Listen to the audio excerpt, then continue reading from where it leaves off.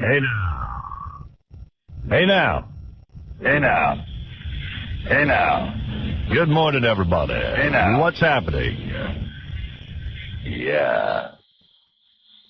Oh.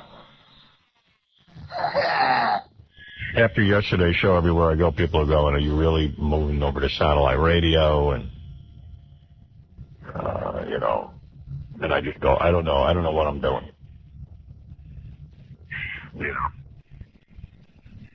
Not sure. Had a long talk with my agent yesterday saying, I don't know how I feel about any of this stuff. Kind of like everything I said on the air. Did you have your meetings yesterday? No, I spoke to my agent, which is what I told you I'd do. What happened? I don't know. We just talked. And he understood where I was coming from. He said, I don't know why you'd want a part of all of this. He understood. But I thought that was what you were doing, getting clear on how you felt about it. Yeah, I'm not 100% sure what I feel. But I know I'm pissed, and I know that I don't know if I think I'm starting to feel like I might want to leave what they call terrestrial radio. Have you ever heard that term before? Terrestrial? Yeah. Or No, I've never heard it. I'm hearing that on all the newscasts, that this is called terrestrial radio, and there's satellite radio. Extraterrestrial. Which is extraterrestrial. I don't know. Never heard that before. Meg Griffin wrote me a long, beautiful note and said something about terrestrial radio, and I went, oh, Meg would know. well, she's in satellite radio, so she knows, like, what we're called. But that's what I'm saying. Meg would know. No, we don't know what we're called. She's always, at war with everything, so she'd know what the name is. Well, she's a good person to have on your side. I got to tell you, she, when she writes you a note, you don't feel like you're so alone. Yeah, Meg delayed the closing down of the bottom line for a week and a half. Yeah.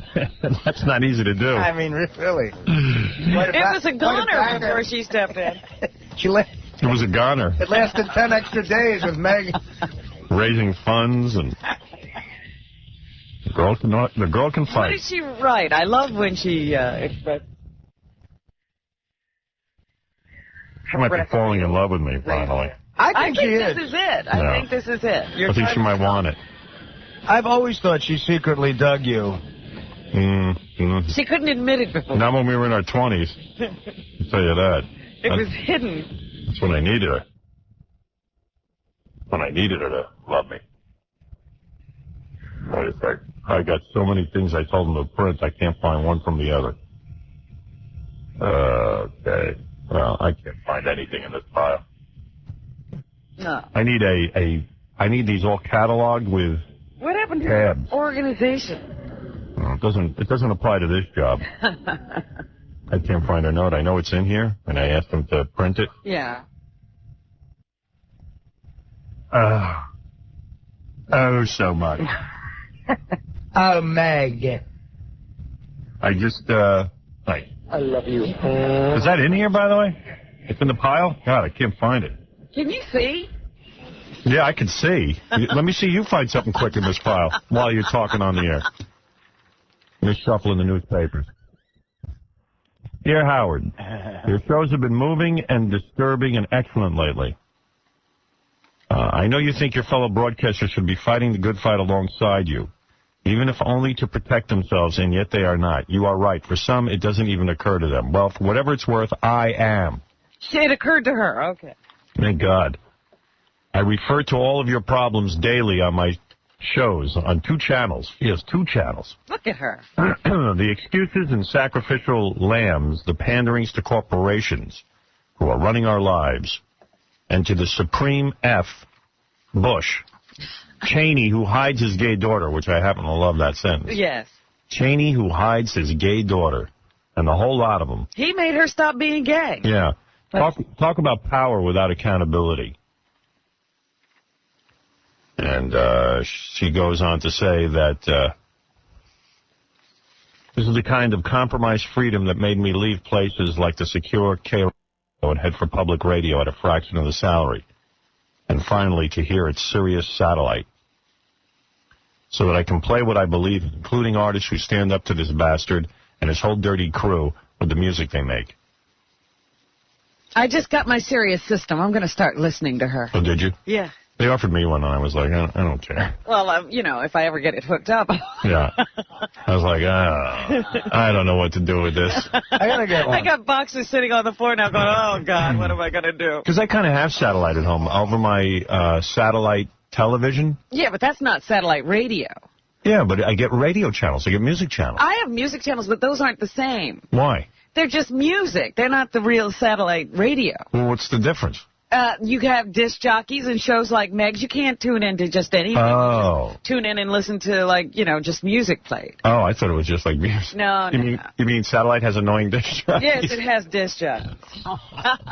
They do still do that. Hey, how you doing, everybody?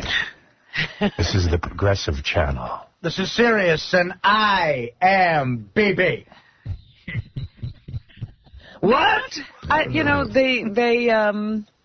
I'm depressing. I did listen to the comedian station, and all you hear is one clip after another. There's no DJ there. Yeah, well, why would you need a DJ to introduce some comedy clips? That's what I'm saying. They don't have them everywhere. So why do you need DJs for music clips? I'm thinking that through myself now. Coming up, It doesn't really mean anything. Coming up, Jeff Foxworthy has some observations about checking in at an airport. It's 9:30.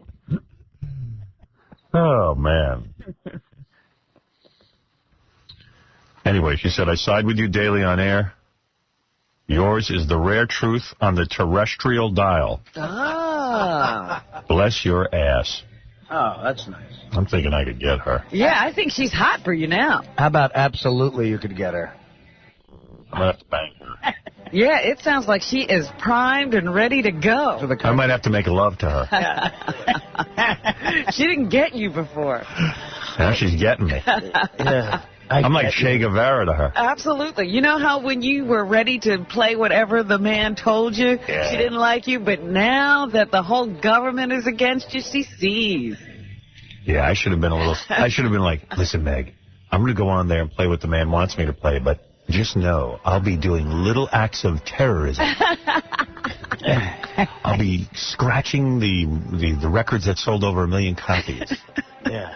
I'm going to work from within the system to be a terrorist. That's all you needed to do. Should have been like, oh, Howard, I love you oh so much. Oh.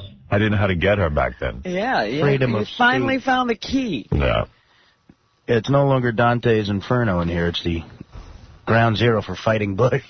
I love how he describes Kerry as soft on terrorism. What the F does he call his ignoring the messages, threats, and hints that crossed his desk of the FBI and the CIA until we had 9/11? I am going to agree with Look, her. Meg is all over it. She's Yeah. all over everything here. Keep mouthing off, and you are right. Why bother if the show cannot be the show? Nothing cowardly there. It is brave to walk when the time is right, and only you will know. Trust me, I know. For my own reasons, I have always walked when the time came. And it did take guts. That's true. She had guts. We always used to look at Meg and say, are you crazy? Yeah. But my integrity was unscathed, and that was worth more than anything. I will send, this is what I'm waiting for, I will send you some current songs that speak up against all that is Bush, the lies and the censorship. Excellent. Yeah, I want to know what she's playing out there. The Patriot Act, which is anything but patriotic. P.S. How did you make out with that computer girl this morning? What? Funny. No. You know, yeah. Cat Meg's Schwartz. changed. Yeah. Rain on, Meg. Format manager, Sirius Radio. Sirius Disorder 24 and Folktown 94. Uh-oh. Look at her running 2 channels. That's some feisty broad. Oh, yeah. Format manager. In a way, it's like, You want to start a fight, she'll be right there. I could tame her with my sexual prowess. Well, you know what? She reminds me of those girls who were really attracted to, like, the Black Panthers. Yes. And, you know, she was a revolutionary.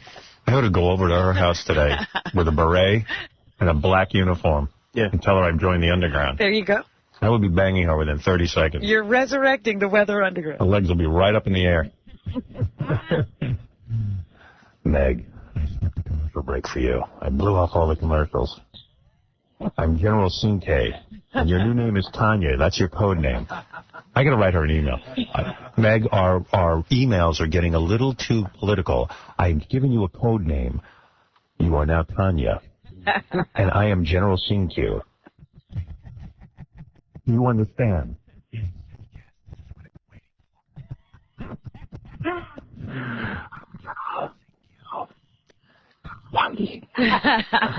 Together we can free Huey Newton.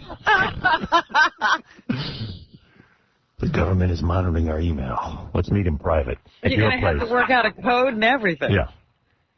I will give you code once a week for where we will meet, different hotels, You'll be writing in pig Latin. where we can discuss evolutionary way. That'll suit the government.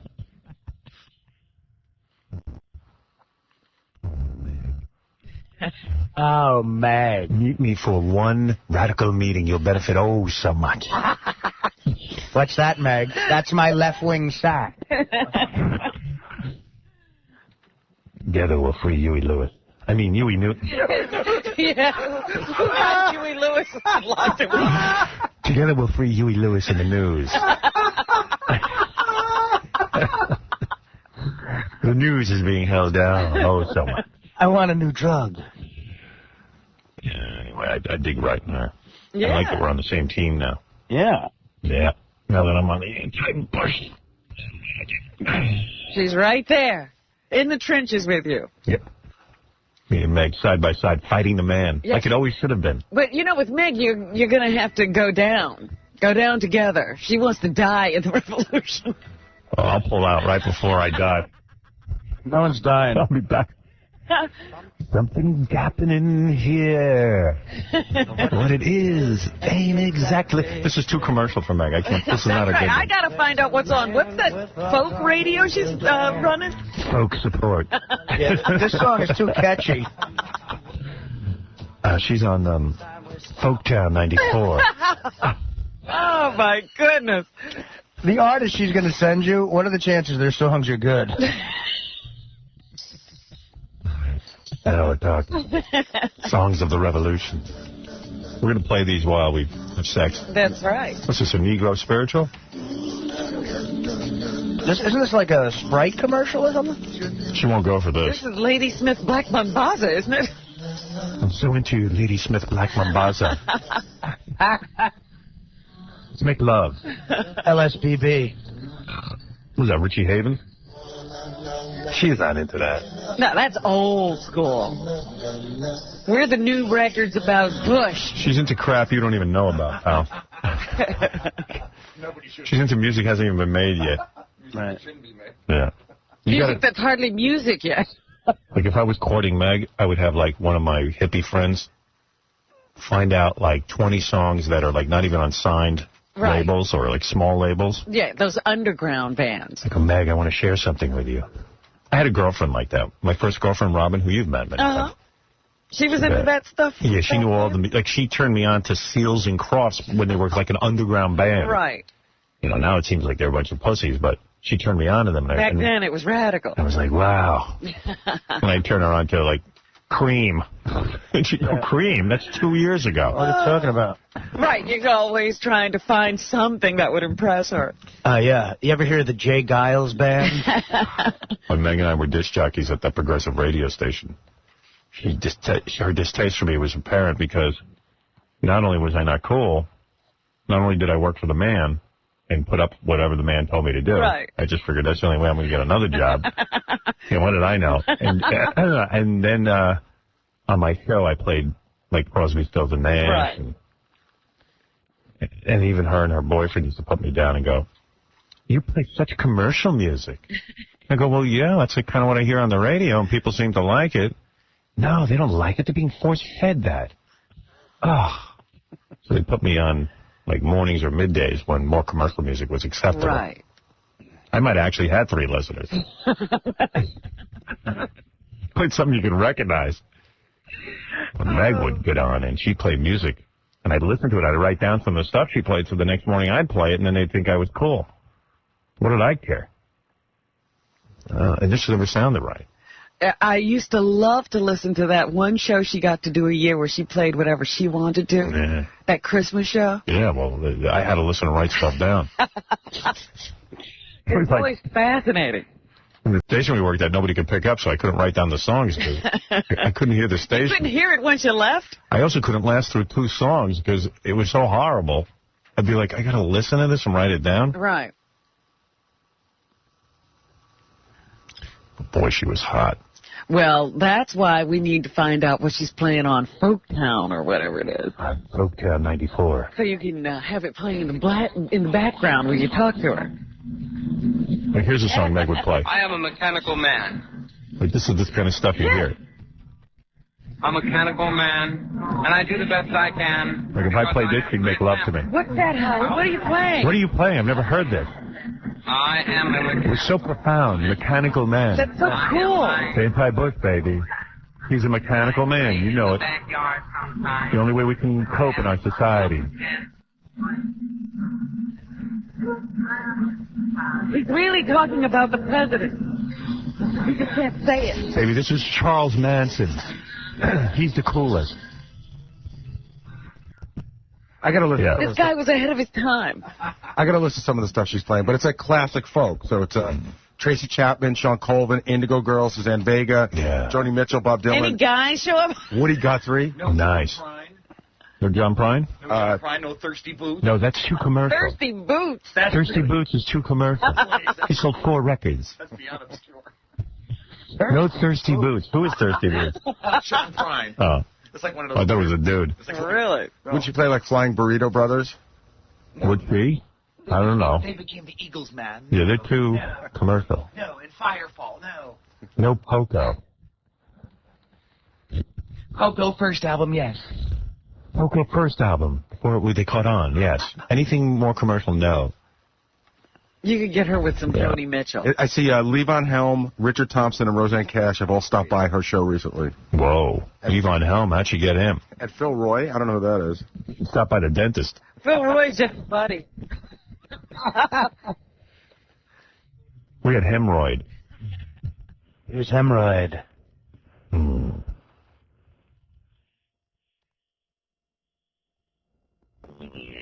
The bosses came in where we worked, and they told me, like, throw out all the records and just play 10. I did it. Sweet stuff. I know. She couldn't understand why you were doing How could you throw out that. those records? What's wrong with you, man? Nothing. I just want to get paid. Whatever he says, he owns the station. I don't. I like having heat in my apartment. Yeah. Well, that's the beauty of this. You've so not wanted to be a rebel. Now I'm forced into being one. But if I get into Meg's pants as a result, who's to say it's a bad Maybe thing? it was worth it, yeah. Yeah. Meg and I will have to buy guns. We're going to go gun shopping today. Are you strapped, man? I have on my black beret. The revolution's coming. I got the TNT.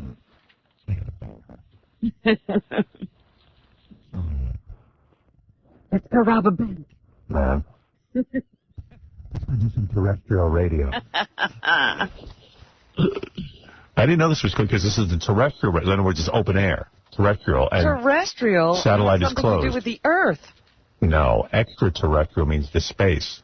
Right, so Earth is terrestrial. It's like ground. Right, we're grounded. Right. But it's in the air.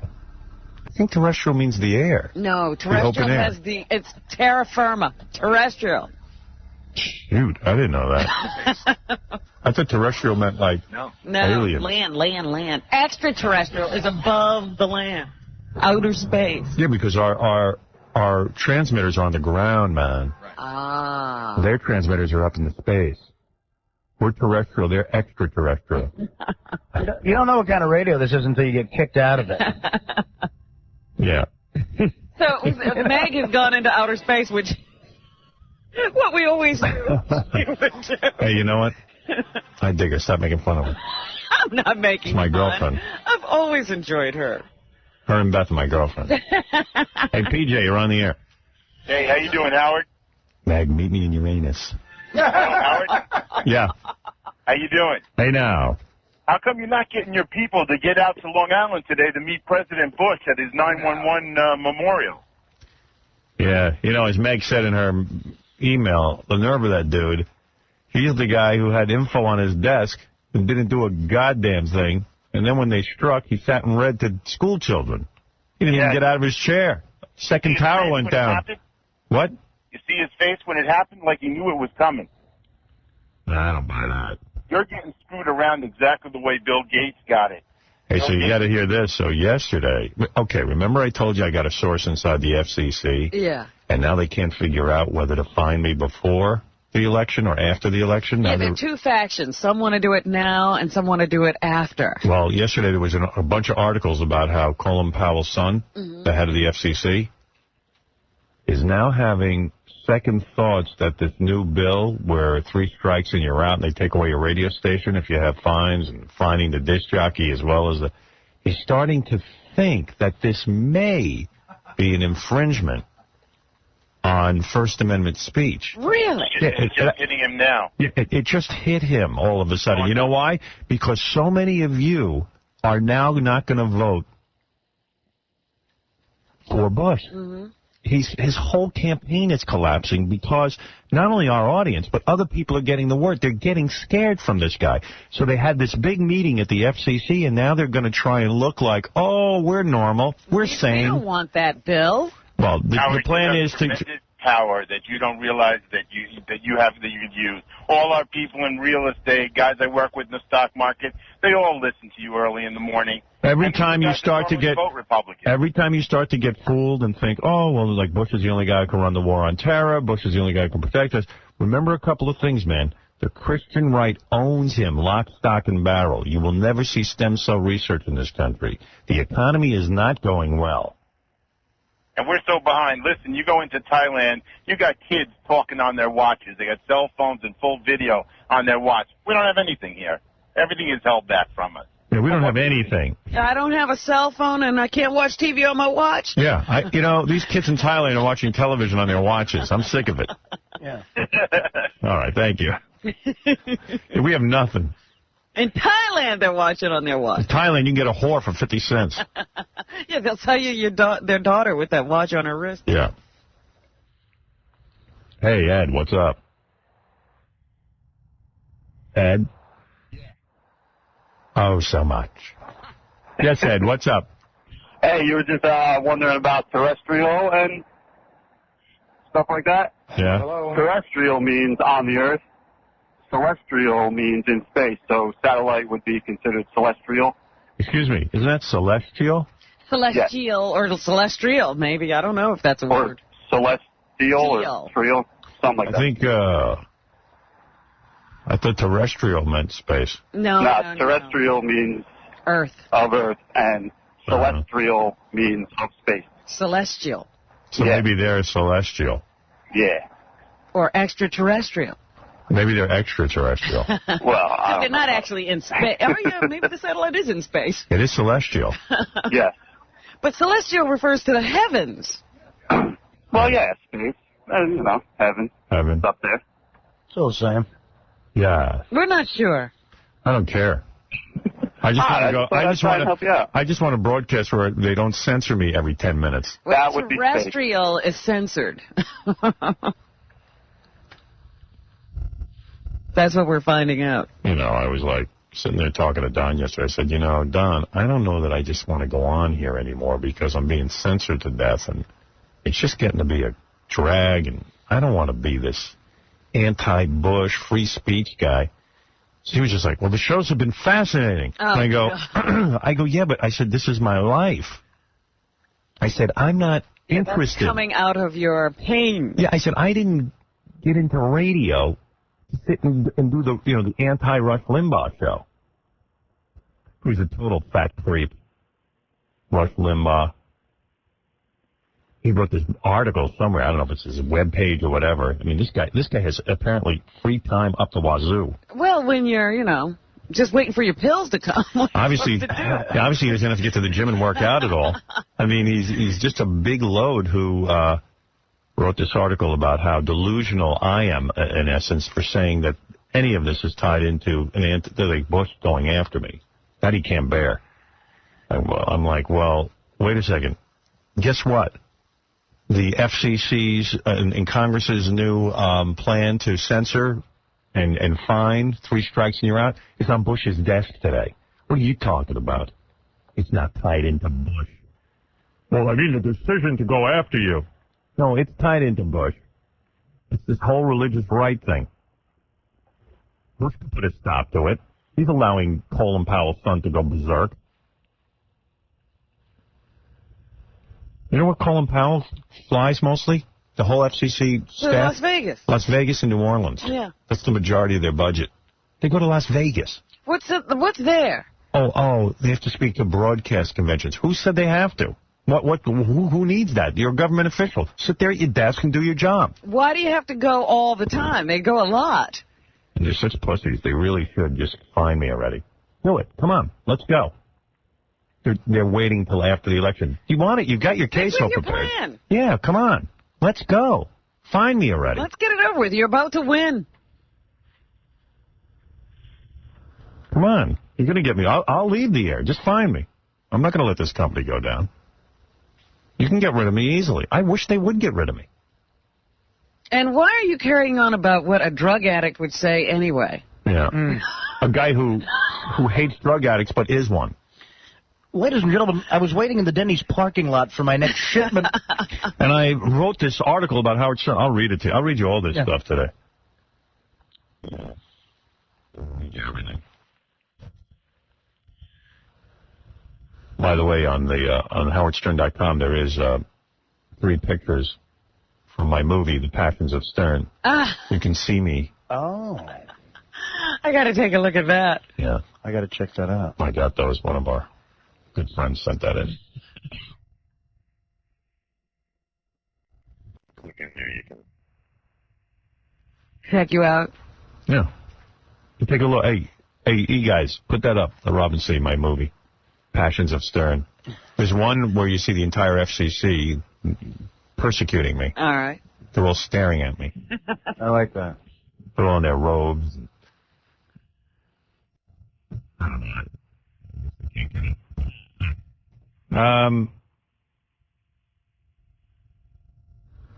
Yes, Pat, and then I got to take a break. Yes, Pat. Oh, there it is. There's the Passion of Stern. Then click on that thing up top. On top of it. Funny. Right. Hello. Now, there's the FCC. Hold on one sec. There's the FCC in their robes, and then there's me being chained and whipped. Yeah, there you go. And then if you scroll down, you can see Oh, my goodness. being tortured. That is terrible. Frame by frame. Frame by frame. See how good the movie is. I think that would be funny. Okay. I wish we could get that out in theaters right now. Sorry, Pat. Go ahead. Yeah, don't you think that maybe they're just trying to use you to try to get people to buy a satellite radio? Who? You don't think? Who would be doing that? People that own satellite radio. How are they using me? Because people right now aren't purchasing it. But how did they create all this? Did they get the government to go into it with them? You're saying satellite radio figured out to let them keep finding me. They're behind it. Well, yeah, I mean, we're all getting your show for free right now. Yeah. Okay, or whatever. And we're You're getting some of my show for to switch to satellite radio. Sir, you're getting some of my show for free. A lot of it's being left on the cutting room floor, as they say. Well, right. I understand that. Right now, I wouldn't pay for satellite radio. Oh, you would. If it went, I would pay for it. Right. So the point is that... That's why he thinks satellite is behind all this. I mean, satellite would benefit so much, but I don't think they're behind it. Well, I mean... How could they be that masterful as to control the United States government? It's little satellite radio. And Colin Powell, it's a celestial broadcast operation. Well, I understand that. Well, tell me your theory. What better way to jumpstart an industry to get millions of people to jump over to it?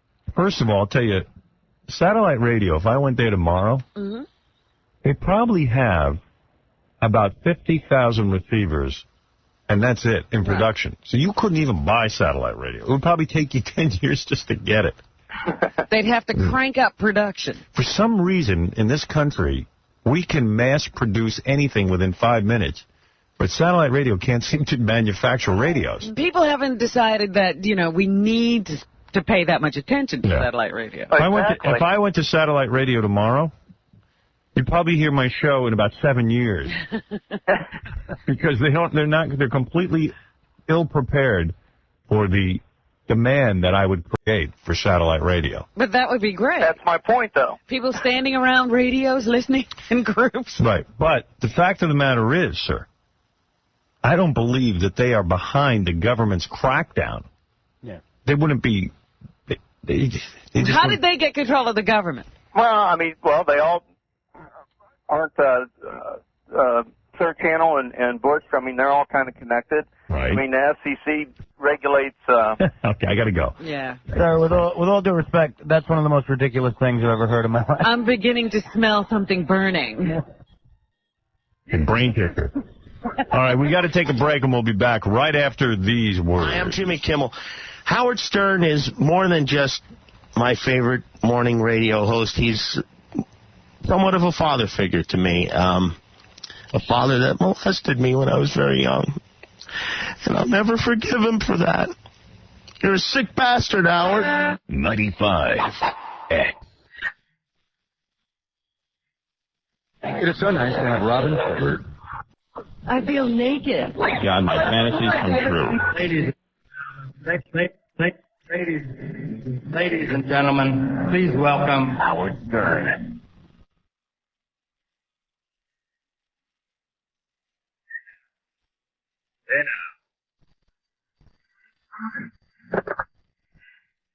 Hello? Hi, I'm calling about the car for sale, the Jeep. Yes?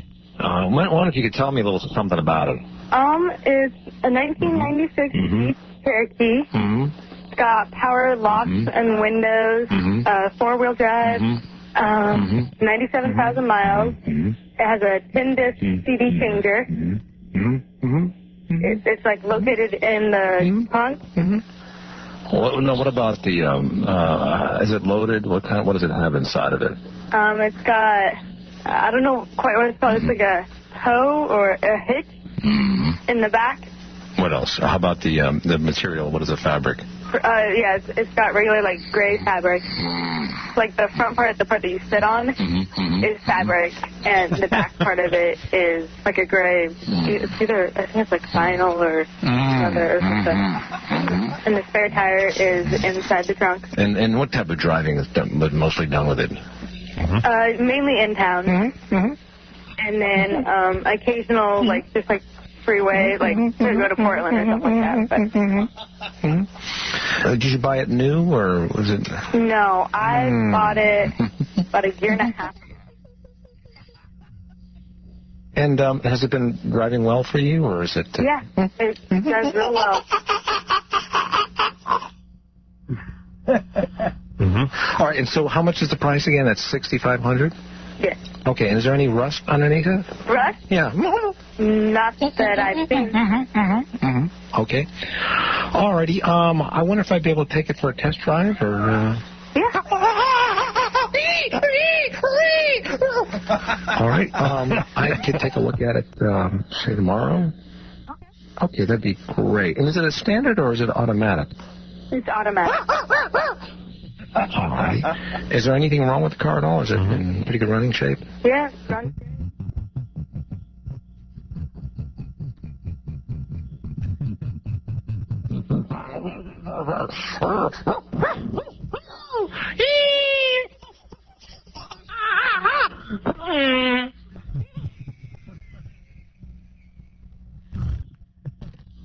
It's Kevin Nealon. Used to be on Saturday Night Live. I don't know what he's doing now, but That's funny. it's a funny one. Very nice.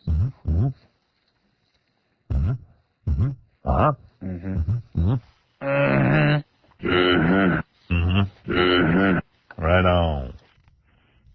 All right. Let's get to some stuff. So Gary Garver went out to the TV Land Awards, whatever those are.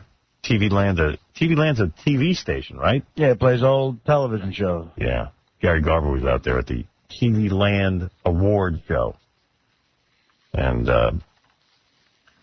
A lot of people are confused because, like, he started asking him, what do you think of Howard Stern? And, well, Sybil Shepherd's not confused. She just hates me. Oh. Yeah. I don't even understand the TV Land Awards. These are shows that were already done. Well, it's a chance for a lot of these older folks to give each other awards. For what? They already got awards for these shows. But they haven't gotten awards in a real long time. I see. Like Sybil Shepherd, when's the last time anyone looked at her?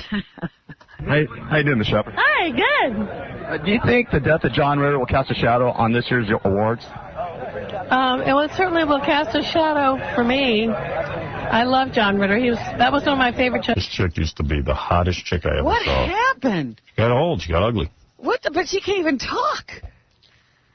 She got retarded. Oh. You know what I caught recently on cable? The Heartbreak Kid. Oh, she was beautiful. Unbelievable. Oh. On television. That and Lucille Ball. Who we support for president? John Kerry. Are you for gay marriage? Absolutely. Are you upset by Clear Channel's suspension of Howard Stern? No, I hate him. I can't stand him. Can't stand Howard? No, except that he does mention my name once in a while. I appreciate that. Why do you hate him? He's so sexist and obnoxious and sleazy. Think so? That's my opinion. Really? I wouldn't want to go out with him or make out with him or anything. Thanks a lot, Ms. Shepherd. I don't think we should be in Iraq. Don't think we should be in Iraq? We should never have been gone to Iraq. I should date her. Sounds like she wants it. She would date you in a second. Yep. I could definitely get her into her pants. So who's asking at this point to make out with her? I know. She's well, I wouldn't make out with him. Like, hey, honey, I wouldn't make out with you either. She's just waiting for the invitation. Who was even talking about making out? Didn't she used to, like, make out with Burt Reynolds? And Elvis and everybody, wasn't it? All those sleazy dudes. She's real bitter and angry because I think guys really effed her over. Well, you know, she was beautiful and, you know. Stupid. She believed a lot of stuff that she was told. See, who was that movie director that she used to be? Peter Bogdanovich. Yeah. Even he's an ugly troll, and even he screwed her over. Even he dumped her ass, right? She didn't get to capitalize on that great beauty. It just got used. And now she's all Washed up. washed up. But she's on the right side politically. At least she ain't voting for Bush. Yeah, that we can commend her for. You know Eartha Kitt? I wonder if anybody remembers old Eartha She was Kitt. Catwoman, one of the Catwomen in the original Batman show. Yeah, she was the original Catwoman. Miss Kitt. Hi. How you doing? I'm fine, thank you. Nice to meet you. Thank you. Who will you support for president? Bush. Yeah. I don't think you can stop what is going on in midair. You have to continue with it until we, the people, as well as the presidency, gets our act together. You can, she's like all confused. Wait till you hear her opinions on me. Okay. It's like all over the place. And Janet Jackson for showing her breast. Well, yes, because it's in bad taste at that particular time. It could have been any other time except for when the family is watching. What is the most racially insensitive thing someone has ever said to you? Racial insensitive thing? Yeah, someone has ever said to you. She's beautiful, but she's just a nigger. Do you have a Muslim name? No, my name is Eartha Kitt, and I intend to keep it that way. Why do you think Jews have been hated throughout history? Misunderstood. Because we're different, and any of us who are different think differently, say the absolute norm, then of course we're going to be criticized. Do you believe Michael Jackson ever molested a child? I don't want to think that way, and so therefore I don't want to believe it. So I will say no. I don't think he has done any harm to anybody. I think he's not the brightest kid in the world to be behaving with children when he's been constantly told not to do what he's doing, because no matter what he's doing, as innocent as it may be, he's going to be accused and be taken advantage of. Find out surely. Have you ever had sex with a white person? Have I been what? Have you ever had sex with a white person? All the time, darling. But I have no race, creed, or color, so I don't think of it in those terms. And are you upset by Clear Channel's suspension of Howard Stern? They should have done that a long time ago. You don't like Howard? Well, it's not a matter of not liking Howard. I think those kind of programs have us come to this point now where people like Janet Jackson has been causing the whole thing to be put off the air. What? She's thinking that because of my show, Janet Jackson is forced to show her boo because I've stepped up the level. I see. I was like, well, what? What do you have to do with Janet? But wait, then she does a whole reversal that she's for freedom of speech. Wait, what? Right. But we have to censor ourselves. We should not wait for a government or the community to censor us. We should do that ourselves as artists. But Howard Stern is Howard Stern, and this is a country that you have freedom of speech. Yeah, It's a matter of timing. You know, it's a matter of where you are and have your freedom of speech and what you're saying within the boundaries of that freedom of speech. But sometimes I think we carry our freedom a little too far. We have a border, and we should have respect for that. We should have a border on our free speech. A border? Yeah. We need a border of free speech. I'm for free speech, but we need to have not so much of it. We should have a border on our free speech. It's a very bad thing, free speech, but... we should have our free speech, but only in certain places. Americans, and as a human being... When you're behind locked doors. As a citizen. Thanks a lot, Miss Kit. Okay. All right. Wow. Miss Kit. It should have been done a long time ago. Should have been Misfit. Miss Kit, if you're nasty. Right. A lot of people are just confused. Here's Gary Coleman. Gary Coleman? Yeah. Are you upset by Clear Channel suspension of Howard Stern? No, I'm not. Why? I think self-censorship is good. I don't want government censorships. Oh. He thinks the government had nothing to do with Clear Channel taking the oath. This is why they're getting away with it. Everybody is thinking it was just a company decision. Yeah. No. I was with them 10 years. Yeah. All of a sudden, after Janet Jackson getting hauled in front of Congress, then they decided. Yeah, when the government said we're cracking down, this company said, oh, we're going to get in line. Clear Channel was making a fortune with me. And besides, the only reason they threw me off at this point was because I came out against Bush. I know it. Everyone knows it. Happened to 7 other broadcasters that work for Clear Channel. Right, but see, that happened very quietly, and it looks like you're being taken off for improper speech. But Rush Limbaugh doesn't agree with that, so because he knows so much. And George Lopez, the comedian, is a big fan of ours, but... He agrees with it, too. No, but he doesn't understand the issue. That's the problem. Are you upset by Clear Channel's suspension of Howard Stern? I am. You know, I'm a huge fan of not only of Howard's, but also of free speech. I just think it's a really tough time. I mean, it's as much as I love Howard. I mean, I support him wherever he's going to end up, and you know, I'm not in favor of him being cut loose from 6 places. But it was a mistimed stunt and a prank that you know, anybody that's creative is going to pay for it. A mistimed stunt? So he thinks I did some sort of stunt, or is he referring to Janet Jackson's stunt? I don't know. Anyone creative is going to pay for. Or maybe he thinks I said something.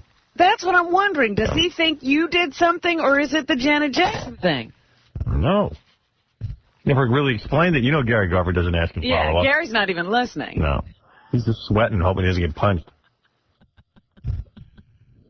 Oh, man. So, I don't know. People are very, very confused about what is exactly going on. This is the problem, that it's never going to be explained to the press what happened. It's just that I'm going to be thrown off the air and everyone's going to think I said something wrong. Right. That's what it's going to come down to, and nobody's going to care anyway. We got a lot of email. A lot about what's going on with the radio show being pulled off in 6 markets, and now the FCC coming after me with new fines, although it looks like Colin Powell's son is having to rethink all this. He thinks it might be trampling on free speech to fine radio stations like $500,000 and take away their radio stations if they disagree with something we've said. But this was his, you know, it was I think the FCC and a couple of Congress people who cooked this up in the first place. Well, they didn't realize that I would be so strongly anti-Bush, and they didn't realize that it's actually starting to work. Believe me, look at the latest polls. Bush is just going way down. And it's not just because of me, but we're having an effect.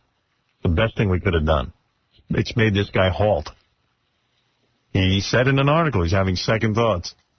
Thinks it might be trampling of free speech. All of a sudden, he's worried about free speech. Maybe we've overstepped our bounds. Maybe we'll trample on free speech after the election. Yeah, as Eartha Kitt says, the FCC should have a border around it. Yeah, don't fall for this crap, by the way.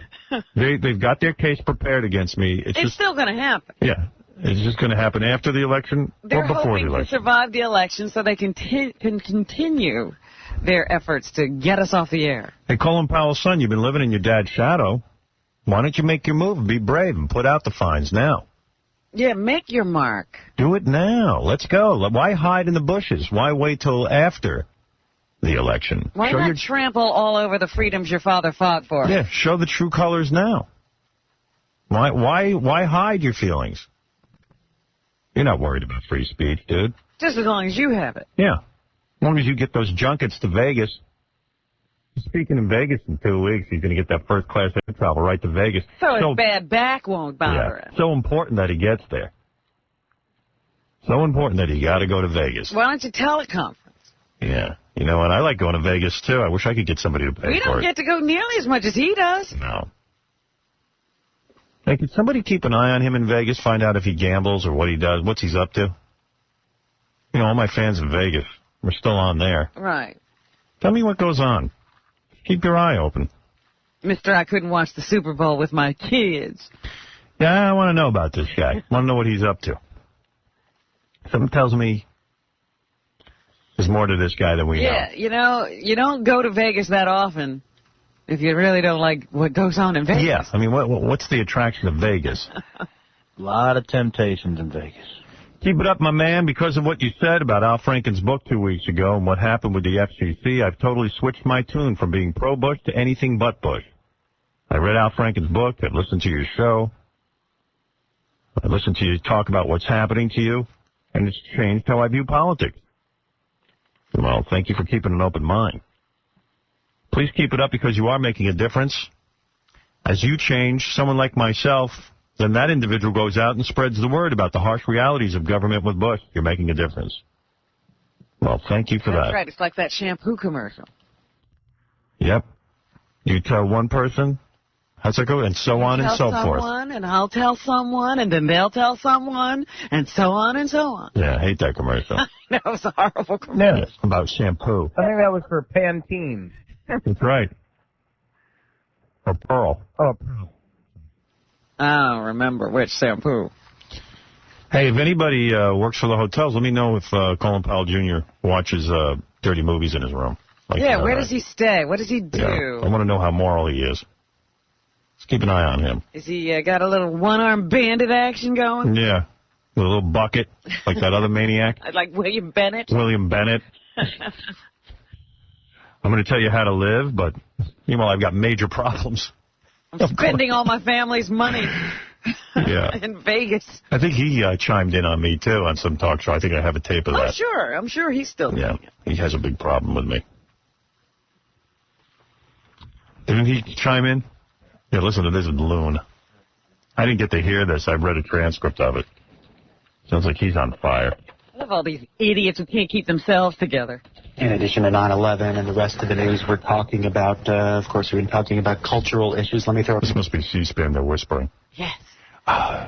We don't want anybody to know we're on the air. This guy Bill Bennett trying to work his way back into the limelight of telling us how to live our lives. Well, you know, those speaking engagements are very lucrative. Yeah. Might have put a dent in that. Yeah. Couple names at you. Yeah. Janet Jackson. Howard Stern. The House is going to debate broadcast decency and raising of fines. What's your take? I've been at this a long time. I was doing country before country was cool. I was working with Joe Lieberman and Dolores Tucker, and we were doing this 10, 12 years ago. What was that loony rambling he just gave, that preamble? I was country before country was cool.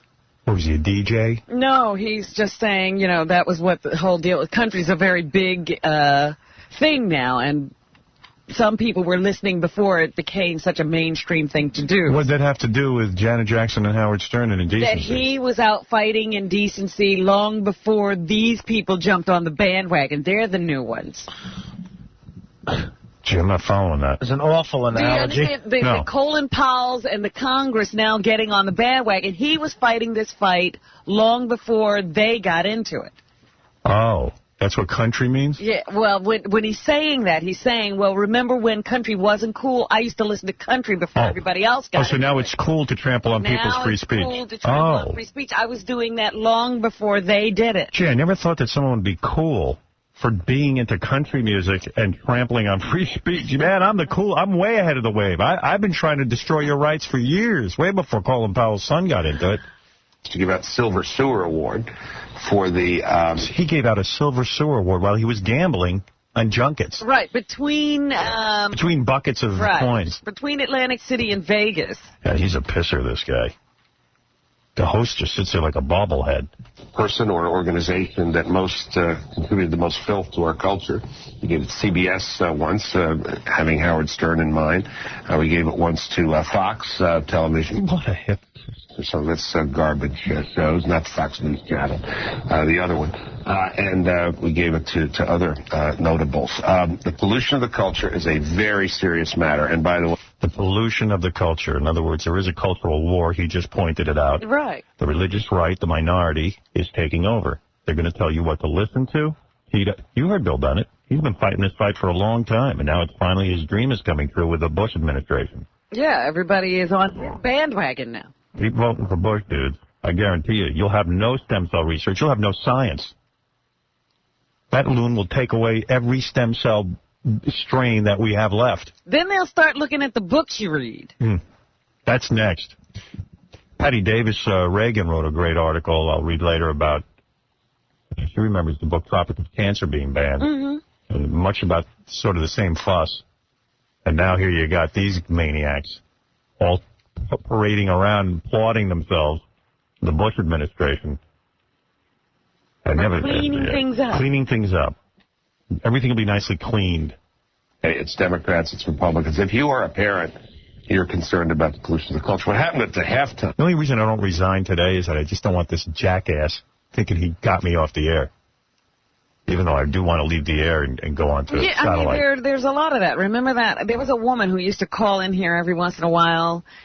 Sandy, I think her name was. And she was like, I'm praying for you. I'm praying for you. Yeah. And my prayer is that you straighten up and, one of these days you'll be off the air.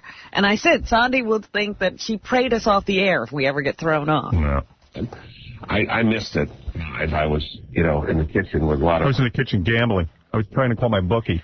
People weren't half getting some... My indecency threshold doesn't go to gambling and gambling away my fortune. So my family can It takes a lot of time to sit there and throw as much money into those slot machines as he does. Why isn't he with his family? Right. He's so worried about that family. Chili and something to drink, but it was a fabulous football game. That was the part I was interested in. But this was you're so wonderful. Kind of perfect storm for an example of cultural pollution, because you had this national event, international event, Super Bowl. Yeah, and you actually saw a black woman's breast. Wow. Oh, boy. Ooh, man. I mean, it was wild. It ruined the whole thing. Zillions of people watching. And then this thoroughly inappropriate action. What about your inappropriate actions, dude? And the executives... Well, mine aren't on national TV. Or CBS say, we had no idea. You hired MTV. Yeah, they had no idea. What? MTV's the devil? Isn't it weird how these guys are winning? Like, they're painting people in the entertainment industry as devils and evil. You had no idea. How dare you try to say that? Like they were out to do something evil. They hired MTV. They had to know. Broadcasters are horrible people. Most of the broadcasters I know got into it, not even for money. They got into it because, I know I got into it. I was making $96 a week. I had no delusions of making any kind of money. I wanted to actually get on the air and entertain people. I don't know. Maybe call me in the minority, but I don't think I'm so evil. And I just always assumed if you didn't like what I had to do, you wouldn't listen. On your halftime show, and then you're shocked. Look how evil they are. They put on a halftime show that they tried to entertain people with some contemporary artists, and she got a little crazy and showed her boob. Why are the broadcasters evil? Why are they so? Why is Viacom evil for trying to entertain you? I mean, that's what they're trying to do. Oh, they're terrible people. They said they didn't know what was going to happen. Ah! It's just like President Bush didn't know what was going to happen on 9/11. He sat there and read to school children. You're going to hold him? What are you going to say? You could say he should have known that 9/11 was going to happen. The CIA informed him. Should have been very busy from Germany on that day. Yeah, but he was reading to school. He was reading to school children. And logically, you'd say, listen, he didn't know what was going to happen. Well, CBS didn't know what was going to happen. That was their 9/11. No. course they do. Impossible. They know everything, these broadcasters, because they have a third eye in the back of their head. Like broadcasters supposed to know everything that's going to happen. They hired MTV. Like MTV's like hiring Is that Iraq. a nudie channel? Yeah, I mean, really. That. I mean, they knew what was going to happen. They hired MTV. When has Janet Jackson ever been X-rated or R-rated? She's one of the most G-rated performers. Oh, it's so evil. It's a conspiracy. But you get something that's a lot tawdry. So, this is a very important issue. It's hard. Very important. Because you don't want a lot of government regulation. Oh, you don't. But you do want. What do you want? Very little government regulation. I think you can increase the fines. Oh. But you do want a greater sense of responsibility. Oh. And, the other point is the larger point is you can be funny and engaging and provocative without being filthy. Well, let's see you do it. Okay, show us. It's so easy. Let's see you do it. Maybe we want to discuss. By the way, it is not easy to be funny. If it was, anyone could do it. It wouldn't be such a rarity, and people wouldn't get paid big money for it. And provocative is funny, and who are you to tell me that it's not? Shut your fat, bloated, hypocritical ass, you gambling fool. And the great comedians and the great wits do it. Oh, I see. But what about Name you? one. Why don't you do it? The great comedian. Why don't you stop taking money for lecturing on morality and let's see you be funny? Make a joke. I love how everybody knows how easy it is to be entertaining and funny. But I'd love for him to name these great comedians. They're probably all dead. Well, there are great comedians who work clean. Who? Jack Benny. He's dead. Yeah. That's who they point to. Jack Benny, what's that Red again? Skelton, Sid Caesar. Yeah. Alan King. Yeah, great. They're I'm all glad. dead or retired. Yeah. This is what people do now. This is what's funny. Jerry Seinfeld. Guy could work clean all day and be funny. Hey, you know what? Great. But you know what? Sometimes I don't want it. That's not how some other people want to express themselves. Yeah, I mean, what is this? Yeah, you got to stay clean. I don't. Yeah, I do it. Hi, this is Jay Leno. I do everything clean. I do everything sanitized. Support my show. Yeah, what's the big deal? I just, I never do anything that's considered offensive to anybody. Because that's my career. I love that. Yeah, just a lot of hard work. I love going around the country doing corporate gigs and just servicing major corporations and charging them a fortune for my stand-up clean act. Phony. Sorry. Sell out. That, Richard Pryor made me laugh. Yeah. And you know what? I think talking about my bathroom habits and chicks I've banged is funny. And sorry if Bill Bennett doesn't like it. Well, that's why I stay away from that. You never hear me going to the bathroom. I mean, I might say duty, but that's it. As a matter of fact, since the Tonight Show started, I have stopped going to the bathroom. I spend 200 nights a year on the road. But I've got a great marriage and a great personal life. Bill Bennett gets to decide who are the great comedians. Yeah. Well, I'm sure these people know that it's easy to be funny and The entertaining. really great ones. Well, you know what? I'm here to say I'm not so great. Sorry. My favorite quote ever is Larry King. I can do the Stern Show tomorrow. Tell me what I can't say, and I'll say it. Yeah, we'll do it. Let's see you do it. Tell me what I can't say, and I'll say it. So do it. Come on the radio against me and do it. There's a lot of dough in it. Isn't an idiot really thinking that? He's an imbecile. Always has been, always will be. I like my britches. What does he call it? My braces. My braces. You know that wife must throw up every time she bangs him. She must go in the bathroom. See, Larry, excuse me for 1 minute. I can't take it. What's the matter, honey? Honey, come on back into the bedroom. I just took another girlie. Talk about obscene. They had a picture in the paper last week of Larry kissing that wife, and I'm terribly offended. Right.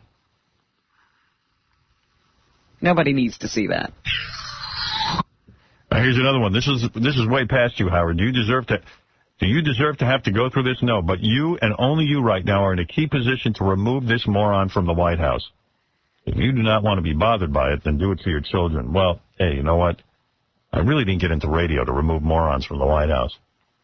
This is not my idea of fun. And I'm just saying on a personal level, I don't know how much more I want to sit here and have Tom hit the button on me every day. And Because, quite frankly, that is not what you got into it for, to do a show for Tom. Yeah. I mean, that's who my compadre is in all this now. And Tom puts his final edit on it every day. Tom left. He's out of town now for a couple of days, so I wrote a fake memo to Gary saying that, listen, we've got to come up with rules for the big, thick, the C word for a man's, man's parts. Right. Okay. I said, you got to come up with rules for the big, thick C word contest. Because we got to find the thickest one on the air.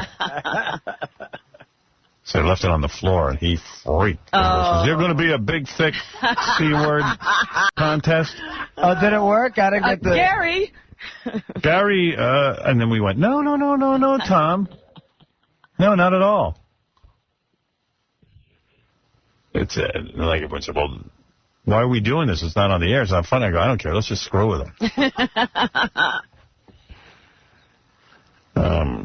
Here's a guy who says we should make our own satellite broadcast network with Mel and sell it to both XM and Sirius. Here's a question. When was Ed Meese in prison? Didn't that guy write us and say Ed Meese had been in prison? I thought Ed Meese had been in prison. He might not have been. Wasn't he in the Nixon administration? Reagan, I think. Oh, he was in the Reagan administration? Did he go to prison for something? Maybe I'm confusing him with somebody else. Jason and check him on it. I know one of them went to prison. Iran-Contra or something? Oliver North definitely had a problem. Yeah. I forget with Ed Meese. I thought he was somebody else then. Well, he should be in prison. Now arrest him. Maybe he wasn't in prison. I don't know. One of them, didn't one of them become a preacher or... I'm confusing him with somebody else if he's not the guy who was in prison and found the Lord after Nixon. There's a guy who was in the National Guard who hates us now because he thinks because I'm goofing on Bush, which of course this guy doesn't understand. It's not that we're anti-National Guard. During the Vietnam War, President Bush got to go to the National Guard and not go to Vietnam. If you got in the National Guard, you didn't have to go to Vietnam. Right. Today's Guard is a whole different thing. Yeah. But, it doesn't matter. This guy's like, I've been listening to your show since 1988, but no more. I was a pilot in the Air National Guard from 1967 to 77. We were mobilized in Vietnam, and I spent 2 tours in country flying F-11, so F you. No. Okay. All right. F us. So F us. Go listen to something else. Listen to the Z Morning Zoo.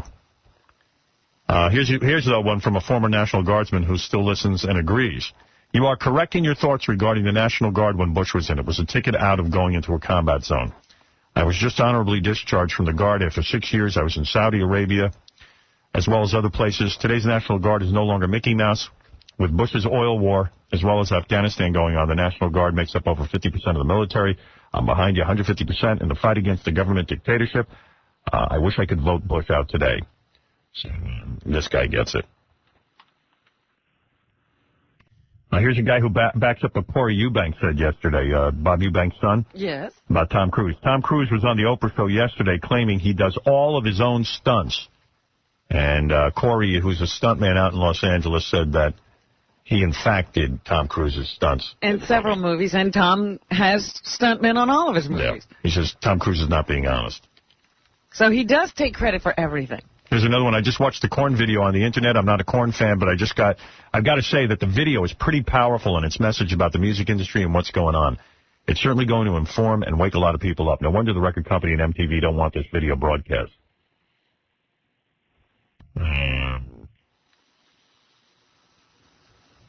Fred was right yesterday. There used to be a $10,000 bill that the government made. All right. But they don't anymore. They don't make $1 million bill. They never did. The highest printed denomination was the $100,000 bill, which was used only between banks. Woodrow Wilson has his portrait on it, but they don't make it anymore. There's no reason to, because they have electronic transfers and stuff now. Okay. By the way, New York City, according to this listener, is not the only one having trouble with dogs getting electrocuted from the Con Ed thing. Is that right? Boston's having the same problem with the dogs getting electrocuted. Right. Finally, my story about going to, my girlfriend went to the astrologer and I got pissed. Mm-hmm. Now, let me get this straight. Your girlfriend pays $200 to have her palm read, and you consider that crazy. And then you just say you're going to go to the same huckster who took her money and give this person another $200? Well, yeah, the point was I wanted to go give her a piece of my mind. I would have paid $500 to tell off.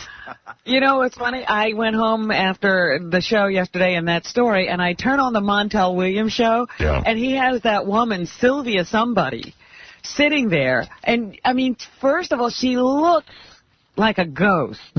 That's why she can contact the dead. She's half dead. And she sits there, and people in the audience stand up and they say, Sylvia, I'm fighting to get something done, but I'm getting tired. Should I stop or should I continue to fight? Right. And she says, well, you know, the thing that bothers me is you're doing this all alone. And you really should slow down. I know Montel's really into her. And then somebody else stands up and she says, Sylvia, my boyfriend left me. Why was that? Afraid of commitment. Like she knows something. On to the next one. Afraid of commitment. Yeah. Sylvia, my husband died. Is he okay? Yeah, he just wants you to know he's sorry that he didn't treat you really well while he was here, that he wasn't always great. And you need to douche. And then the woman says, does he miss me? No, he doesn't miss you. Oh, how mean. Tell her he misses her. Silas. He would be in heaven if he missed you. See, that's what I think the FCC ought to throw off the air. If you're going to throw something off the air. Oh, it was a riot. Your husband hated you. Thought you were real. Then use the C word. Montel, what's he thinking? Oh, yeah, he just sits there and lets her go. Yeah, Silas, you're on the air. Hey, now. Hey, now. Morning, Howard. Hey. I just wanted to take this time and thank you. Because what's been happening with this whole FCC crap and everything, it made me really to reevaluate my vote, and there's no way I can vote for Bush.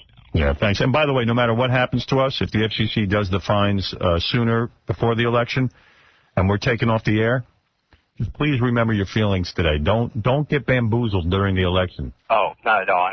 The whole 9/11 thing. They're going to try and paint Kerry into a lunatic, image and a soft on terrorism. Right, and you know what? He's not. He's going to be just fine. He'll do as good a job, if not better than Bush. He wants to be the president when the country's blown up. Yeah. Sure. Yeah. Well, that's what they'll try to say.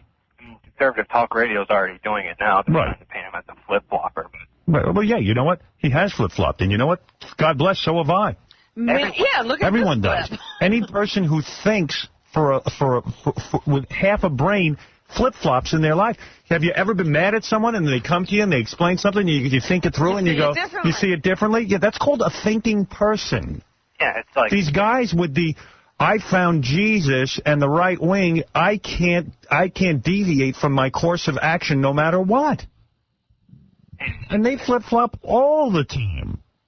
His flip-flop on the war was, yes, he was for the war when he was told about weapons of mass destruction. And then when he saw what was going on and they wanted $87 billion approved, he said, wait a minute, what's this money for? Yeah, I mean, thank God the guy said, what's the money for? I love how everyone just rubber stamps these $87 billion expenditures. Come on, don't be fooled. He's going to have to take a look at a lot of different issues and decide on them the way any president does. The whole thing's ridiculous. Bush, before he got into office, didn't want America being involved in all this international stuff. Now look at what he's done his whole presidency. And he didn't want an Office of Homeland Security before 9/11, and he'll tell you that he did. He didn't. He voted against it. He ruled against it. 9/11 happens, and he's just, this is what I think, and nobody else wants it. Yeah, well, trust me. This guy isn't a great thinker. What he's doing with me is small potatoes compared to what he's doing in stem cell research and what he's doing with abortion and the court appointments. Forget about it. You want the religious right to run your country, you vote for Bush, because that's his pals. Go look at his record. Take a look at the fellowship. Put in a Google search on the word fellowship, the fellowship. And find out what's going on. Are you going to think you're reading a spy novel? When you hear about this Senator Bern Kirkenbaum, or whatever his name is, from Kansas. Blow Black, who is living with some other congressmen in subsidized housing by the religious right, and then says there's no conflict of interest. When you start reading this stuff, dude, I mean, you're going to think you're reading something out of a whack. This is stuff from AP. You're going to think you're reading some kind of spy novel. Who would ever think that? These guys all need to be voted out of office. I mean, I'm starting to think, like, maybe in the morning I'll start calling other radio shows in markets we're not on and get some of these congressmen out of there, too, that sit on these boards. The ones who are ruling. Committees. The committees. Yeah. We got to start looking into everything. But I don't know if I want to do that. I don't know if I want to be the guy on the air who's sitting there getting censored, looking over my shoulder, having the Bush administration hate with me. You know how those guys are going to dick me over? I'm getting out of here. Howard, if you want this said on the radio, you can just tell your fans, and every one of them will call any radio show you want, and they'll do it for you. I know, but I'm telling you, Bush is going berserk from what I'm doing. Colin Powell's son was about to find me. Now he's thinking it through to wait until after the election. That means this guy's sitting around all day thinking about me. Believe me, they're tuned in every morning, I'm sure now. Yeah, but that can't be good for me personally. You dig? I know, it's a bitch, but... I mean, it's crazy. I mean, I didn't get into this to bring down an administration or to be the poster boy for free. I want to make people laugh. What is... I want to go back to talking about Boomtown. It's not funny. It's not fun. It's not fun. It's not funny. It's not fun nor funny. It's not funny. It's not fun. How about laughing? Yeah, so I said to my agent on the phone yesterday, I was like, Don, I really think I've had enough. Well, what did he say? Did he say, yes, I think you should get out? He said, I understand how you feel, that if it becomes too much of a personal hardship for you and your family, then we have to give serious consideration to you leaving. Oh, that sounds like no decision. No, but he's saying it's up to me. I mean, I've got to make the decision. But I thought you were there yesterday. I honestly, you want to know the truth? I seem to do some of my best thinking when I'm in that shrink's office. Oh, so you're waiting for an appointment? Yeah, I got one today. Oh. I'm going to sit and think it through. I want to make sure that this is what I want. And then I'm going to come talk to you in a real way, not on the air. Uh-huh. Say, what do you... No one hitting the button on you 15 million times. Yeah, and I think that, like, me and you need to have a long talk about... Maybe at your place with some wine and candles. Sounds good to me. You've never seen the house. Right. I'll have to give up. Think you can't make payments on anymore? Oh, we'll take care of that, Bob. Yeah, well, there's a way you could earn money. Yeah.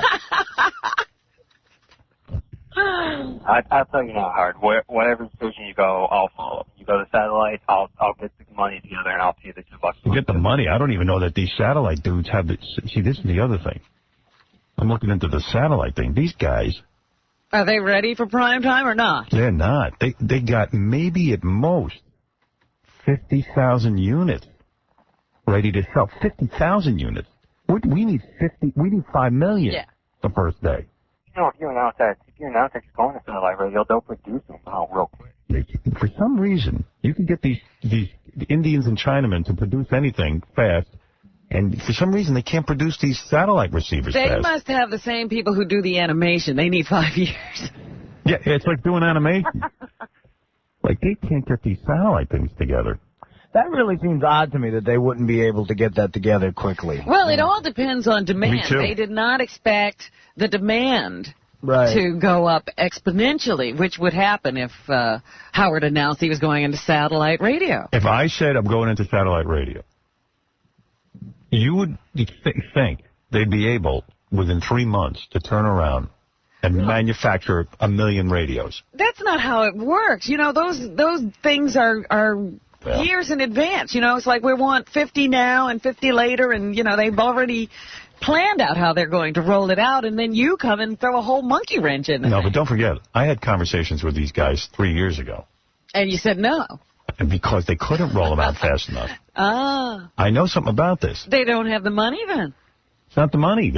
They don't have the technology to roll these out fast. I don't know what. I don't know. They told me they can't get them done quick enough. They said it to me. That's crazy. And that's what I said. That's why we were sitting here today. We need some can-do people in satellite. Hey, Tom, you're on the air.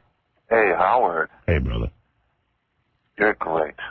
But I got one question for you.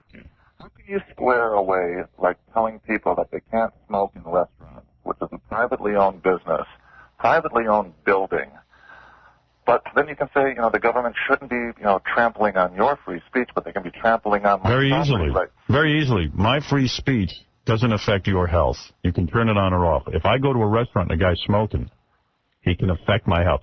I have no problem with anybody doing anything as long as they don't hurt someone else. Just like you said. If you Howard. drink, that's fine. Just don't drive a car. There's got to be laws. Oh, get out of here. You don't see You the don't difference get that? between my speech you can turn off. You can't turn off somebody's cigarette smoke going into your You lungs. don't need to go into that restaurant. But what if I'm sitting there already? Where am I going to go eat? What do you mean, I shouldn't go to restaurants?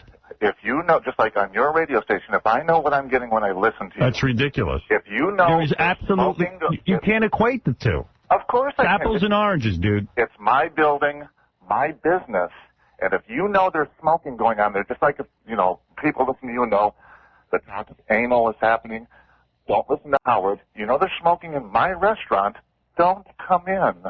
You've got that same option. Maybe, but I don't see it that way. You could turn your restaurant into a private club right now and Have smoking. designate it a smoking place. Your restaurant isn't a private club. And you know that private clubs, you could have a private cigar club, and you could serve food there. Howard. So why don't you do I that? own the building. I own the business. I know. So then what? But you refuse to make it a smoking restaurant. People know what it is. No, they don't. When you walk into a restaurant, I don't know if it's a smoking restaurant. Howard, how about if I put up a sign on the front saying, "This is a smoking restaurant"? I would have no problem with that. Okay, excellent. I'm just no. I would have no problem with that, but that's not what happens. You get me in there, and then suddenly there's a guy blowing smoke in my face. I got to deal with the guy. I got to start yelling at him, and then I got to go out and fight the dude. Okay, And I don't want to do it. Then if you knew it was a smoking restaurant, do you think the government should have a right to say you can't have a smoking restaurant? I believe that the government needs to create laws. For example, look at your car. There has to be a speed limit. Now you say, well, why does the government have a right? So don't buy a car. Yeah, my speedometer goes up to 160. Why can't I do it? But because you got maniacs that will get on the road with me and possibly kill me. My speech, and this has been determined in the Constitution, isn't going to kill anybody. Your cigarette smoke might kill me, and that's the end of it. There's a big difference. And you know as well as I do that if people are smoking everywhere, you can't escape it. And smoking-related illness costs lots of money for the government. It costs taxpayer dollars. I'm for freedom of speech, not for freedom to die from your cigarette smoke.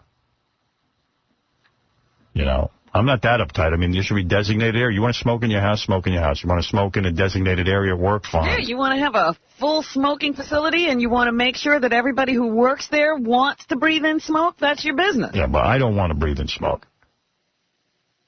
And that's different. So, you know, I don't know. I see that a whole different way. Okay, hey, listen, whatever. We got to take a break, and we'll be back right after these words.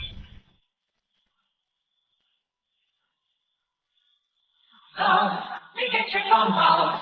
We get your phone calls every day. Yeah, this is for Gary and Howard. Let me tell you something. Gary, looking at you on a freaking TV show, man, I'm telling you, I bet your freaking breath smells like freaking horse. The Howard Stern Show. 95. My career and talents have blossomed tremendously. Travis spoken. Good. The Howard Stern Show.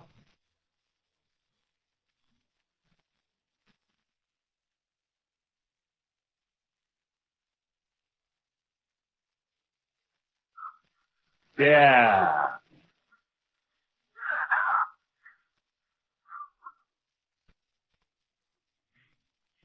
Oh. All right. How you doing, man? Stump the Buoy coming up next. Got a guy brought down some chick here. She's going to get naked if he loses. Is he any good? Says he's real good, but you never know till they play. Yeah. A couple of people beating Bowie. That's true. For a while there, he got beat a couple of times in a row.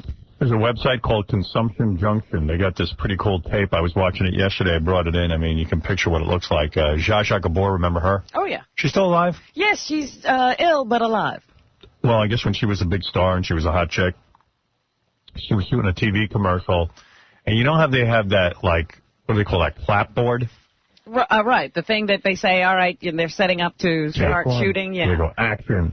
They clap it. Uh-huh. So the dude comes in and puts the clapboard too close to her face, and she freaks out. This is pretty good. Yeah, it's pretty good.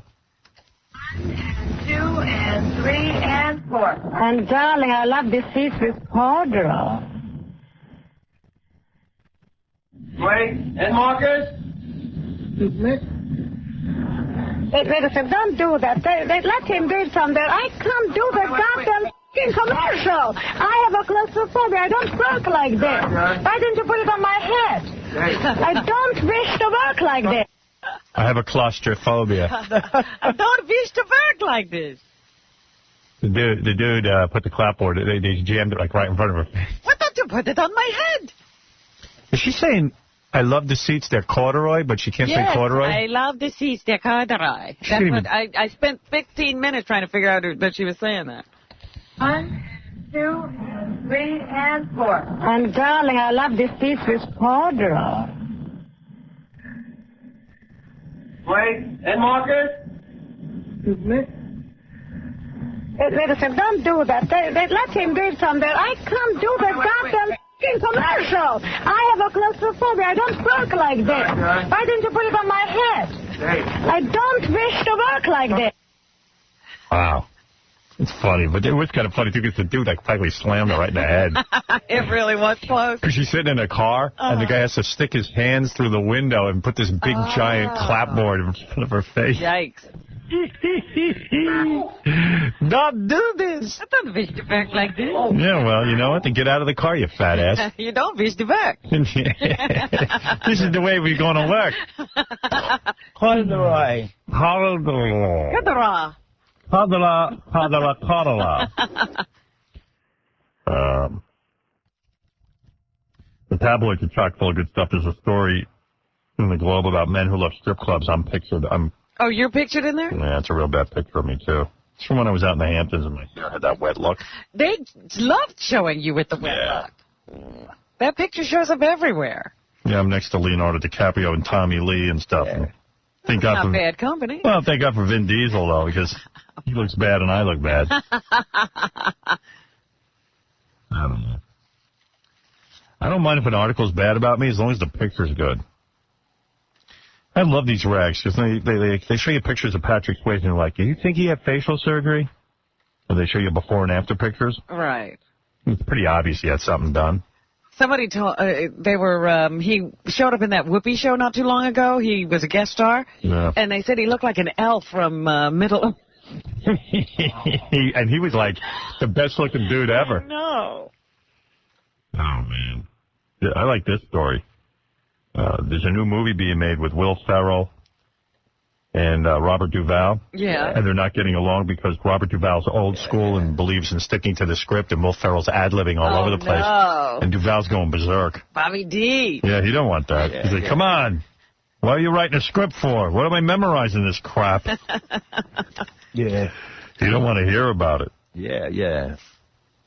There's some weird article in here about how Rob Schneider, who does our show all the time and who was in the great movie Deuce Bigalow, Male Gigolo, that he can't, because he wants to vote on the Academy Awards, and the Academy won't let him become a voter because they said his movies aren't good enough and that he's in crappy movies.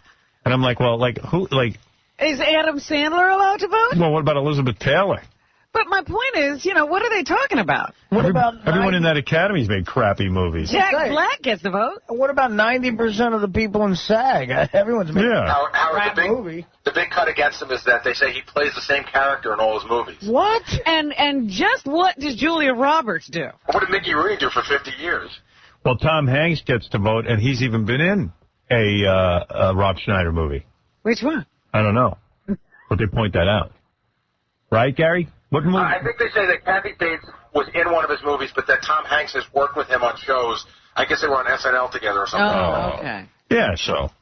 I mean, I'm not saying Rob's done all highbrow work, but whoa. How dare they? It's a movie. Got me upset. They had a closed-door meeting, and nobody's allowed to know what went on in the meeting, but some of the people spoke about it. And he's the only guy they picked out? Yeah, I mean, like I said, does Adam Sandler get to vote? I guess Pauly Shore doesn't. But here's a good story. Catherine Zeta-Jones yes. is jealous of a lot of these women who get real ugly in their movies, and she wants to get ugly in a movie. Well, Yeah. She wants to. How's that different from real life? She wants to get really, really ugly so that she can get an Academy Award. You know, I've been ugly in several movies. It hasn't helped my career. Yeah, I can't believe you haven't won an Academy Award. I mean, if getting ugly is all there is to it. Yeah. There's some people in the Academy who felt that basically Rob Schneider has played very similar characters over and over. That is so retarded. That's not right at all. He's very good.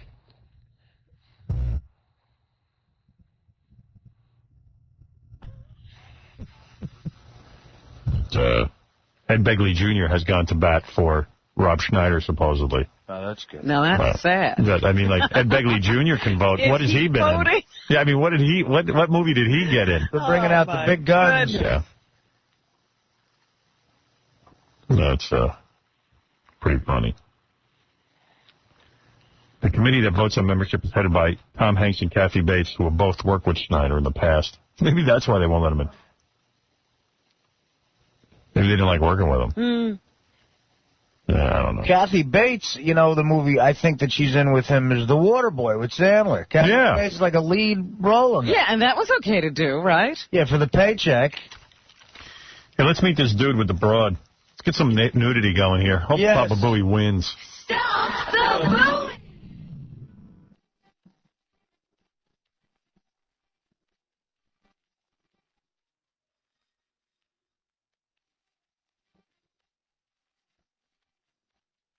Oh, by the way, when Tom goes back, I have a whole series of jingles now for every time he interrupts the show. Oh, really?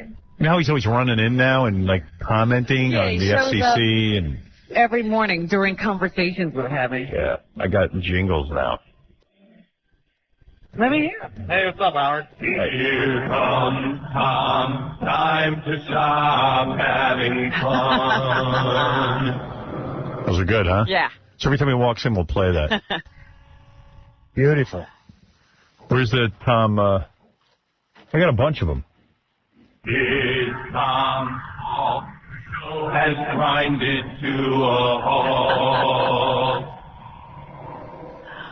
Tom, Tom, Tom, Tom, the Tom, Tom, Tom, Tom, Tom. I can't wait for him to come back now. Get back here now, Tom. Yeah. Want to use these people. Here comes Tom, time to stop having fun. He told me that he was going away for a couple of days and that he hopes that I don't leave the radio station. While he's gone? While he's gone. And I I'd go, like to say goodbye. yeah, I'll wait till you come back. He goes, we can still win this thing. Oh, please. I'm going, we lost already. Yeah. He told me he actually considered canceling his trip as close as the night before. Because it's just a pleasure trip for him and his wife. They're just going away to Florida with themselves. You know, let him go with his wife. And he said he almost canceled the trip. He thought it was a bad time to leave. Why? Who needs him here? He's been instrumental in keeping you here, hasn't he? Beat it, Tom. And Howard, well, he is leading the retreat. he asked me like 5 times. He goes, I'm not going to be as a case. Please do what you can. I'm like, what am I going to do? Do what you can to what? To make sure that the show runs without any... to keep it clean. Yeah, to keep it clean. I got that one, too. Yeah, I mean, here's my point. I don't want to be here anymore. I don't want to keep it clean. I like that there's a hot chick in here, and I want to talk to her about her bush. Well, you know, he went over the 2 days with me to look at what's going on for the 2 days. And he looks at it, goes, stump the buoy, girl's going to get naked. All right, you guys know what to do. Oh, I know what to do. I'm going to have sex with her in the bathroom. Time to stop having fun. He said, you guys know what to do? Yeah, well, you know what? I'm so sick of knowing what to do around here. That's why I want to leave. I'm sick of it. We want to be dirty. We want to be filthy dirty. You don't want Tom running around to every guy on the show saying, trying to do your best to keep it as clean as possible. See, that's my problem. He goes around lecturing all of my people, and they walk around all freaked out all day. I hate him. I hate Tom. You know, I'm sick of it. I don't want to be here anymore just because I go, Tom, who asked you to speak to my guys? You're ruining my fun. It's not fun anymore. It's not fun. It's not funny. Can you go?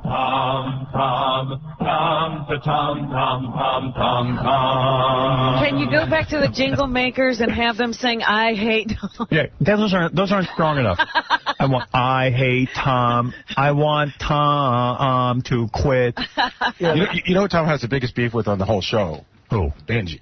Why? Benji has no clue where the line is, according to Yeah, Tom. well, thank God someone doesn't.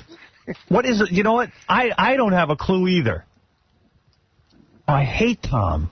He asked me last week if I thought Benji was being malicious or just didn't understand it. Oh, and I said I didn't think he See, this is my problem. All the dialogue that goes on all day while I'm not here. And then I come in and I got a bunch of guys who are like afraid to talk. And I don't have the time of my day to do the damage control. Tom has nothing to do all day except walk around here and hassle people. Baby, you got a body that doesn't quit, don't you? Thanks, Howard. Diane, look at the equipment on you. Yeah, she's Mama mia. What are those, Gucci pants? Gucci pants? What are Gucci pants? No, they're Charlotte Russo. They're what? Charlotte Russo. Let me tell you, if you were my Gucci girl, you'd be wearing pants. Gucci pants. No, those are Russos. I'll tell you, I don't know who makes those pants, but they look good on you. What a bod. What are you, a stripper? No, I'm a bartender. Are you? Yeah, bartenders always have hot bodies. I love that. Where do you tend bar, my dear? In Connecticut. Yeah. You ever get real loaded and take a guy home with you from the bar? Yeah. No, not while I'm working. I don't. Yeah, come on, baby. Get close to that microphone. You got a sexy body. Yeah. What are your measurements? I'm only a 34B. I need Really? some boobs, Howard. You're a B? Yeah. Well, those Doesn't look... look like she needs I'm boobs. small. I tell you what, I don't think you need them. Do they sag? He said you were going to say that, too. Because you don't. Yes, I do. You're a cutie. They're not big enough. When I saw her in the green room, I thought she could use a little bit more, just a tiny bit more. Baba Booey. You saw her You're far naked? away. No, You no, can't but really see. she was leaning in, and I could see that the bras... Well, look at the ass and the belly on her. That's what I look at. I don't care about boobs. I was telling my girlfriend that last night. I go, I don't even care about boobs. I First said, you look at the ass. I look at the ass and the belly. Well, And if a girl's totally if you didn't shaved... have any boobs at all, it wouldn't matter to you? Yeah, I don't care. Any boobs at Well, all? I mean, like, I like to see, like, a nipple there. I mean, I don't want to be with, but like, she has nipples. some chick who's had that sliced off. No boob, though. Mine are pierced, Howard. Yeah, I don't care. That's kind of hot. I mean, I don't even care about that. You can put all the jewelry on there all you want. I'm a vagina man. I'm just saying you're a completely flat girl would not bother you. Not at all. Been with flat girls. Don't care. See, girls think guys care. I mean, I'll admit it's kind of hot when a chick walks in the room and she's got the low-cut top on and all that. I mean, it definitely gets your attention, but... You don't need it. I don't need it. I've been with flat chicks. I flatten chicks. I've been with flat chicks. I know what flat chicks like. Flat. I love that word. Flat like. Flat. She's got way enough breasts for me. I think that's cute. I don't need you with those big giant breasts. It kind of intimidates me. It's like, I like that you're a little insecure about your boobs. Yeah. Honey, you're flat with a PH. How's the ass? I don't know. How is the ass? I think the ass is nice. Perfect. I'm touching myself under the table with you. You've been really horny, sexed up lately. And by the way, I had sex last night. Some of the best sex I ever had in my life. Right? I am, listen, Doesn't last with you. No, I would take this girl into the bathroom right now and deliver The goods. the goods. Do it! You'd have no problem. I have no problem performing. Let's get those Charlotte Russos off, Tom sweetheart. would be very upset. Who would be upset? Tom? Not here. Tom's a fag.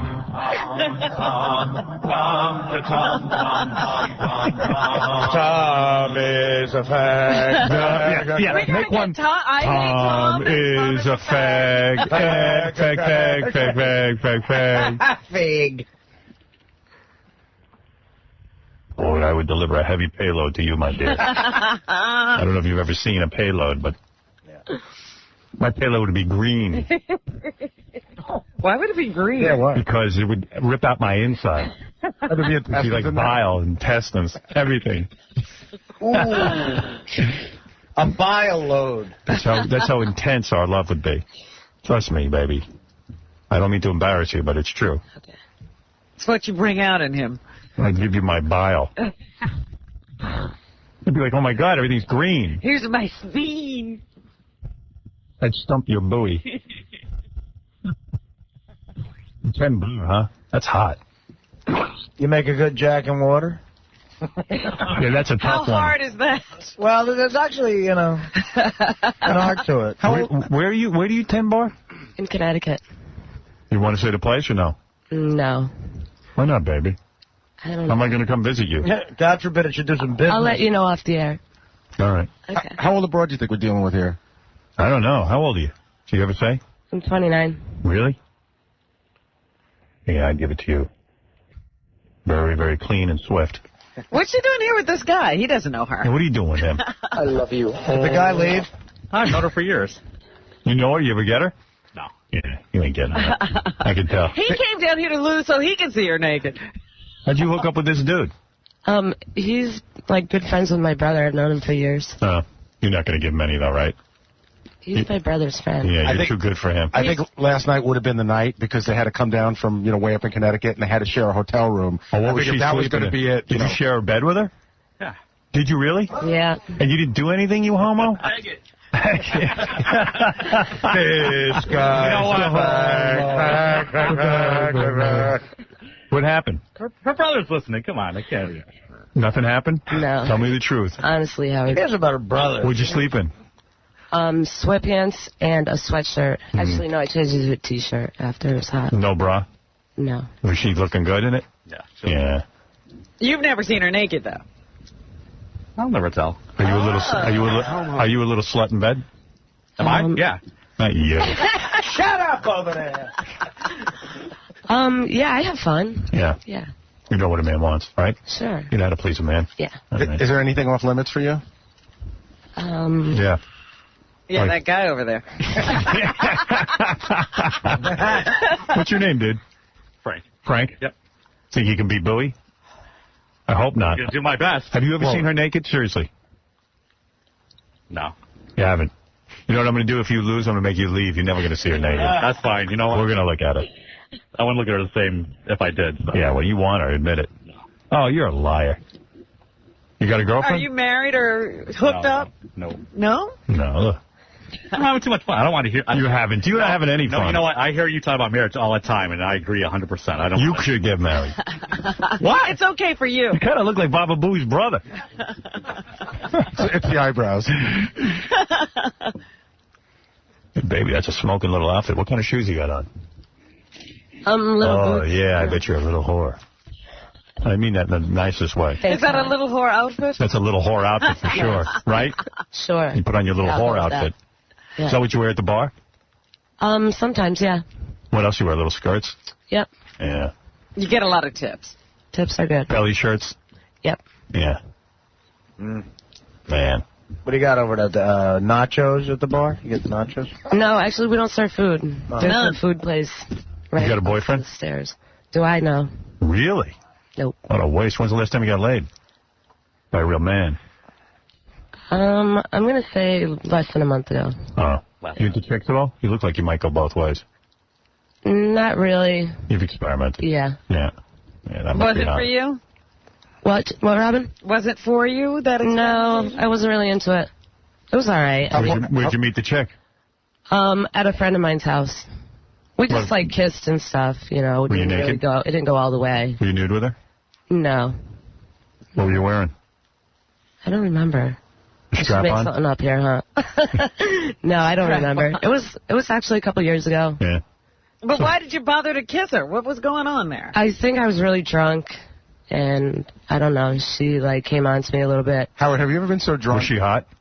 Yeah. Have I ever been so drunk to kiss a guy? Yeah, No. exactly. I was drunk. I kissed a guy. It means you want to kiss a girl. Is there enough liquor on earth to get you to kiss Frank? Was she a really hot chick? Yeah, she was pretty. She worked at the bar? No. So she started kissing you, and you were like, hey, this is kind of cool. Did you get Yeah, she was a excited? good kisser. Did you get a little bit excited? Yeah, I think women kiss probably better than most men do. I Did don't she know. touch you? Yeah, you haven't kissed What do me you yet. I know how to kiss like a girl. You kiss like a woman. I kiss like a woman. Okay. You think you're going to... When you're with me, you're going to think you're with a woman. He's a woman with a little something extra. Yeah, very little. It's like being with a woman. I'm not kidding you. He's flat, too. Yeah, you'll never feel threatened by me. You'll feel totally safe. I kiss you like a woman, and I have sex with you like a woman. You'll think you're with a woman. Okay. That's got to turn a woman on when I say that. There you go. Yeah. You're getting her. Definitely. Sounds like you want it bad now. So what you're here to tell us is you started making out with the chick, Yep. and then, did she touch your chest? Yeah, there was a little of that going Mm-hmm. on. Anything else? No, that was the extent of it. She didn't touch you somewhere where she really shouldn't touch you? No. Or in some countries you could be put to death? No. Mozambique. Why? Why'd you back out? Did you want to go in the bedroom? No, I think I probably backed out. Were guys watching when you were doing it? No. Yeah, but you were alone with her. Yeah. That was the only time you had lesbian sex? And I kissed another girl one time. Yeah, you're ready. Yeah. You just need a little coaxing. A little more booze. Yeah. You're not drinking She enough. must be sobering up in the middle. That's it. You drink every night? Yeah. Boy. You wearing panties with that outfit? Yeah. Yeah. Thong, right? I got those little shorts on. Yeah, You know, these- little shorts. Yeah. What are those? Those, have you seen those little Come panties? on, you that haven't look seen like those haven't. Victoria's? Yes, you have. What do you mean? Show me what you mean. You don't like They're like little, like, lace I've shorts. never heard of those. Oh, yes, you have. No, I You've haven't. seen them in What do you mean? all over Put your Victoria's. pants on. Let me see those. Pull your pants. Yeah, thanks. Of course I've seen those. I just want. Oh, I see. Howard. Let me see what you got on for underpants. I'm curious. All right. Wow. Oh, look at that. Oh, it's hard to look good in those, and you do. Yeah. What are they called? They're cute. I have to stop touching myself during the show. You are crazy. Benji, come here and touch me. Yeah, you're going to have somebody else do it? Is that what you're saying? Yeah, I need to get... Oh, my God, I'm so uncomfortable down here. I need to take my pants off. Yeah, all the pressure my pants are putting on me. Now, how come one time when I saw two girls kissing and I got aroused, you guys made fun of me? Because you did it on stage. Yeah. We're on a stage. We were on stage, and this guy gets aroused in front of the entire audience. He looked like a monkey. I mean, it was ridiculous. I'm like, Gary. There was nowhere to hide either. I mean, if I'm on stage, I can control it. I'm sitting here. I'm behind the console. I got my right hand busy. My left hand's up here. It looks natural. He's doing it classy. Yeah, I'm classy. Oh, the classy. I mean, come on. There's a certain couth that you have. Yeah, behave. Look at me. I'm standing up. You can barely see me doing it. So who's this dude you were with a month ago? Not a boyfriend? Just like you got horny and you went with a guy? Yeah, we're mutual friends. And you just said to him, listen, I just haven't had it in a month? We kind of fool around now and again. So. But it's not going anywhere? No. Like you would never be his girlfriend? No. They're like what you call F-buddies. You just call each other up when you need it. Wow. How often does that happen? When do you need it? How often? Kind of. Usually, like, once a week or something. You'll call him up once a week, he'll come over and just F you and then leave? Yeah. Hang out for a little while, you know. Wow. I'd like to be your friend.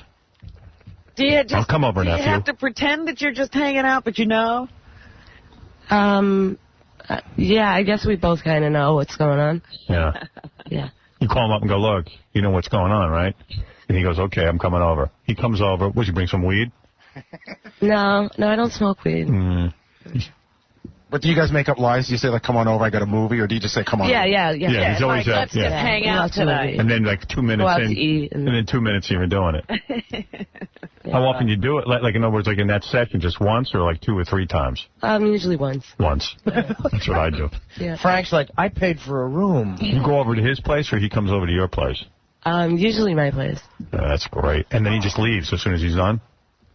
Usually, yeah. Oh, that's cool. Oh, that is. And you don't care, right? No, it's good. She wants him to. Yeah. Wow. She's the type of bro. How long does this guy nail you for? I mean, like a long time? 10 minutes? 20. 20? Yeah. I can't do that. He's pretty good. That's an insult to a woman, if you ask 20 me. minutes. What is he doing? What, Guy 20? holds on 20 minutes means he's not that into you. Oh, I see. Is that what it is? 20 minutes. Is he a white guy? Yeah. Really? Yeah. Never heard any white guy holding on 20 minutes. I've seen black guys do it. Does 20 minutes... It's Cocky Coxman. Yeah. Does 20 minutes include the drive over? No. Oh, you're talking about the actual act. Yeah. Yeah, I was sure the drive over was included in that. I remember going It's a good 10 minutes to get to the apartment. You gotta get your clothes off. 20 minutes. See, sometimes I time myself, but I always start from, like, when my underpants come off. I was going to say when you come home. I time from when we ordered dessert at the restaurant. Yeah, and I include the shower after. Right. I go, wow, 25 minutes. Look at me. No, you were done in 3 minutes. No. I took You're a shower. not timing it You're right. not timing my after shower. I think anything over 15 minutes, you might be gay. That's right. You know? Hey, a guy shouldn't be able to go more than 5 minutes if he's a man. A chick like that, look at she's sexy as hell. When I got separated, I picked up a chick one night.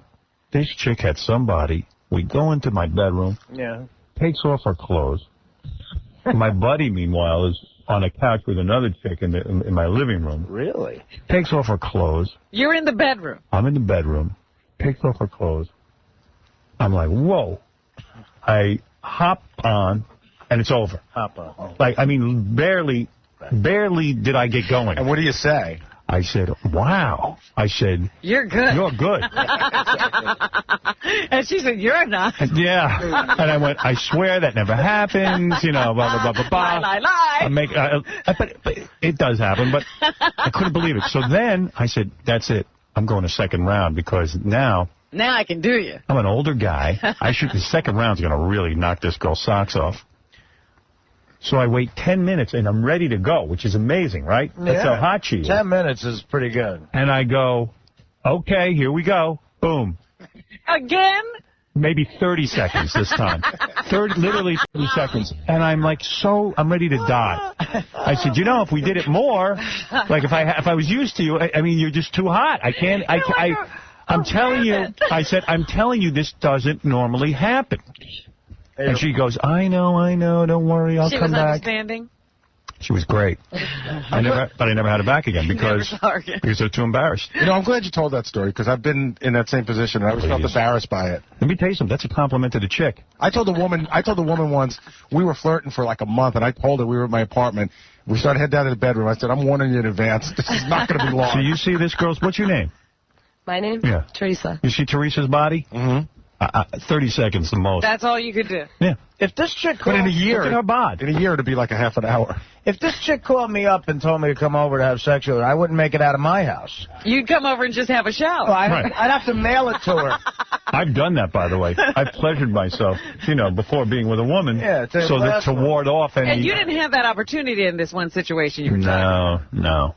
No, I did not. Calm yourself down. Unfortunately not. That happened to me, too, another time. Could you ever say, excuse me for a moment, go into the bathroom? No, because when you come back, there's that would be nothing bad. No, you can't do that. You just want to watch and then have a long foreplay session or something? No. I mean, first of all, I'm not having any long foreplay. I don't have the time, and I'm not that sensitive. 20 minutes, though. 20 minutes. That guy's been doing you for a while, though. Right?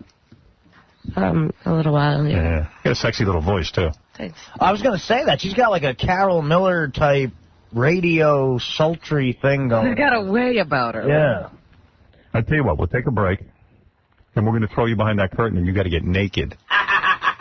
If her friend Frank loses. Yeah. If Frank loses, we see you naked. And Frank, we'd like you to put more clothes on if it's possible. And Frank, if you win, you get $5,000. Man! Provided by... splitting it with Teresa? Is that what's going on? We're splitting it, yeah. Yeah, that's what I figured. Yeah, Teresa ain't here because she cares about Frank. Teresa's going to buy a few more Charlotte Russos with that cash. Yeah. I like that outfit you got on, too, honey. Thanks. Not bad. Who's Right? providing the money for that? I think it's sexy as hell, that outfit. Airborne, Robin. And Teresa's, too. Oh, you care about Airborne. Well, I just wanted to get their plug. I love Airborne. Airborne's working for me lately, double time. Yeah? If you ever get a cold, man, I'm telling you, take it. Even if you feel something coming on, take it. You ever take Airborne? No. You do me, I'll give you a little Airborne afterwards. Ward off whatever you might get. Airborne. Yeah, that's right. We'll have a few Airborne with some... How's that sound, honey? With our sex. What do you like to drink? I'm really not much of a drinker. Like, on the weekends, you know, I'll go out. With tequila? Jaeger bomb. Jaeger bombs. Really? What is Jaeger a bomb. Jaeger bomb? Jaeger and beer, you mean? Jaeger and Red Bull. Oh, Red Bull. A lot of hot broads are into that nowadays. Jaeger bombs. A lot of the girls at Scores go, do have Jaeger bombs. When a girl tells you she's into Jaeger, doesn't that scream that she's ready for a party? That's like a party drink.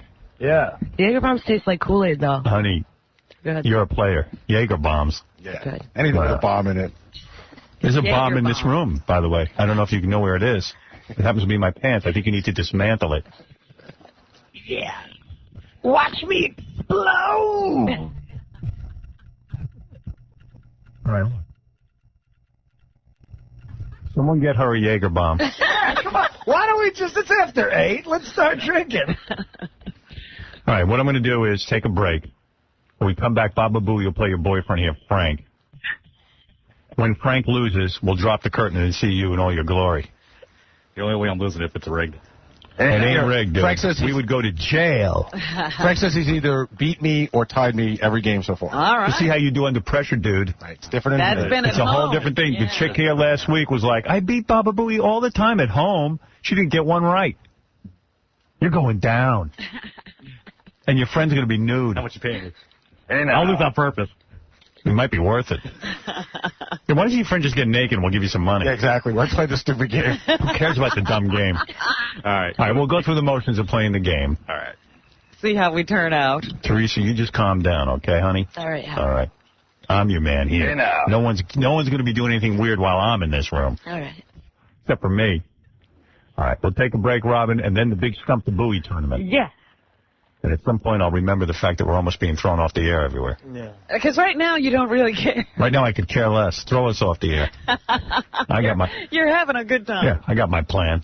Young, wet bitches. We'll be back right after these words. His teeth are green, his gums are gooey, it's time to play. Stump the Buoy. 95. Stump the Buoy.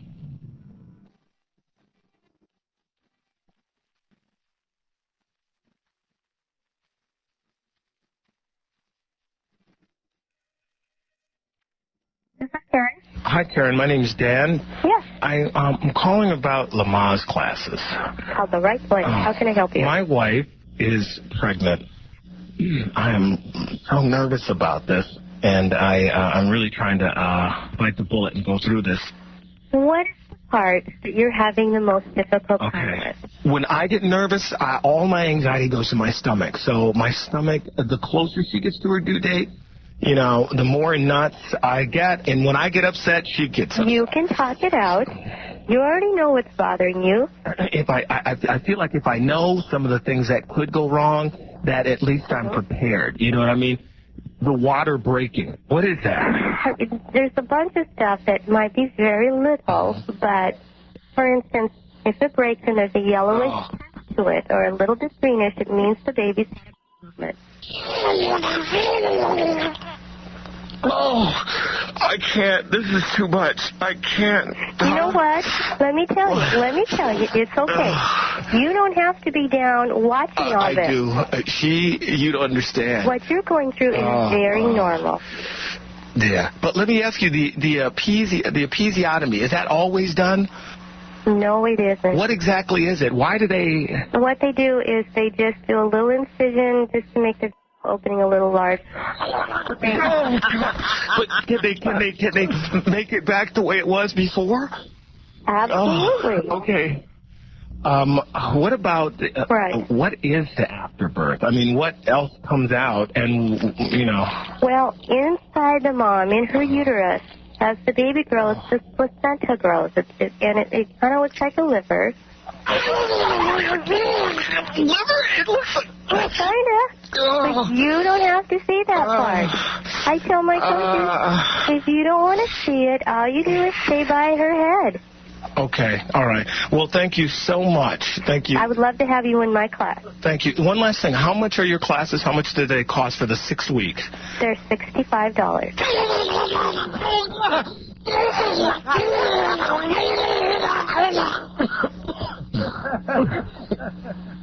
Okay. Thank you so much. You've been so helpful. Okay. Goodbye. Bye. It's the great David Alan Grier from Crank Anchor. Common Sense. Like that one. Very good. Very funny. Like that noise. The noises are funny, man. Right. I love that. How the hell does he do that? Beats me. That's good. And by the way, I was on the internet yesterday looking at the trailer for Predator versus Alien. Yeah, I've heard that this is coming out. I'm really excited about it, but the trailer isn't that good. I saw the trailer for Hellboy That looked good. yesterday, and I was like, well, I don't know. No? I'm still on the fence about that one, too. I didn't even know Hellboy was a comic book. I didn't either. I'm going to go see Hellboy, but and I'm very excited about Predator versus Alien, although I already know who's going to win. Who's going to win? Well, Alien. Because Predator... Predator's from outer space, too. But Predator's just like a guy in a cool hunting uniform, and Arnold Schwarzenegger beat him. And Alien, it was like 3... Sigourney Weaver beat Alien. Not clearly, though. And it certainly took her 3 movies to do it. I mean, Alien is way more powerful than Predator. How would Predator... beat Alien every movie. Excuse me. How would Predator beat Alien if, in fact, Alien beat tons of humans and Predator lost to Arnold Schwarzenegger But in the Predator jungle? beat up a bunch of humans before Arnold got him. All someone has to do is hide themselves in mud, and they can beat Predator. Look, Alien lost to a girl. Not really. You guys... But he didn't lose. It was never clear that he lost. He continues. You guys realize... No. You don't even understand. It's a new alien every movie. She kicks aliens' butt every movie. Yeah, but he comes back. You should so he stop. doesn't... You said you were impressing Teresa with this conversation. She's impressed. I was going to say, you guys realize these are movies. Yeah, but I'm just saying, there's got to be a... He thinks that Alien is coming back. No, those are new aliens every time. They're just reborn. By the way, yeah, because the species goes on. Yes, but not that alien. She kicks every alien's butt. I still say Alien will be Predator. Well, unless they make it lame like Freddy versus Jason and there's no real winner. Right. Now, was that no good? You saw that and it wasn't good? It turns out not to be good at the end. Yeah, I heard there's no winner. I have it sitting on my desk. I haven't watched it because there's no winner. Because I was thinking about actually watching that. That's just some writer's lame take on things where he wants to... keep it going. Yeah. You're pumping life back into both of those franchises. I got a personal phone call yesterday from Gina Gershon, the actress who supports us in our fight against the government and would come on the air and say so if we wanted her to. Yeah. It's funny because I just saw her in the latest episode of Curb Your Enthusiasm. She's awesome. Great. Yeah, what did she do? She's she works at the dry cleaner, and she plays a Hasidic woman who's really sexy and wants to bang Larry David really bad. And she looks good? She looks great. She got the little schmata on her head. She smokes, and she wants to bang him, and she's Baba Booey. See, I think I could have gotten her. I think so, too. I know so, because when I first started seeing Beth, I went to dinner with Gina and Rick Rubin and some other people. And Gina was talking to me the whole night. Enough said. So I know. Some girl ain't going to sit there and talk to you the whole night unless she wants The it. girl's talking to you. She goes. And Beth didn't like her. So that's proof positive. Proof. She had the vibe. I could have gotten it. Let's get back to Teresa. Teresa, you're still in your clothes behind the, what do you call that, a plastic curtain, right? Yeah. All right. Now I have to ask you to remove all of your clothing, and I'll tell you why we do this. In the event that your boyfriend over here loses... We don't want you backing out. Yeah, we don't want you backing out. But you know what? Some people chicken out. People chicken out. One time we had a girl run into the bathroom and then wouldn't come out. She wrapped herself in toilet paper and ran away. Yeah. It's an ugly incident. So we don't want to get burned. Yo, that little curtain there is getting sheerer and sheerer, isn't it? Yeah, I noticed it looks a little see-through. Yeah, you can kind of see through it, but not really. I mean, we can see the outline, yeah. Hey, Howard, I don't want to embarrass nobody, but a little off topic. Isaac just farted back there, and it smells so bad. Oh, come on. Oh, my God. Come on, Isaac. You're a lady. What are you doing, dude? You got a girl here. Go over there. What happened, Isaac? Is that an accident, or do people just believe they can do that? I had a Danish. Yeah, but you know what, dude? Walk out of the room. This is our sacred studio. It's hard enough to work here under these I don't like conditions. to think of you like that. I'm sorry. Yeah. Dude, control it. You know couldn't hold it in? It was like a little small one. No, it was not. All right. I don't want to get sidetracked now. We've got a chick here. She's undressing. Take off everything. You know we don't tolerate farting in the completely different way. Tell my audience what you're taking off right now. My pants. All right. I can see those red underpanties. Can you see them through the curtain? A little bit, yeah. I feel like Superboy. X-ray vision through the Really, curtain. if that's opaque, you've got X-ray vision. I can kind of see what you're doing. Sexy. It's like the silhouette on the shade. Panties are coming off. Here comes the panties, Howard. Yeah, but I can't really see your... Oh, that's hot. This is almost hotter than you actually being seen naked. Want the curtain dropped. What's coming off now?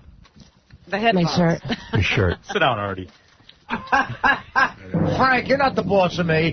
Got a killer body, honey. I can tell already. What's coming off now? My bra. Wow, you're totally nude under there, Okay, right? I'm done. You got your little boots on? No, I don't. Oh. Those are off. I had to take them off to get the pants off. Take your socks off.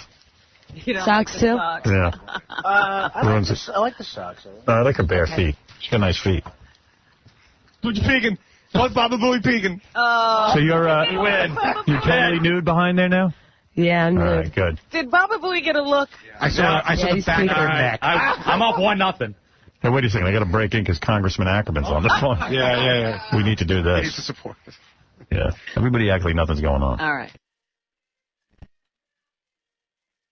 Congressman Ackerman is from where? Queens. And he is voting against the FCC indecency bill. Let me tell you what's going on. They're trying to push through a thing now to get me. And none of these congressmen, except for Congressman Ackerman and Congressman Serrano, as far as I know, are putting up a stink. Ask Congressman Ackerman if there are other Democrats who are not going to vote for this bill. Yeah, well, this bill, if it gets passed, I guess it is today or whenever they're voting on it. I never saw, by the way, a bill. Where's Congressman Ackerman? Hey, Congressman, how you doing? Good, I'm here. I just want you to know I'm nowhere near the curtain. I want that on the record. Yeah. Congressman, how is it they're getting this bill written up so quick and getting it through Congress so quick? You can't get bills like on gun control for years. Yeah, aren't you going to tack some other bills onto this to slow it down? We can't get things passed sometimes in decades that are so urgent for the country. Don't you find this thing is being rushed through by the right wing, by the president and his troops and the born again forces. When these guys like Rush Limbaugh say, "Oh, it's not the president who's behind getting Howard Stern off the air," they're full of it. It's totally political. Listen, I'm not really a conspiratorialist, but this thing is pretty well orchestrated to get a bill to the floor just because of you know, I mean, it started with Nipplegate, and they used that as an excuse to rush through a whole agenda that they've been pushing for a while in this culture war. And I think what they're doing is they're trying to make you the poster boy, the high-profile first victim in this culture war. I got to tell you, I have to thank you for even calling in and doing this. I was shocked. Positioning it that way, pointing it out to people. When Mel Karmazin was pulled before Congress, that committee, you couldn't find one person to stand up and say, is anybody disturbed here by the religious rights agenda taking over this country?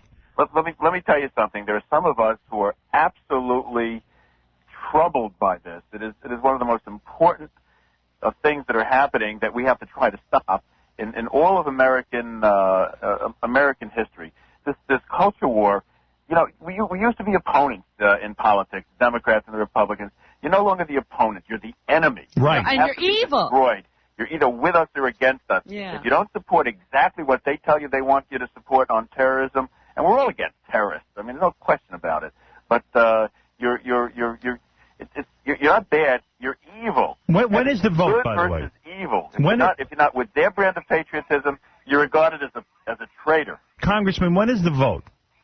The vote will be today, and they're going to try to impose a $500,000 fine.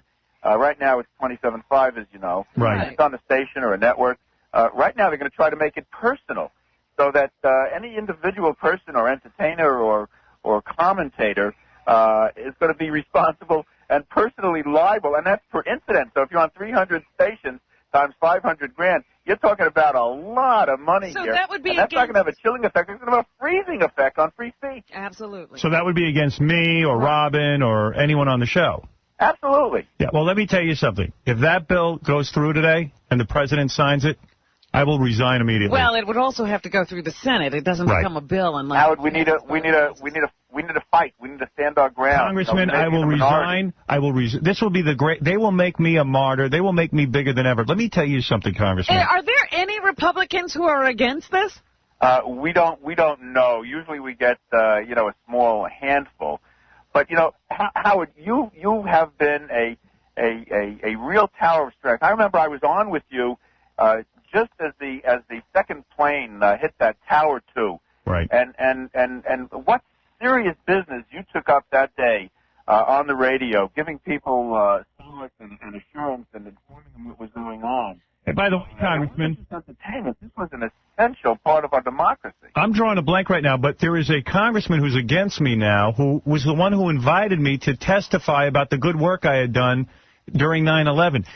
Does anybody remember reading that memo about the congressman who? I don't remember who it is, but there's an awful lot of hypocrisy in Washington if you haven't heard about it. Yeah, I mean, there's such hypocrisy, and I got to tell you something, Congressman, and I do thank you for this call, but let me tell you my personal plan. I have never seen the United States government act so quickly to take away people's rights. I got on the air. I've been screaming about Bush. He's got to go. I mean, he's just got to go. My audience has got to back me on this. The religious right is winning, as you say, the cultural war. It is scary. Stem cell research is being threatened. Well, it's basically, you said, I am shocked that this bill is already up for a vote. Not only that, Colin Powell's son, who, by the way, how'd he get that job at the FCC, Congressman? I don't think he took a civil service test. Yeah, exactly. It was a payback favor. I'll read you all the articles I've been reading. I'll give you all the facts on all this. It was a payback favor to Colin Powell. Of course, it's a patronage job. It's a patronage job. This Listen, guy... I think what they're trying to do is you're one of the enlightened voices of dissent, and forget about the shock jock stuff and all of that. Right. These guys can't tolerate criticism. They can't stand up to the sunshine, to the light. They can't. They hail Reagan as the great communicator. This guy is going to be known as the great silencer. Well, Just pull the plug on everybody that disagrees with him. And the fact that they've rushed this thing to the floor with all the other problems, that's really what's obscene in America. Congressman. Dealing with poverty. Why isn't that obscene? Why don't we have a war on poverty that's for real? Where's the money for the fight on AIDS, for the fight on breast cancer? You can't get it. Where's the money for education? It's obscene that we're not doing that. This is the most important issue to Bush and his henchmen. His henchmen being Colin Powell's son and all his religious right cronies and that senator from Kansas who is... You know about the fellowship? No. Wait till you read about that. Just do a Google search on the fellowship. Read about your senator... fellow Congress people. And the senator from Kansas. They're all subsidized by the church, and they live in housing paid for by the church, and they say there's no conflict of interest. And they have prayer meetings, and the senator from Kansas, when one of his staffers left, got down and washed his feet like Jesus. I'm telling you, they're nuts. They're going berserk. There is an element that is trying to take over the thought process of Americans. Well, I'll tell you what. If you don't believe in their religion and the way they practice it, and let them pray all they want. Just don't try to impose it on me or anybody else in society. Nobody has a problem with that. I don't have a problem with people praying. That's good. Just keep it out of government. When you got Bush, who says he's, this is a guy who was driving around and didn't he crash his car into some bushes? I mean, they did up until the age of 40. He was a playboy, bankrupting businesses, and then he got religion. He found Jesus, and now he's going to put it all on me. He's going to force me to shut my mouth because Jesus is telling him that this is the right thing to do and that stem cell research is evil and somehow against God. Gay marriage is wrong and needs a constitutional amendment. But these guys rush to change the Constitution every time someone disagrees with them. You and I had a discussion about flag burning. Right. Burning flags isn't the biggest problem in our country. I don't remember it stopping anything from happening. That's right. Right away, they have to change the Constitution. But yet we're getting... This is their tactic. But we're screaming we want freedom in Iraq. What kind of freedom we have here? I mean, you're going to shut me up? They're taking it away here and giving it to the Iraqis. You're going to fine me. You're going to fine my stations. And if we don't pay the fines, you're going to... they don't pay... They don't let you renew your license. All right, listen, I'm not saying I'm against getting rid of Saddam Hussein. And I voted initially for the... For going in there. I'm for it, too. Believe me, I was all behind the wall. But spending $87 billion there, and I guess it's important, but where's the $87 billion here? That's more than our discretionary spending in all of the United States. Why won't President Bush testify and tell us why the CIA and people were alerted about 9/11? And why the secrecy? It's called duck and hide. Let me ask you something. And I'm asking you for some personal advice. You're a congressman. Uh-oh. Here's my feeling on all this. They're railroading this bill through. It goes on Bush's desk. Let's say it passes the Senate and the House. It goes on Bush's desk. He signs it. Now, Colin Powell's son just woke up yesterday and said, I'm nervous about the bill. I'm afraid that it might be trampling on people's free speech and First Amendment rights. Now, the reason he's freaking out is because I'm actually galvanizing my forces to go anti-Bush. There was a secret meeting inside the FCC. I know everything that's going on in there. I've got 2 moles in there. They had a meeting. They all agree they want me off the radio. They're deciding whether to fine me before the election or after the election. But either way, they're going after me. And you're telling me those fines would be for $500,000? I don't know. I don't know how it could be up to $500,000 per station. Right. Ugh. So what I'm going to do is, if the president signs the bill, and I'm telling you this right now, Congressman, and by the way, I thank you for voting against it. Do you know if anyone else is voting against it? Oh, yeah, there'll be a lot of Democrats for sure voting against it. I got news for you. The Democrats are just as bad on this issue as the Republicans. But I'm going to vote. There'll be more people speaking out because this is a chilling effect. You remember, I think it was a fellow named Reverend Niebauer in World War II. He said when the Nazis came for the trade unionists, I didn't speak out because I wasn't a Nazi. They came for the Jews, I wasn't a Jew. And then they came, it goes on and on. Then they came for me, and there was nobody left to speak out. Now, we have to stop this now. I mean, you know the majority of Americans Enjoy this show. It's the most popular radio show in the history of radio. It's entertainment. And if it offends you, don't listen. Yeah, throw your radio out. People who don't listen, they have not been bothered by the show. Yeah, I mean, what has this got to do with them? You know, this is an administration and a political party. And pardon me for being partisan, but I get very angry about this and very emotional. That positions itself as a party against big government and intrusive government, and get government off our back and get government out of our lives.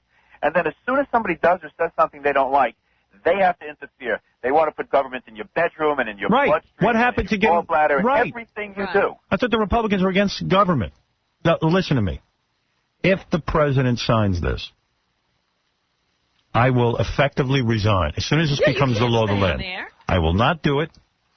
I will not participate in it. It's bad enough doing the radio show here as it is. I hate coming in here in the morning. I hate getting the button pushed on me every minute over stuff I know isn't indecent. I would go to court over indecency, but they won't let us. And you hate fighting with people you actually like. You know, they've made it about you, but it's not about you. It's about... That's right. It's about everyone. Free speech is protecting somebody's right to say something, whether you agree with it or not. It's not just agreeing with pleasant speech. It's tolerating, even if you think it's obnoxious speech. That's right. And here's the deal. If this is passed, I know what it's going to bring on this company, what it's going to bring on me mentally, and all this other stuff. I'm not even sure, even if the president doesn't pass this, if I'm not going to leave. I'm thinking about leaving, period, and maybe going to satellite radio or doing something else. But here's how about running for office? I might. I don't know that that's my calling, but I'm going to tell you something. I'll tell you what, Congressman. I applaud you. I appreciate you. I hope that your district keeps voting for you. You're a free speech advocate, and I admire that. You're a voice of reason. And let me tell you something. I really do hope people remember this conversation come November. Yeah, we're not here to remind you. And vote the new Third Reich out. You have to be somewhere, because you have a very, very powerful microphone.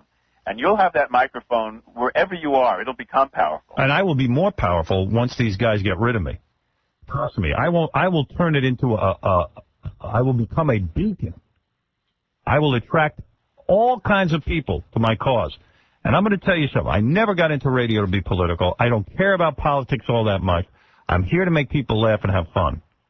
There's a naked woman standing in my studio, and that's what I'm about. That's what I like. I'm not in the studio. Let the record show. Right.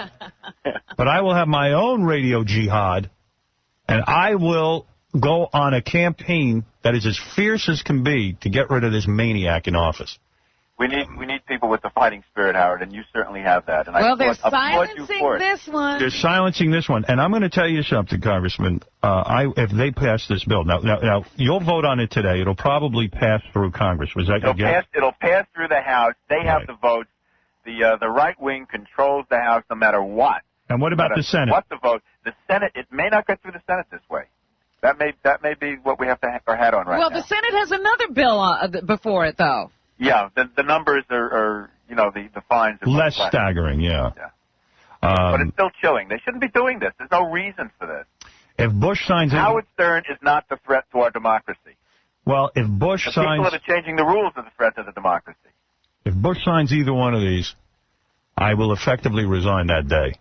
So he can get rid of me. It's up to him. So then people will realize it is Bush and no one but Bush doing this. Well, that's exactly what it is. That's it. It's the administration. It's the government telling people what they can listen to. So lackeys like Rush Limbaugh will realize that his president that he praises no matter what. People aren't offended when you have guys violating the law on drugs that are on the radio. Yeah, oh, that's okay. The Republicans don't seem to have a problem with that. Why are we okay that the INS allows people in like this Malvo, who they just convicted of being a sniper? You know that those sniper incidents where all those people died in Washington, D.C. and Virginia would never have happened if they were doing their job? Mm-hmm. This guy was an illegal immigrant. Now, that's obscene. Yeah, but you know what? The guy who heads the INS will never get a fine. He will never go to jail. He will never, ever... And people actually lost their lives. Yeah, he will never be held responsible for not doing his job properly. But we are the real danger. But I will be responsible for the revocation of licenses and for money and all kinds Jobs of things. being lost. Yeah, because I'm the most important. I'm public enemy number one, and I'm sick and tired of being public enemy number one. I've grown tired of it. But Bush has already shown that he doesn't really care about little people's jobs. I never saw a bigger indictment of Bush. I was watching Letterman once, and he shows this clip every once in a while. I wish he'd show it every 5 minutes. Bush was a guest on Letterman. They go to commercial. In the commercial, a young woman who works for Letterman walks over and is talking to Dave at his desk. Bush grabs the bottom of her skirt and starts cleaning his glasses with the bottom of her skirt. Her clothing. Her clothing. Oh, and if that doesn't sum up this guy and the arrogance of this man. That is arrogant. It's just, who invades a woman's personal space like that? That is arrogant. Who uses her clothing to clean his filthy, dirty eyeglasses? And that's all she is to him. She's a piece of meat. Arrogant bastard. Mr. Jesus. Anyone who's into Jesus would never do that for 2 seconds. Jesus. You wouldn't even know what it is to be Jesus. Jesus wouldn't do that, I think. Jesus wouldn't be concerned about these things. You know who also shares the blame here on everything that's going on? Mel Gibson. I think, well, you might have a good point there. The network, some of them are getting away scot-free. I mean, CBS, under a little bit of political pressure, pulls a piece on Reagan because the people who regard Reagan as a religious icon, put pressure on them. I mean, when have you seen that in this business? But that's exactly what this particular government is up to. That's right. They're bullies. They threaten, they intimidate, and they're going to try to create a world exactly in their image, the way they want to see it, with no tolerance for dissension. Now, let me tell you, I work at this company. I saw with that Reagan thing, they had to get that off the air. They don't know what to do to kiss the religious rights ass. There's no way to get these people off your back. Business. I wish the people would rise up. The majority of people in this country who believe in free speech, stem cell research, abortion. And freedom. Gay rights would say, you know what? None of this crap matters. You're gone, Mr. President. We need a new commander-in-chief. You're gone. Well, there are those of us who agree with you, and we're going to be working towards that end in November. Yeah, I want him to sign that bill. We need you in a place to be helpful. Do me a favor, vote for that bill. Change your mind. Vote for the bill. I want that to go through. I want the president to sign that. I want to prove my point. All right. Well, hey, thanks, Congressman Ackerman. Listen, Howard, good luck. Robin, you take care. Good to hear. Can't wait to see the result of the vote. Me too. Right. I can't believe that's already ready for a vote. This guy's a great guy. So crazy. Congressman Ackerman, ladies and gentlemen. What else gets this quick in action on Capitol Hill? Where's that blonde? Where'd she go? Teresa, there you are. Sorry, baby. Heard you weren't on the air anymore? All I know is Teresa's naked behind that. Let's refresh everyone's memory. We're playing Stump the Buoy. Bowie and this dude right here, Frank. You know what, Howard? You know what's disgusting? What? Just to get back on topic of what we were just talking about. We're past that, dude. But Adam's show is on, I think it's on at 9 o'clock in Hartford. Adam Carolla's Love Lines. Right. And they got 10-year-olds calling, 11-year-olds, 12-years-olds. Oh, I know. It's absolutely disgusting. No. And the language is unbelievable. Yep. I've been pointing that out. What is it, Love Lines? Yeah. Love Lines, yeah. I mean, I was listening, and then it just got so much more graphic than that. Oh, and how sex was painful. I don't understand. And it's all teenagers. 14. And it's on all these teeny bopper stations. Big time. It's like Z100 would have it on. And I know. Like but it's graphic. Me, we're just the first wave. All of that stuff will go to Weeble and like Domino's. That'll all go. No, because that show has a doctor on it. So because it's got a doctor. That's different. You don't understand what the right wing really is up to, Baba Boy, if you think that'll last. I'm just saying that's how they've been getting away with it for so long. Doesn't let's put a doctor on this show. They're trying to change everything in this country. Robin's a nurse. Right? That's right. Well, I don't have a license anymore, but... Who cares? Dr. Lang would like to We're going down, but ass. Teresa's got some little body. How much you weigh, baby? I don't know. I think 115, 110. How tall are you? 5'4". That's all? Yeah. Yeah, over here. Yes, you can hardly see over that curtain. Yeah, they already had to lower it. I like that she's naked, but yet all smiles. Yeah, she's a good girl. She's not completely shaven, I don't think. Oh, no? Little tiny. That's okay. Right. I prefer you fully shaved, but... See that? Yeah, I know you like that, Howard, but... All right, here's the deal. This guy, Frank, is friends with Teresa. He convinced Teresa to come down here. He's going to split the money with her. We're hoping that Frank loses. The $5,000 prize for Stump the Buoy is provided by a product called Airborne, which I love. And which Artie appears to be addicted to. Yeah, I love it. Yeah, Artie's drinking it around the clock. Figure I saw it's great with vodka. I told him to drink it around the clock. Isn't it great? It's fantastic. Yeah, it's a great product. I'm really psyched about it. I feel like I have some recourse when I get a cold. You don't just have to take it. I don't have to take it anymore. Airborne's my friend, like Congressman Ackerman. Thank goodness we have a few. All right, here we go. Teresa is naked behind a plastic shower curtain. Stump the Buoy! Immediately upon Frank losing, hopefully, the shower curtain will be dropped. All right, are we guys ready here? We're ready. All right. He's Italian-y, he's not Jewy. Now it's time for Stump the Buoy. Here's your first song. Ready, pens up. Frank, right? Frank's writing and so is Bowie. Looks like there's no problem here. Uh-oh. That's a problem. Making the game harder, our CD player doesn't work. Wow. Wow, we're going to have to work on that. What the hell happened? Somebody must have picked their nose on the CD. All right, let's go to Bob first. Everybody's pens are down? Yep. All right, Bob, what do you got? Nothing's going to stop us now by Starship from the horrendous movie Mannequin. All right, let's go to our friend Frank. Frank, what do you got? Show it up. Nothing's going to stop us now, Starship. That is correct. All right, write a little bigger, Write boys. a little bigger for us. All right. And it's gonna, by the way. We have the best equipment here. I hope my satellite studio has a little better equipment. Those guys are prepared to build me the Taj Mahal. I'll try the next one. Here we go. Here's your next song. Hopefully it'll work.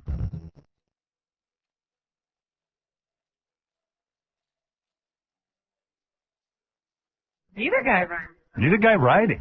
I like that. See the outline of Teresa's breast through the shower curtain. All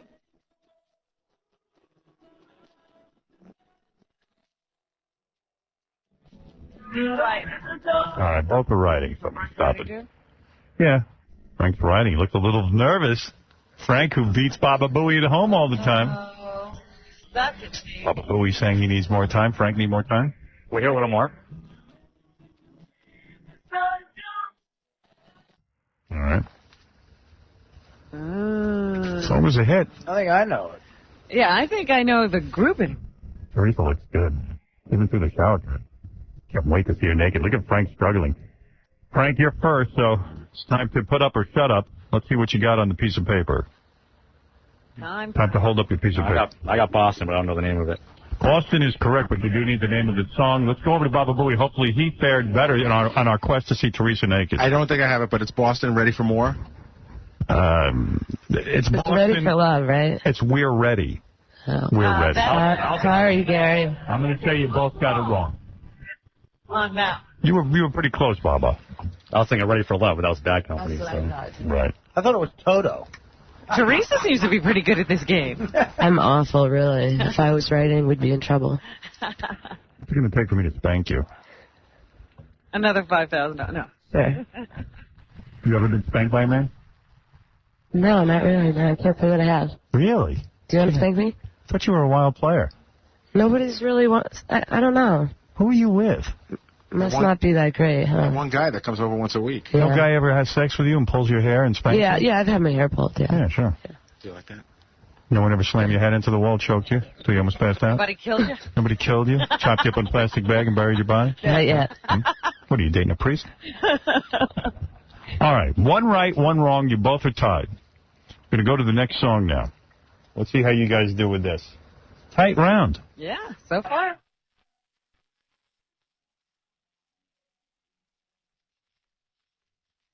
All right, Baba right again, Frank riding.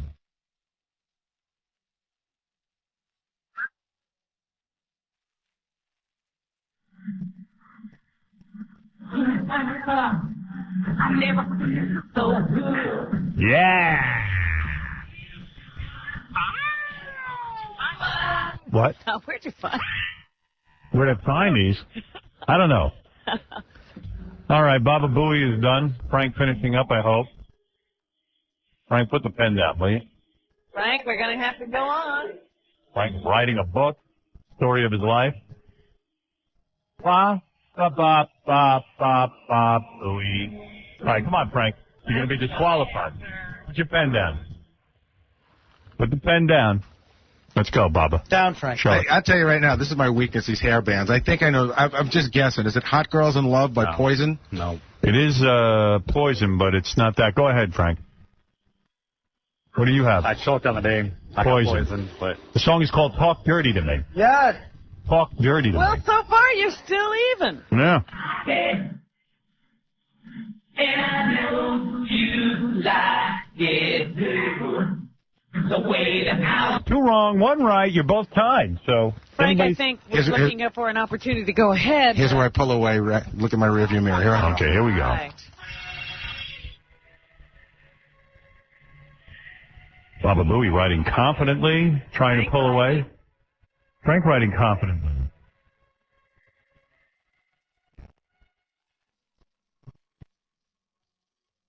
All right. Let's go to my man here, Frank, first. It says, Little Lies. Read it to me. Fleetwood Mac. Okay. You got to write big, Frank. I wrote Fleetwood Mac Lies. What's the name of the song on the album? Fleetwood Mac, Little Lies. I'm going to give it to, you got one wrong. Sorry, boss. Frank gets one up on you, and there's only one left. Little Lies. I left a little out. Dude, I have to see her naked. What are you doing? I should have had Poison. I have to see her naked. You better get this right. I think you better get it wrong. Yeah, because right now he's ahead. Yeah. Is he ahead right now? Yeah. This is very, very important to me, to see this girl naked. I have to see this. Thank you. Oh, this is easy. Well, Not the let's see. See, you get it right then. I'm going to ask you when I stop. Hold it. It's so easy. All right, wait a minute. Now you're making... All right, both guys are done. I'm going to go to Baba Booey first. Keep that pen closed. It's Lean on Me by, I don't know if I spelled it right, Club Nouveau. That's correct. You didn't know that, Rob. I didn't know Club. Go ahead. Let me see. Lean on Me, Club Nouveau. That means... Oh, he wins! Damn it. A bad day, man. Sorry. Good job, Frank. All right, you win 5. Booey, how could you I don't do know. it? I looked up the need little to see her online. You know what? naked. I've seen Poison, I don't know, like 4 years in a row, and I just choked on that name. That should have been over before. Oh, stop bragging. You beat him already. Baba, bad job. You could have freaked out on this? I tell you, I know the Poison title. Right? Did you know the Club Nouveau one? Well, I thought that was Zeppelin. The $5,000 prize for Stump the Buoy that Frank just took, provided by Airborne, came in here and rolled us. Wait a minute. Now we gotta get out our own cash to see this broad naked. What do I got on? I got 500. Let me talk turkey with this girl. Yeah. Teresa, granted, you just got $2,500. Yes. Because you're splitting it with Frank. But a girl like you has got to turn over a lot of drinks to make an additional 500. I'll throw another 500 your way, courtesy of Playing It Straight, a new reality series where you get to test your gaydar by figuring out who's gay and who isn't, premiering Friday at 8 p.m. on Fox. If you drop the curtain. 500, Howard? 500, that's it. Come on, can't you do better than that? No, that's it. That's all I got. 500. That's a lot of Long Island iced teas. Oh, that's terrible. What do you She's think? already got 2,500. We could practically No. see you through the curtain. I would probably do it for 1,000, but no, not for 500. No. I can see this. Yeah. You got any more money on you? Do you have any money? I do have a couple of bucks in my back pocket, Howard. What do you mean? Where do you have it from? Well, Bally Total Fitness has given us some funds, you know, to do stuff. An emergency? Yeah, in emergencies. You know, call 1-800. I can't remember what it is now. I'm so excited. That's why you couldn't play. Let me think for a second about this. Should we pay $1,000 additional to see her naked? Well, the 2,500 she won. She did. All right, forget that. Right, we're not. And I've given her 500 to get, to drop the curtain. Now, what do you think she makes in a night? What's a good night for her? I don't know. This girl, I think she could turn a couple of good tips out. What's the biggest tip you ever got? My best night I've ever had bartending, I brought home $600 one night. Mm-hmm. Yeah. That was probably a lot of work, right? That night? Yeah, the club was packed. What's your average night, though? A couple $100. So this is 2.5 nights. That $500. Hey, answer me honestly. You ever taken money from a guy for sex? No. Be honest. Honestly. Just as a goof? No. Would you want to start today? A couple $100. $500 is a nice amount of money. I agree. No? Boy, America's really going down the tubes. Going down the tubes. What's going on? I don't understand. When a girl doesn't take $500 for getting naked. What? Hey, Howard. Yo, I mean, these people are cool and they're nice and everything like that, but you made an offer. They don't like the offer. Have them walk. She's negotiating. No negotiation. That was what it was. It was $500. That's a lot of money. You're gay. You don't care about you want to play figuring ball anything. tag. Come on. No, it's bag tag. Bag tag. Casey, you care about this as much as I do, so Right. be quiet. You see, I'm not saying anything. What? I'm just I saying. wanna see her I'm ass. saying we're setting a precedent here. If you say 500, that means But you know what? 1,000. I always find when we get in this situations, we want to see it, and then we overpay, and then we're sort of disappointed. And then we feel bad. Yeah, we feel like You feel like you were ripped off. Yeah. So what if we get a backbone now and say no? The FCC is going to pull a plug on you tomorrow. Yeah, so? You may not. You're leaving your that last money in the opportunity. bank, is what he's saying. Honey, True. for $500, I've gotten chicks to have sex with snowblowers. Dude, don't show your tell. $1,000. We should get lap dances and also be able to spank her. Yeah, she has to do for $1,000. She should have to do something a little. What? She should make a little breakfast. Oh, Yeah. oh, what do you want to, like, get to touch her or something? Yeah, but Wait, Yeah, Through the curtain, you look good. Thanks. that's what curtains. Can are I for. say something? Yeah. Go ahead. What's your vote? Because you're not gay. This chick turns me on. I want to see it. Me too. Oh, Art. She's sexy. Fred? I want to see if it's a natural blonde or not. How about for the grand, we dropped the curtain, but Frank's got to leave the room. Yeah. Why? Why do we care if Frank's here? Because, I don't know. He won. Yeah. She's not a natural blonde, by the way. Yeah, no way. No, I know because I saw her driver's license. Oh. Her brother's I'm not even sure. I'll there's agree with Well, that. what else do you want for the $1,000? She has to play bag tag with us. I'm not even sure those are her eyes. You got to pick up a quarter with your rear end. Definitely. What? All right. He goes with his gay games again. It's Not not pick up a quarter. Why would I want to see her do that? I did not want to wrestle. Why not? Why wouldn't you want to see that? I want this guy to get naked and wrestle How about she has to touch her toes? talk dirty. All right, here's what we need for the How $1,000. much for Frank to put on a thong? For $1,000, I'm willing to go to $1,000 if we can see you, like really look at your front. You turn around, you let us see your back, and then you. We get to whip you with a pencil. No. Then you bend over and pick up something. Yeah. When you're. You have to pick up all those cards on the floor there, but with your butt to Howard. See those cards right there? What do you think? Oh, wait. She see Yeah. that? I think I saw it for free just now. She pressed up against that plastic. Whoa! Oh, man. You can tell that she wants to do it. You will? and You'll she'll do pick it. up the cards? All right. Sure. What do you think, Frank? Should I do it? It's up to you. Yeah, all right. Up to you. Meanwhile, look at me. My brother's going to kill me, probably. Oh, don't worry about him. I'll handle him. All right. Wait a minute. Are we splitting this money, too? Are you going to get naked and bend over in front of Howard, too? No, this is, I don't want that. No. This is yours. This is all you. All right, I'll give you the $1,000. Drop the curtain. Oh, not a disappointment, honey. Oh, good. Thanks. Now I got to come over here and pick this stuff up. She said she wasn't fully shaved. I don't think she is. You are, honey. You're fully shaved. Like a. What's with the Thanks tattoo? a little bit. Why tattoo on your thigh? You know, I was like 16 when I did that, and I wish that I didn't, but what's done is done. So. You got nice legs. Let's see. Okay, now turn around. Let's see your ass. That's a home run right there. Not bad. What's with the piercing of the chest? What's up with that? What does that do for you? I don't know. It was really painful when I did it, but I really like these piercings. You like the pain? No, I didn't like that part, but I like the end result. I think it looks good. Yeah, I'm down with that. Do you think she needs breast implants? Oh, Definitely, please. Howard. Come on. Honey, come on. You're talking to a real man. I don't care about those things. Yeah, she can use a little bit. See? I agree with No. Casey. Just A a little tiny bit. bit. Even a little, just to shape him a little I bit. just want like a That's because both of you are gay. C-cup. I'm not gay. No, Who even bothers with that? 5 seconds I spend with that, and then I'm right down to the home Yeah, run. but that's what gets guys in the first place. When they see the rack, they dig you. I'm there. You don't need anything up there, honey. All right. No, she I'm looked talking like to a guy who's a real solid heterosexual who would give it to you. You wouldn't even... you wouldn't have to. I don't even look at that. I could chop those things off and still have sex with you. Yeah, Gary cooks, and we don't know what the thing is with And Gary watches his kids all day in KC. We're not sure what's going on. I don't get horny while I cook. I don't know. I would break down the wall and then kiss her brother. Right, Artie, you don't care about those. Look, I mean, geez, I'd bang her. Oh, there you go. Artie's had a very strange look on his face all day today. I'm a little concerned about it. I got to tell you, it dates back to yesterday. When you looked at that girl, Kat, she was disgusted, man. You looked at her like a serial killer. Bad allergy time. Is that what's going on? Yeah, I got bad allergy. Drink more Airborne, dude. I got it, man. Get rid of everything. Yeah. I'm doing all right. Now, in order to get the 1,000, you have to... Wait, let me get up so I can see. You have to pick up the cards off the floor. Okay. With your back With to my us. butt to you? Yes. No accidents. All right, go ahead. Yeah. Did you shower? Yeah. And you didn't go to the bathroom this morning? No, All right, good. Ooh. Sure? Hey, That's terrible. Wow. The other 500 was from Valley Total Fitness. It's 1-800-FITNESS is the phone number. Whatever. I couldn't remember. No, we love Valley Total Fitness. Anything else she could pick up?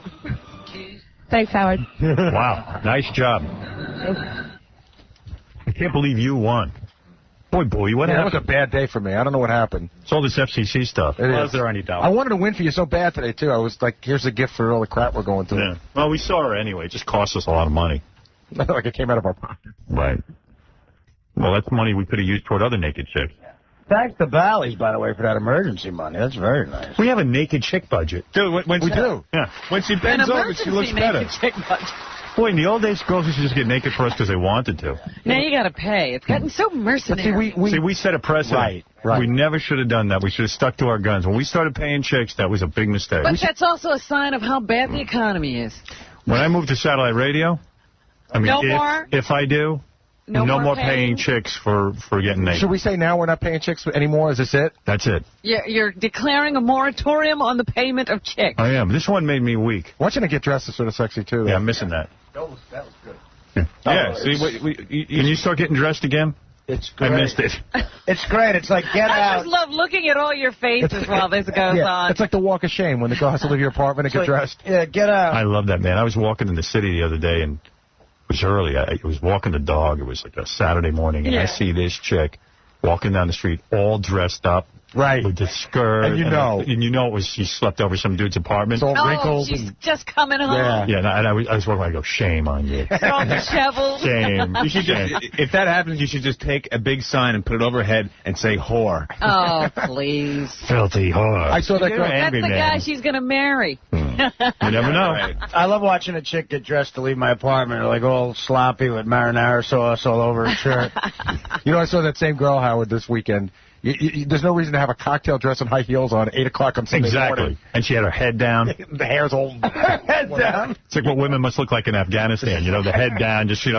Yeah, I want you to put a burqa on and leave my place. If you're a two-dime whore, there's a reason to walk like that. Sure there is. Will you stop? Boy, oh boy, you're an angry dude. You just hate women. Is that medication kicking in at all? No, he was out yesterday because of his medication. Really? Tell Robin what happened. Yeah, so it's not enough that they have me on two or three now. They tried another one yesterday. What's the drug? This one's now, they give it to kids for ADD, because it's supposed to elevate the mood or something like that. It's called Strattera or something like that. Strattera. Why do they give you that? Because the other ones weren't working. They tried like all of them. But I think they are working, right? I mean, why are they giving you more medication? I thought you were okay. Well, the seizure stopped.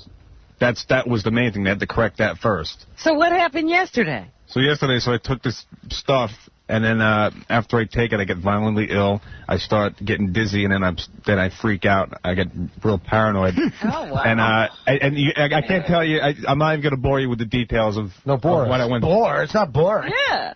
What happened? I guess somehow, I guess they must have had what do you call it a reaction, like with all of them or whatever. Side effect.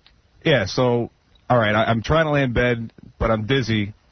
And then I keep thinking that there's just the only way I can explain it was I felt like my skin was like crawling. Okay, with stuff. It's just stuff on them. And then I thought there were things in my bed. I thought there were insects in my bed. Probably are in that flea bag. Fascinating. Yeah, and then the other time I got up every couple minutes to keep checking my closets because I thought there were things in the closet. So did you beat up any imaginary things? No, not at all. What would you get up and like? and like look in your closet and like start ripping it apart? No, I cleaned. I went through it. Everything. I pulled everything out of there. Yeah. Well, what did you expect to see? At first, I Predator. I thought they were like Casey versus Alien. Did you think there were animals in there? No, I didn't know what it was. What did you think it was, though? I thought it was a person or something. You thought a person was hiding in there watching you. Something like that. And then I kept going in, and I kept coming back, and then I waited to get dizzy again, and then throw up and come back and say when I was throwing up, maybe somebody got in through the window, and then it was just a complete mess. So I'm not doing this anymore. I'm not trying it their way anymore. What do you mean? I'm taking care of the seizures. That's fine. That's okay. Seizures. When did that start happening? Well, he It's been said happening that's for what 10 they years. discovered first, that he had seizures that were uncontrolled, and he didn't even know he was having. So I went to the neurologist from getting hit in the head. I got these. Dude, you look mental. He couldn't sleep through the night, Howard. He told me he hadn't had a good night's sleep in, I don't know, 4 or 5 years because he would have seizures during sleep, and we'd wake him up. Yeah, and I never went anywhere. I thought it was just normal. So why, you think you peed your bed? It probably has something to do with it, yeah. My pillow scared me. Did you ever have a seizure during sex? No. It's only when I'm sleeping. Never when I'm And awake. your girlfriend never told you? She did. She kept telling me for years to go to a neurologist, but I never went. Didn't the doctor tell you that you should have gone to him years ago? Yeah, and he said, if I didn't go, I said, well, I got to take this medication for the rest of my life. He said, yeah, do you want brain damage?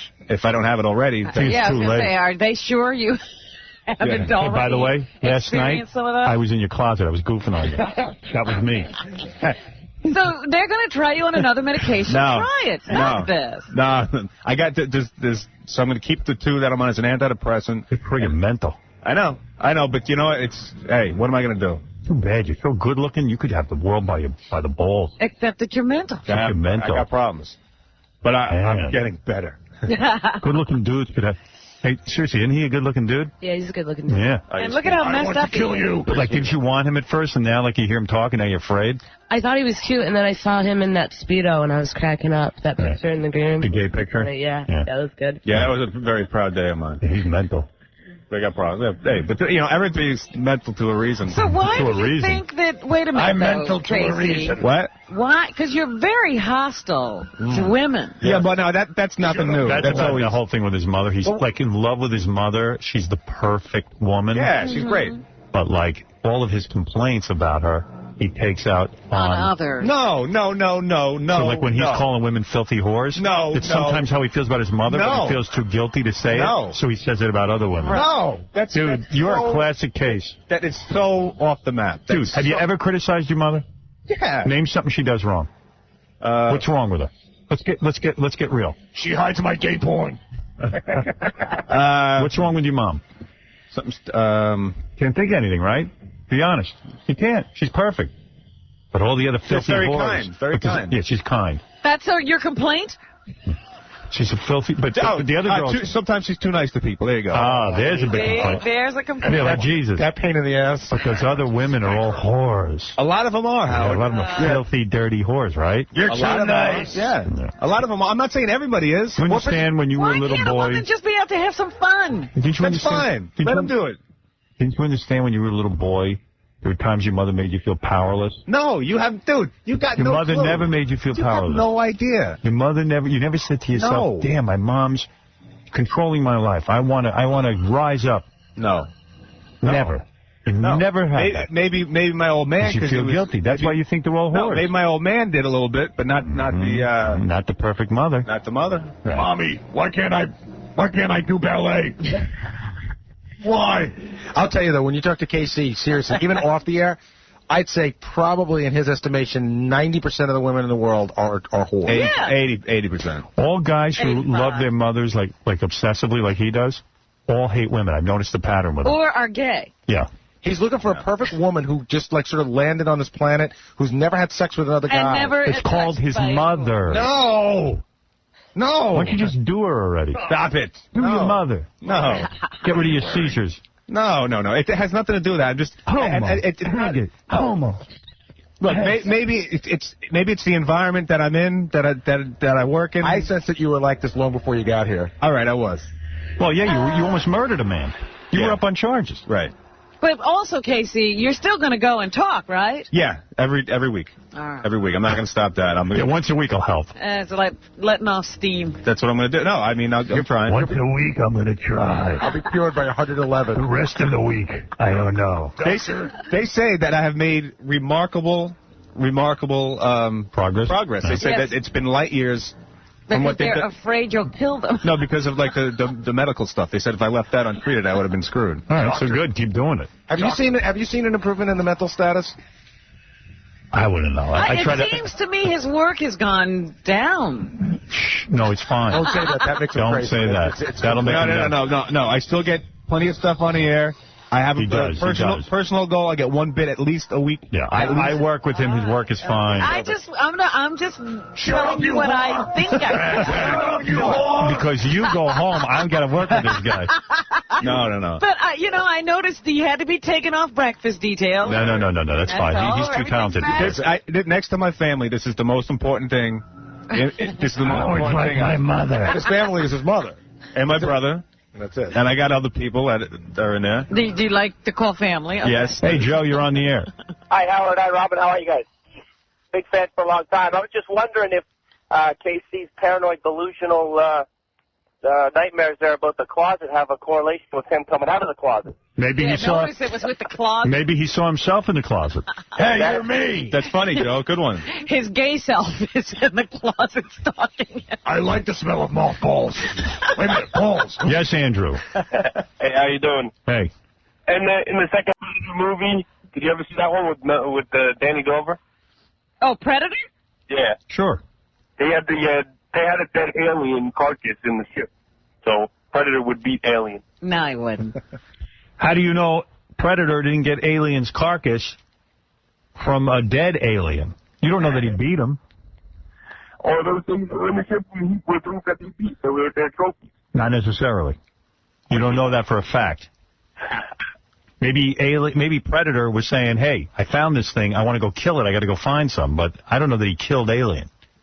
I forget. You say Alien would beat Predator? Yes. Hands down. I don't know who would win. No. It's obvious. How obvious is it? Predator relies on a spacesuit. All Alien would have to do is just suffocate him. When did you see that Predator relied on a spacesuit? In the first Predator. Arnold Schwarzenegger. That was a suit he was wearing. I got to go back and look at this movie. Am I wrong or am I right? Like all the ways he could see that was all electronic stuff. I thought those were his natural abilities. No. I got to go back and take another look. No, he's What's the second one do? It's like Superman versus Iron Man. Iron Man was a suit that was developed by a laboratory. Against a regular man, sure, Iron Man would win. Against Superman, I don't think so. No. Of course, that's ridiculous. If that's true what you're otherwise. saying, then maybe you have a point. But I got to go check that out. Let's check the facts. I'll bet any amount of money, unless it's some kind of bogus movie where at the end they don't have a real winner. That's it. I'm sure somebody's seen the script. Let's cut to the chase. Let's find out. It's probably on the internet. Of course. Sir, thank you for stopping playing Dungeons and Dragons long enough to call and say that. Yeah, we interrupted his Dungeons and Dragons game so he can call in and tell us that, real quick, that Predator beat Alien. Real quick, I got to get back. I'm Dungeon Master, but Predator would definitely beat Alien. Yeah, the alien was on the spaceship. Yeah, don't you remember? Mr. Reese's got to go. Do you have to go? Don't go. Well, she's dressed. You're dressed. Yeah, dressed. Yeah, what fun is that? Put your head down and leave. Frank, congratulations. Teresa, congratulations. Great meeting you. We're going to take a break, and we'll come back right after. Howard, what? I just don't want you to believe that all women are whores. They're not. Okay? A lot of them are. But all I'm saying is just, look, there are women out there that are ladies. Don't and classy. believe. Like anybody who listens to you. No, but I don't want you to think that that's what I'm saying, because I'm not saying that. Do you think Teresa's a whore? No, I don't think she's a whore. Well, you look down on her because she got naked. Would I date Teresa? No, I wouldn't date her. Why? Why? Because she's in here getting naked in front of a bunch of people. Why? You wouldn't date Miss Howard for money. No, I wouldn't date her. Well, how many men have you been with, Teresa? 5. All right, you're not a whore. How many before you're a whore? 6. You got to use both hands. You're one man away from being a whore. Yeah, so what exactly is the number? I would say probably if I had to pick a number, you don't have a definite number. I don't have a textbook, but I'm saying if you got to use 2 hands, so over 2 hands. Is she like every? I'm at 5, so one more. No, 2 hands. If I'm you saying, use 3 hands, if you're a over whore. if you use 3 of your hands. If you use 2 hands and a foot. 3 hands, okay. If you use 2 feet and hands. I got it. Yeah, but we know. Is she like every nutcase at the bar that sits and hits on you every night? There are a lot of them, I have to say. What's the best way to get a chick like you, who's like a bartender? Like, how do you, like, what's a good move? Like, is there any way you've ever gone home with a What I customer? really hate are those, like, really stupid, cheesy lines. So Don't say anything like, you know. So let's say I'm sitting there drinking. I'm not the best looking guy in the world, okay? I'm sitting there. No, thank you. But you're sitting there, you're drinking, you know, like, I see you. I go, hey, you know, like, what am I supposed to say? I don't know. Just, like, be yourself. Be normal. Don't, like, When I'm myself, no one pays attention. Yes, they do. Rarely. Yes, they do. I have a pickup line. Do you like Dan Marino's hair? I do. Yo, a perfect number would be 3. 3 is a perfect number. How many fingers does your mom hold up when you ask her how many guys she's been with? Don't know. I cut her hands off. I like Derek Jeter's hot. You know what's wrong with my mom? She's too nice. Too nice. Hey, Rod, go out and be a whore, but don't be too much of a whore, because then I'll hate you. So 3, if you've only been with 3 guys, you're not Yeah, a because whore. that means, all right, say high school. Yeah, you're all right. So, you know, you that's when you first make a relationship, high school. Have you ever gone home with any of your customers? No. Never. Never. So it's never happened? No. So no guy's ever had the right thing to say when he's sitting there? No, well, not at the bar. I don't know. It would just seem too weird to me. Where do you meet guys that you bang with? In a parking lot? Yeah, outside of the bar, no. At other people's bars? It's too bad. Yeah, other people's bars. Just not the one I work at. That guy you're doing every once in a while now, where'd you meet him? He's been a friend of mine for a while. Where did I meet him? I think I met him through a mutual friend. I like when you talk what you do with your feet, like, you know, how you kind of, like, put them on top of each other. Yeah, you like that? That's cute. So, KC, that she goes out and has sex with just some guy for sex, is that bad? Yeah, is that really bad? Was the only guy that you're banging? Yeah. How long you known him? 3 years, I think. But she doesn't love him. She's just doing it for the sex. Yeah. That's not too bad. That's not too bad. Skanky So, like, after I leave, he's going to be like, that girl was a whore. Girls is filthy whore. Girls have needs, dude. Your mom has needs. Mom, you're being nice Is again. Mom It's dating? killing me. Mom had a virgin Is Mom dating yet?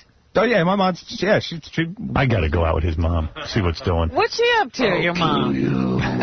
Mom's doing great. Who's she dating? Mom's been with the same dude for a long time. He stay over? Yeah. Did she ever bring chicks home for him? Yeah. All right, we got to take a break. We'll come back and do the news for you right after this. Thanks, guys. Thanks, Yeah, go ahead. I'd like to ask you a question. Do you feel that the United States should remain in the UN? I'd like to have your opinion. Yes, I do. We're part of the world, and the way of the world is going to affect how we are, and we ought to be at the table, whatever the table is, so that our influence can be felt. Otherwise, we won't have any influence at all in the world. And we are the most powerful force in the whole world. For us to withdraw and let other people determine the direction that the world is going in would be foolhardy. We've got too much to protect. One day I'll pop by the station and check you for hernia. I'm gonna. All right, Sean. 95. The outrageous king of all media. Howard.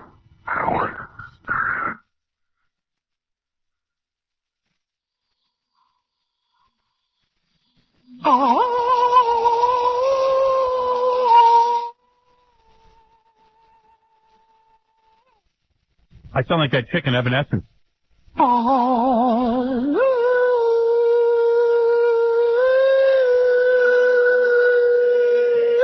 What song is that? What? Aren't they all like that?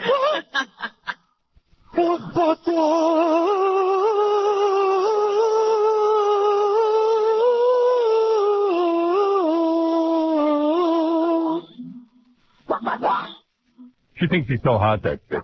She ain't that hot. I don't know what you look like. Yes, you do. You see the chick from Evanescence? But I can hardly see her with all the flowing clothing and the hair. Yeah, you see a chick with flowing clothing, you know something's wrong. I'm way more into these other artists like this.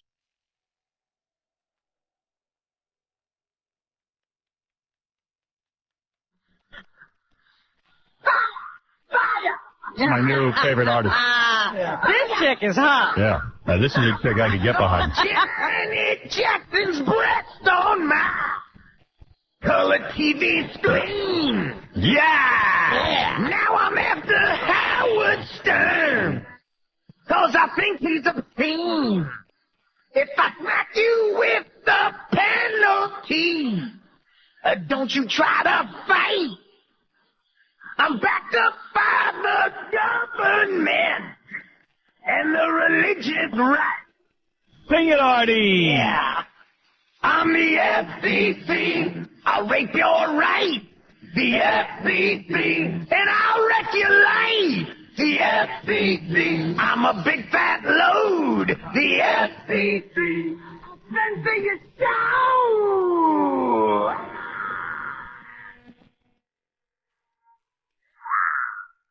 Yeah. If you're dirty, mean, or talking unclean, you're a wanted man. Step out of line, it's a great big fine, or you might get canned. My people, you didn't elect. I'll take all the freedoms I'm paid to protect. Michael Powell's back in town.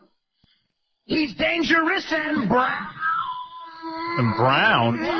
Racist. I'm the FCC. Marty, what kind of song is that? You're right. The FCC. He's dangerous and brown.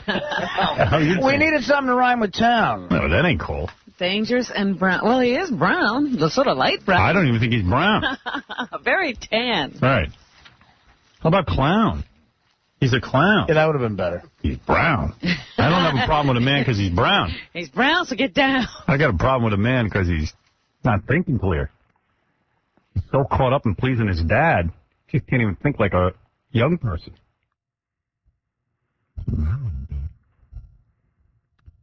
Get carried away with the position he's got there. Remember who gave it to you. The guy who gave it to you is a man who wasn't even elected by the majority of the people in this country. So, think about that before you start raping everyone's rights. I want to wait for that. There was no mandate there. Yeah. And calm down. I was talking to Jimmy Kimmel the other night. We were thinking of going to Italy together, me, Jimmy. You're leaving the country and moving to Italy? We were going to go on vacation. Oh, it's just a vacation. Well, me, Jimmy, Adam, Daniel, and a couple other people. Mm-hmm. Couples. With the chicks. But they picked a date that I can't go. So we're working. Mm. So he told me he'd leave a room empty for me. And that Sarah will use it when she's pretending that she never goes to the bathroom. Oh. Because Jimmy's never seen Sarah go to the bathroom. She's doing that, too, staying away from bathrooms when Jimmy's watching. Yeah, so...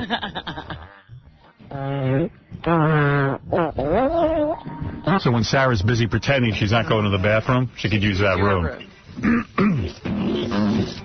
You don't mind your room being Sarah's bathroom? No. Sarah's cute. She's cute. Very cute. I saw her sleeping. She was laying she sleeps in this little T-shirt, same T-shirt. Like a baby tee or something? Like a T-shirt but cut off so you could see her belly. And she's got a nice flat stomach and still curled up on the couch. A little bit of saliva dripping down her mouth. She was drooling a little bit? A little bit. Yeah. That's cute. She had a little beanie on. Where'd you see that? A beanie? Yeah. Yeah. She looked okay. What's the beanie all about? We were on the plane and she had a little beanie on, because she gets cold on a plane. It was good. Oh, she was all covered up. Yeah, I like all kinds of chicks. I rubbed her leg while she was sleeping. She didn't know. She didn't wake up? No, she's sleeping, that's nothing. She's a heavy sleeper. Yeah. Take some pictures of her while she was sleeping. Where are those? I might collect them. They're in the vault. With my Rebecca Remains Famous picture. In that vault. I stuck my tongue in her ear, too. How far did you go? Third base. Hey, you were asleep. I thought you wanted it. You slept around me. Yeah. That's like asking for it. Yeah, if you're going to sleep, expect stuff to happen to you. Don't send those signals. Yeah. I stole her bra.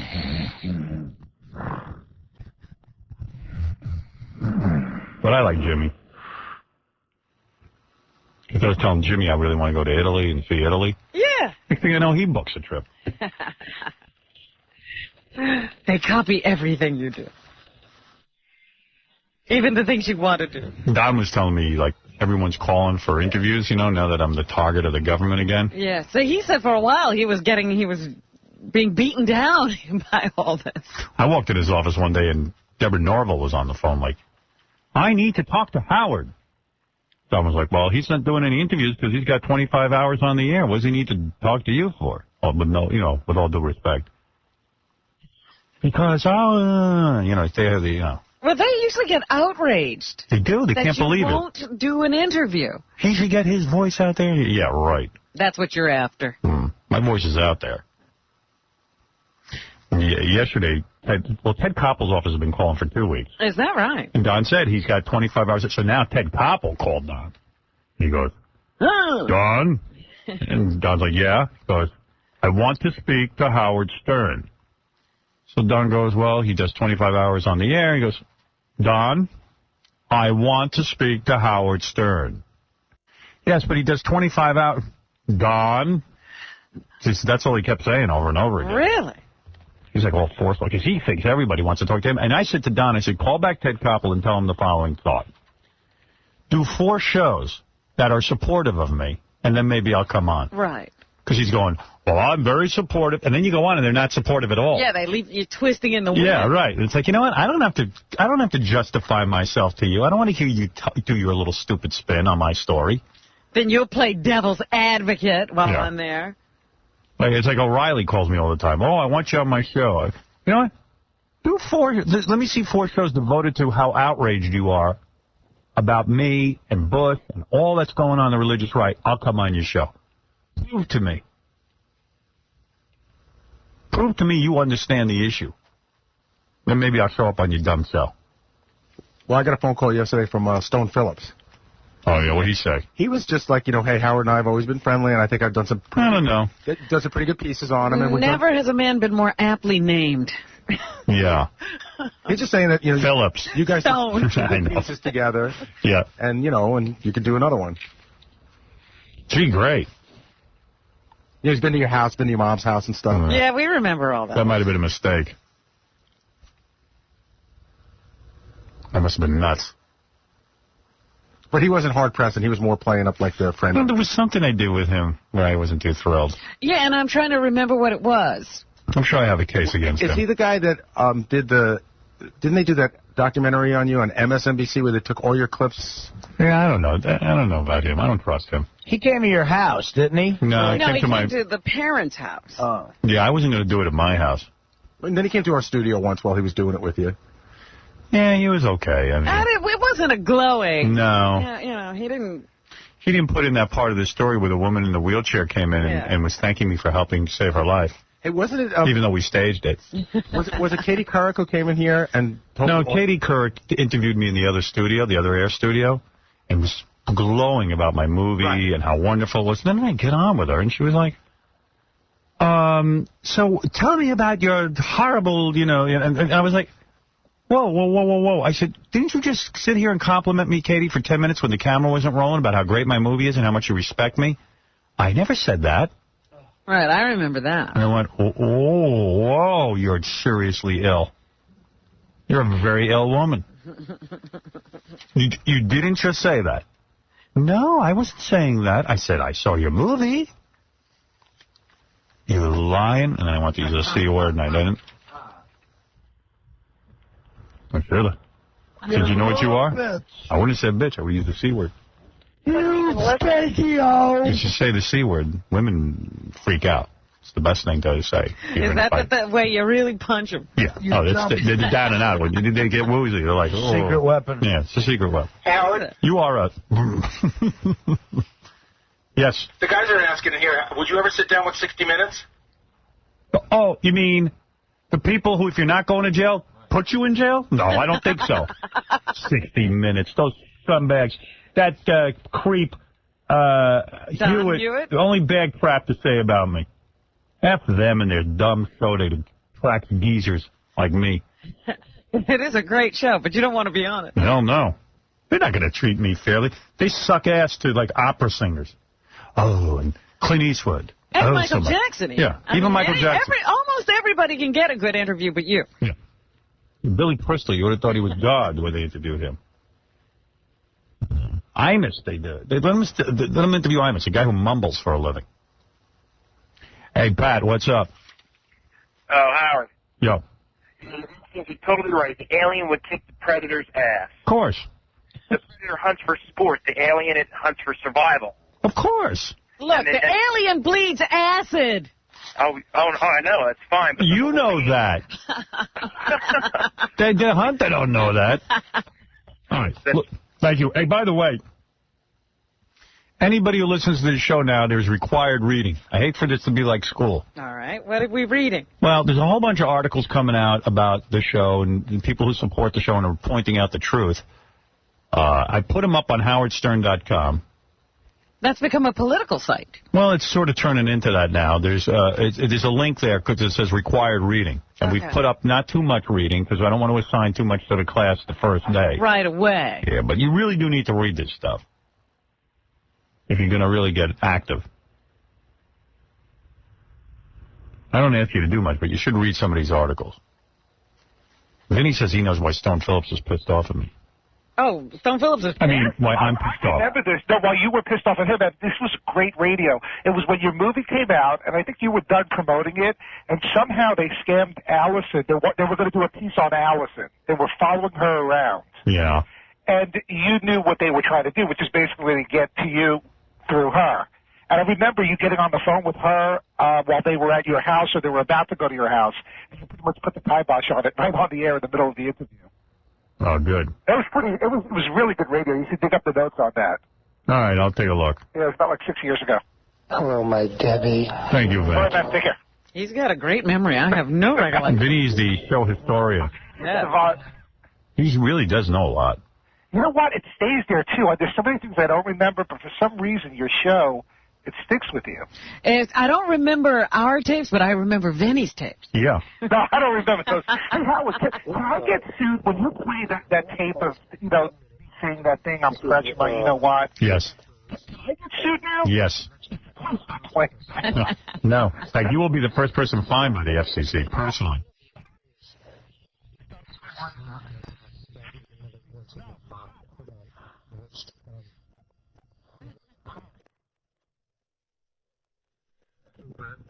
Well, in a matter of speaking, my head is still in the future.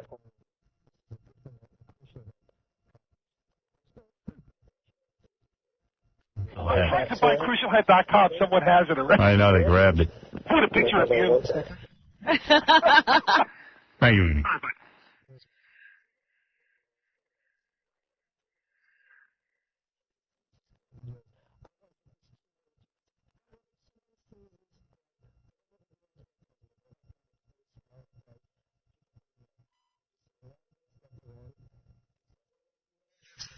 See, I don't understand what he's saying there.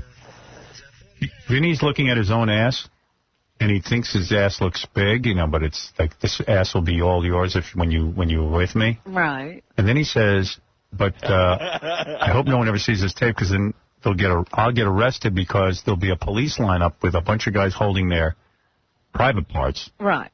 I guess because Vinny's holding his private parts. Well, he's just shown her. Yeah. And he's saying if the tape gets out, they'll have to identify him that way. Oh. Not by his face. By his crucial head. Right. Oh, so much. My crucial head. So he's describing the lineup. Crucial head, I don't know what it means, but it sounds indecent. Yeah, I hope Vinny gets fined. We're taking Vinny down. Tape you made 20 years ago. You're on, all right. I made that tape 20 years ago.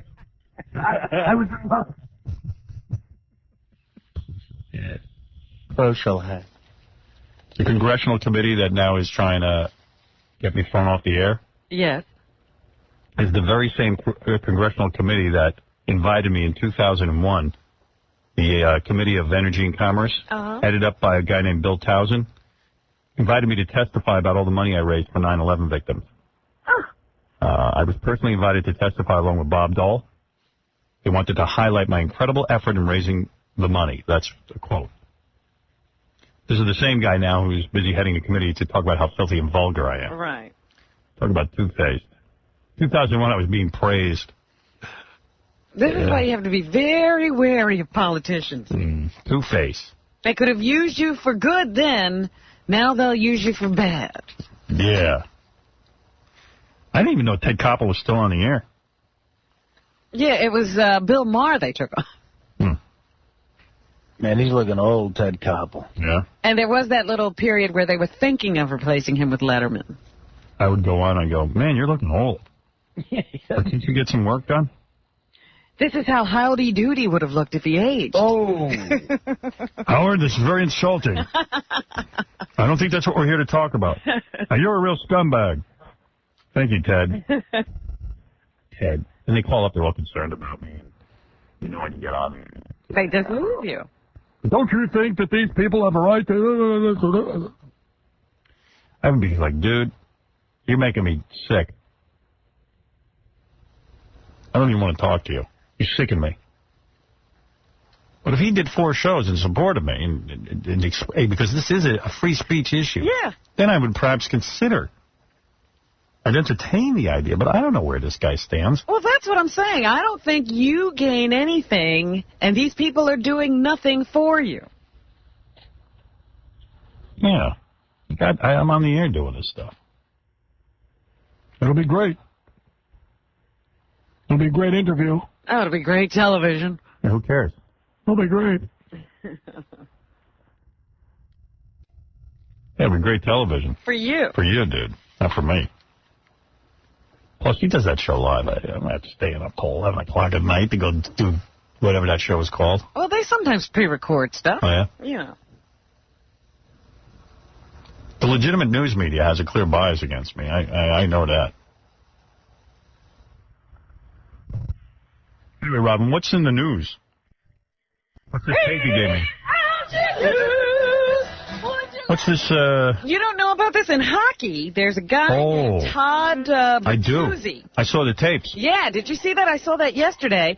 There was a game between his team, I guess it's the Vancouver Canucks. Yeah. And who were they playing? I don't know. I'm not sure. I don't know one from the other. But anyway, the other night they were playing, and he just blindsided this other player. And He sucker punched him. yeah, and just knocked him to the ground, then landed on him and broke the guy's neck. Yep. And now the guy's in the hospital for an undetermined amount of time. Ended his career. Not necessarily. They say... I heard he's paralyzed. Well, say, I think they say he's going to make a good recovery. A full recovery is what I've been hearing. Oh, God. But, I mean, you still don't need to have your neck broken while you're playing hockey. And this guy, Bertuzzi, went on, held a press conference yesterday. He has been suspended by the National Hockey League. And this is his tearful apology. Oh, what a pussy. First of all, he sucker punched a guy. He's a pussy. He should be thrown out of the game. You see, that's what I don't get. But see, all this stuff is legal in hockey. Yeah. So can I take a gun out and shoot a guy during hockey? No. If I want to kill a guy, can I kill him during hockey? You can't use any weapons. Oh. But you can, punch him. Knuckle, elbow. You can do you can punch. I can sneak up behind him and punch him? Yeah. Which is essentially what he did? Well, they're saying, that might have been a little wrong. Comments for Steve. Steve, I just want to apologize for what happened out there. That I had no intention on hurting you. Punch him in the face. Feel awful for what transpired. Steve's family, sorry that you had to go through this. And I'm sorry about, again, what happened out there. I'm relieved to hear that Steve's going to have a full recovery. It means a lot to me to hear that's going to happen. I want to apologize to Take him out of the game. Mr. Burke and Mr. McCaw, to the Vancouver Canucks organization, my teammates, to the fans of hockey, and the fans of Vancouver. For the kids that watch this game, I'm truly sorry. I don't play the game that way. I'm not a mean-spirited person. And I blame Howard Stern for that because he talks dirty and it encourages me. And I'm sorry for what happened. I'm so sorry. Yeah, he hit the guy in the head. You're not sorry. Then landed on him and drove his head face first into the ice, knocking him unconscious. The guy was lying on the ice in a pool of his own blood. And now he has a broken neck and a concussion. So how do you let a guy like that keep playing in the NHL? Now, because if you've been encouraging guys to attack each other for the good of the game, how does he know on skates when he's going to go too far? punching a guy from blindsiding him is unbelievable. But you should see the way they go after each other. This wasn't in, until sucker punch? This guy, started bleeding and couldn't get up. This was normal stuff. Yeah, and they could stop it tomorrow if they wanted to. They could throw a guy out, make an example. That's what they're saying. They're saying now, what does hockey have to have, a death before they rein this stuff in? For the record, the guy was Steve Moore. He played for the Colorado Avalanche. That's what that's what he plays for. Hey, Cabby, you're on the air. Hey, what's up, Howard? Hey, man. Everybody wants to interview with you, for you to interview on their show. Why don't you let me interview you? Be the first exclusive interview. Well, why would you want to do that? On the Cabby show? Well, not necessarily even on the Cabby show, just a straight interview, just me and you. Because where's it going to be played? Oh, every media outlet I'm sure will pick it up. 5 3/4 is my handy cam. I don't care. That's what he's looking for. No, I'm not looking for anything. But I'm saying Howard's not looking for that. Oh. I'll only answer those Pearl Jam questions you ask. Come on, Eddie Vedder loves me. I'm serious, dude. Let me get the exclusive interview as a big F you to all those media people won't get behind you. All right, let me think about it, all right? Seriously? Let me think about it. Okay. All right, bye. All right. That's my new thing with Cabby. Let you think about it? I just let me think about it. That makes him go away? Yeah. He just wants to be heard. Cabby cannot be louder in the morning. You're doing one of those parent tactics on him. Do, crackhead nightline. So, Cabby, he does overnights now, so you see him in the hall, and I'm walking in this morning, and he goes, "Hey, beautiful!" And it's really weird. It's like an attack almost. You talk about getting sucker punched in hockey. It's weird because you don't, it's kind of like a sexual harassment thing. Like he just yells really at the top. It's very loud. So I came into Artie. I said, Jesus Christ, it's embarrassing. He yells out, "Hey, beautiful," and you don't even know what to do. And then what did he say to you? Oh. Well, I'll clean it up for the Go ahead. But, he basically, at the top of his lungs, goes, "Hey, Artie, can I give you oral?" Yeah, but not even oral. No, really But real loud. And you're like... It's a verbal attack. Yeah, I've seen him yell that stuff at KC. It's very loud. It's Boy, he really does want to be seen. Yeah. Strange because he is calling attention to himself. He really has to get into therapy. Kind of groggy in the morning, That's a lot of pressure to always have to be the center of attention like him. Yeah. They help me in therapy with that. But he likes it. He doesn't see it as a problem. Oh, I bet you he does. You think? Yeah. Come on, to always be the buffoon yelling out, "Hey, let me give you oral"? I just don't get that he's suffering from this. He's a good cat. I really like him, but he's got to chill. He's a great guy, but if you have that problem, a job like this makes it hard to overcome because you are the center of attention. But don't you go into this because you have that problem? Yeah, but you could get enough attention being on the radio that you kind of feel full. Yeah, he never feels full. Come on, wait a minute. It's Cabby's show you're talking about. It's not like he's here. I don't know. It spills out into the hallway. Cabby would like to be a much bigger star than you're even aware of. Hey, beautiful! I'm like, whoa. So, no. Your ass is looking particularly good. His cup is not full, Howard. No, it runneth over. Wow. He's got plenty of room in that cup that he needs to put more in. You're plenty hungry. Did you see, speaking of people whose cup isn't full, and they really should have no problem, that Liza Minnelli and her ex-husband were thinking of doing their divorce on reality TV? Do it. Oh, my God. Somehow the deal has fallen through, but they were actually entertaining that notion. Why does that surprise you? Well, look at the allegations. He's accusing her of being a drunk who beat him. Yeah. But he see what they would do if they put it on TV. He'd get all his money. Well, they say they both get paid. Right. But my point is, these aren't the kind of things you really want people saying about you in public necessarily. Boy, that would be a great show, huh? Oh, I'd have to watch. I would watch that. I think it might ruin their divorce. They could put it on for 24 hours a day. It'd be better than the O.J. trial. Mm-hmm. Well, just hearing him testify that she beat him up. Didn't he threaten to sue the last reality show they were putting together for VH1? Yeah, he got all nuts with that. Yeah. He's a walking lawsuit, that guy. Yeah, so I suppose that's why people may have pulled out after discussing this with him for a while, because he really was very controlling of that VH1 show. You remember, you were supposed to be at that dinner. Yeah, remember they invited you. They invited you to Yeah, Liza and David Guest invited me to go to a dinner, thinking that if I show up on their reality show, it would get some ratings. That would have been good. Yeah. I should have gone. Actually, that would have been good. But I just can't imagine you want to sit around having people go through the intimate details of your marriage breakup. But they were thinking of it. It fell through. It won't happen, but too bad. It was actually in negotiation. Got to take a break. We'll come back. We'll do the rest of the news for you right after these words.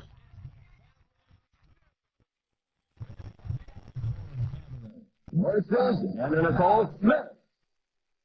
100 people surveyed, top 5 answers on the board. Here's the question. Name an occupation that to many young girls seems glamorous.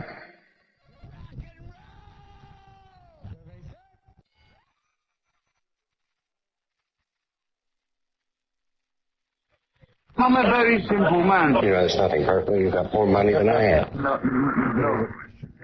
Name something you keep in the house for emergencies.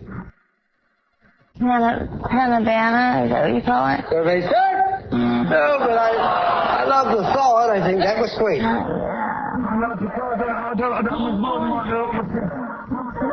don't want the coyotes to get the cat.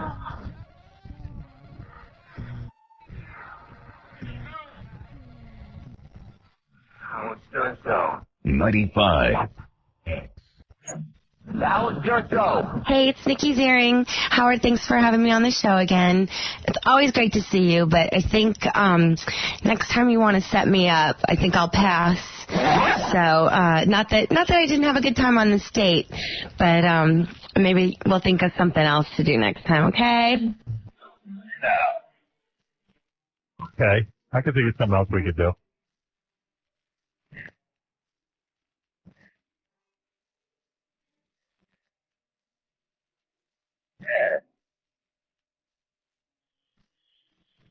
Life is la la la la la. But I'm sorry, man. All right. Oh, my. La la la la la la la. Fire! Yeah. Oh, my. All right. Robin, what else is in the news? Well, a series of explosions went off in Madrid, the capital of Spain, today. It's a few days before their national election, and I think that's why this is going on. But about 170 people were killed. Wow. That sucks. And several others wounded. You know how unimportant that is? Like who even cares who's elected to government in Spain? I guess some Spanish people. I don't know why. It makes no difference. Basque, a separatist group, ETA, they think. What's Basque? For this. It's some of the peoples of Spain. They have a couple of different kinds of people. Can you imagine? Basque people. That's how stupid we must look with all of our, racial problems and religious problems. In Spain, some Basque guy. It's like, what? I don't know a Basque guy from another guy. They all look alike to me. It's like, you guys live in Spain. Nobody cares. Get it together. Yeah, pull yourselves together. I mean, that's a lot of people. A lot of people dead. People die. Dying, losing their lives. Yeah, they were on their way to work this morning. It was just like the World Trade Centers. They went into the train station, and they never came out. That's scary. Boy, that sucks. The ETA often phones in warnings before detonating bombs, but this time it apparently did not. The bombs went off at the peak of rush hour. Wow. That sucks. Yeah. Hey, Scott, you're on the air. Yeah, thanks, Howard. Hey, bro. Just wanted to get on plug stopfcc.com. What's that? It's a website for people like you and I that actually care about our First Amendment rights. And I personally don't feel that when the politicians get on and say, oh, you know, we're here for your freedoms, and really they only care about votes and they attach terrorism to all of those definitions.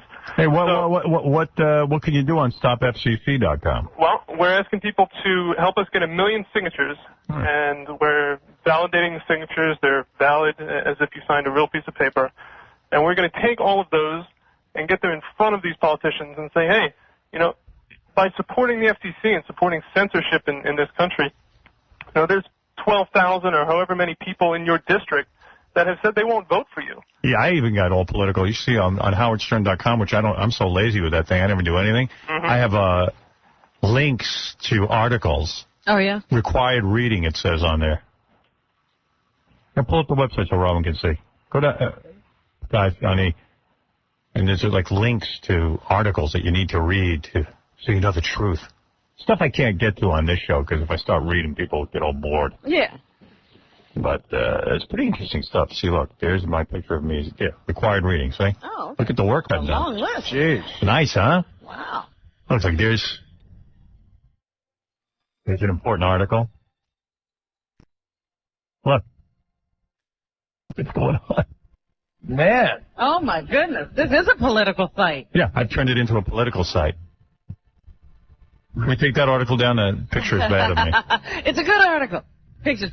Picture's bad. If there's any bad pictures of me, I don't want the article linked. I'm just upset that it bumped off the picture of Ronnie with his shirt off.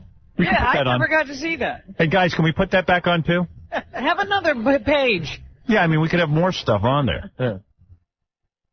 And don't put the pictures of Ronnie back on there from the Valentine's party. Let's not forget all the fun.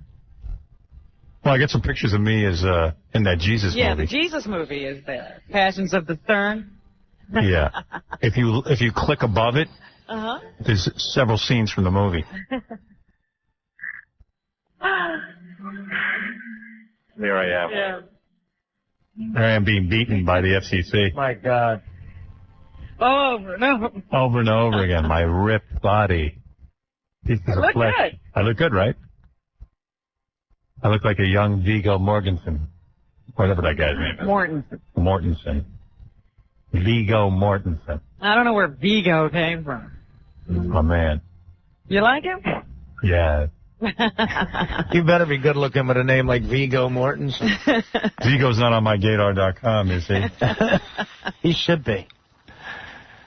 Well, I got to say, it's the most activity I've seen on that site ever. Yeah, I'm starting to use it. It's very nice. Thank you, Robert. Finally, people will stop complaining that there's nothing on howardstern.com. I don't even have a naked chick on there. You throw on some naked chicks. See, it's not even a naked chick site. It's political. It's all political. My favorite was when Nikki Ziering was going to come on the show, so there was just a hot picture of her in a bikini for 2 weeks. That's all that was on it. Was there. Yeah. I went to it every day. Yeah, we should have some sort of like Rebecca Romaine Stamos is coming on soon, so we should have a picture of her. Right. And then Al Franken, but we should just put his head on a bikini chick. Sure, there you go. Rachel Hunter's coming on, and she's looking awesome. She lost a bunch of... Put Al Franken's head on Rachel Hunter's body. Yeah. Al Rosenberg, you're on the air. Look at this guy. Hey, how you doing? Councilman. Councilman, right? I brought this up at the Democratic Club meeting last night, the erosion of personal freedom that the Republican Party is using tonight to divert attention. I wanted to let you know on Monday, Public Radio in New York had a call-in show about media giants in trouble, and it ended up being a rally for you.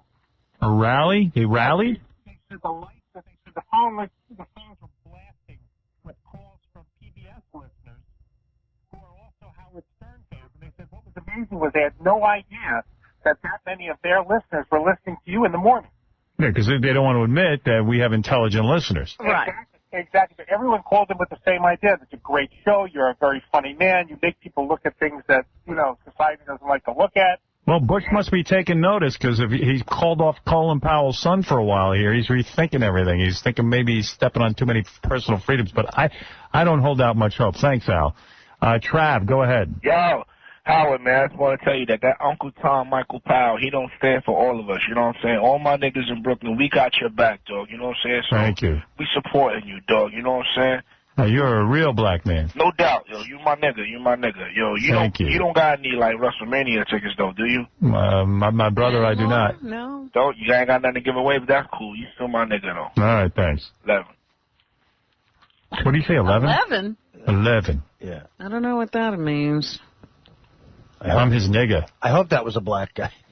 That was a black guy. Yeah. But what does 11 mean? Is that the new sign-off? It's not Seacrest out, it's 11? So Seacrest did Seacrest out last night on American Idol, yeah, but Seacrest out? He seemed a little self-conscious doing it. And now he has a hand signal that goes with it. He goes, what is that? Seacrest out, and he puts his hand up in the sky. Seacrest out? Out? Oh. 11, man. 11. What could that mean? And black guys will sometimes say stuff that nobody, and everyone, it appears all the other black guys know what it means. And then you'll find it'll filter into white 11. knowledge, and then it'll go away. Oh, we'll pick it up. Like, all the white guys will be going 11. The black guys will go, you don't know what 11 mean, man? I'm going to start saying 11. 11. I think 9/11 he started with. Oh. Maybe he meant 9/11. Just left off the 9. I don't know. Seacrest out. You know who might know is Isaac. He knows a lot about Black people have a lot of cool things. Like 11, like that'd be great. Instead of 9/11, it's just 11. 11. I like 11, that. man. Remember 11. Not even remember. No, it's 11. And then my fellow blacks know what that means. Where is Isaac to tell us what 11 means? He's a little out of it. They're not giving him the slang anymore? What's 11 mean, bro? I've never heard that before, ever. Thank you. That's even too black for me. Yeah, you're not that black. Yeah. 11. I think it's 9/11. I don't know. It could be like just a local thing. Like, I don't know. That's like... We should play a game called Stump the Wigger. And Isaac comes in and black people say 11. And he can't tell us what it is. Stump the Wigger. There's a lot of local slangs that, if you don't come from a certain area. Yeah. Yeah, why don't you whisper more so we all go to sleep? Yeah. Isaac, out? Out. Seacrest out. Go ahead, Robin. All right. In a section of, I guess this is Daily News today, they have a bunch of people who've gotten divorced in Hollywood, and they talk about how much the divorce cost them. They have Nicole Kidman and Tom Cruise pictured, and it says he gets $68 million. Why only 68? That guy's worth like $500 million. Why anything? She's rich. I don't know. Harrison Ford and Melissa Matheson, she gets $118 million. Wow. Plus future earnings. Oh, future earnings. No wonder that guy doesn't work. Yeah. I mean, that's got to piss you off. Give her $118 million plus future earnings. What, 118 isn't enough? I mean, that's very generous. That's staggering. They have Lionel and Diane Ritchie, and they say she wants $300,000 a month. Seacrest out. Wow. No wonder. Why would anyone get married? Let gay people get married. They have Michael Douglas and Deandra. She got $60 million. Oh, my God. Steven Spielberg and Amy Irving. She got $100 million. Oh, my God. This is a good career move if you can make it. And Kevin Costner and his ex-wife, she got $80 million. Oh, my God. The money. Janet Jackson got rid of Renee Elizondo, and it only cost her $10 million. Wonder why. And Mick Jagger dumped Jerry Hall and only had to give her $19. Why is that? I don't know how they played it. Maybe you had a prenup with her. That's what it is. Imagine when your prenup is $19 million. Yeah. Yeah, I'd take that. But it's just... Yeah, you got to marry a rich guy. You're wasting your time with that Mr. X. I'm foolish. What the hell is wrong with Mr. X is getting all that poontang for free. You know what I'd like to do? Marry all these broads and take their cash. Well, Janet Jackson, though, isn't getting up off much. I'd like to marry Amy Irving and then just take all her money. Well, I love that Tom Arnold took Roseanne's money, and then he got married, and that woman took Roseanne's money, too. Yeah. Everyone's still fighting over Roseanne's money. A few good examples for the guys. Like Chris Judd is the best. For like a few weeks, he got like $7 million or something. And who wouldn't want to be married to Jennifer Lopez for a few weeks? Well, that's what I That'd mean. be fun. Yeah, why not? I didn't have to listen to her the rest of my life. There's absolutely no downside to that situation. How sick is Jennifer Lopez, though? I mean, she's now already wrapped up again. in a serious relationship with Mark Anthony. And it's like, honey, do you take a breath? Like, if I was Ben Affleck, I'd go, what was wrong with me? Like, she was supposedly madly in love. Madly in love. Marrying you and begging you to marry her. And then the next week, she's madly in love with a new guy. I find you highly disgusting. Thank goodness they never got married. It would have ended in divorce in this many weeks anyway. Yeah, I mean, she's like whacked out. She latches onto a dude, huh? But Mark Anthony's the perfect guy, I think. Why? Because he doesn't stay married very long either. Yeah, I think they're made for each other. They're fine. They're perfect. Puppy, we really in love. Yo. Meanwhile, Ben Affleck is saying that he still thinks that the whole media hubbub over them was racial because of really? the What is he? Is he black? Wing bent in this country that they got a whole class race thing going with him and J-Lo. I don't even think of her as Hispanic. Well, you're not average, Howard, would you say? She's like a white chick. Yeah, but while they were going out, I don't remember one person even bringing that up. How do you know? Were you with them all the time? Oh, I'm with a lot of guys who noticed that. Nobody cares. I'm simply saying this is what he says in the press. Then what broke up her and P. Diddy? Nothing. Yeah. But that's how he feels. He thinks it was a race and class thing. And then some reporter, I think it was Russia Malloy, says, because he was complaining about people pointing that out all the time. And then they said to him, well, then why did you go on Howard Stern? What do you mean? What's that got to do with anything? I'm saying as soon as he brought up the race-class thing, the reporter said, why did you go on Howard Stern then? Yeah. Like, you must have pointed something out. I don't know. Oh. And then Ben said, you know what you're getting when you go on Howard Stern? He's not CNN. Oh. He's not some guy pretending to be some impartial reporter who turns out to be, and he started naming names. But I just noticed what the press is helping us out, how they're helping us out. Yeah. Getting to be goddamn ridiculous. You could say that again. It's getting to be goddamn ridiculous. All right. Also in the news,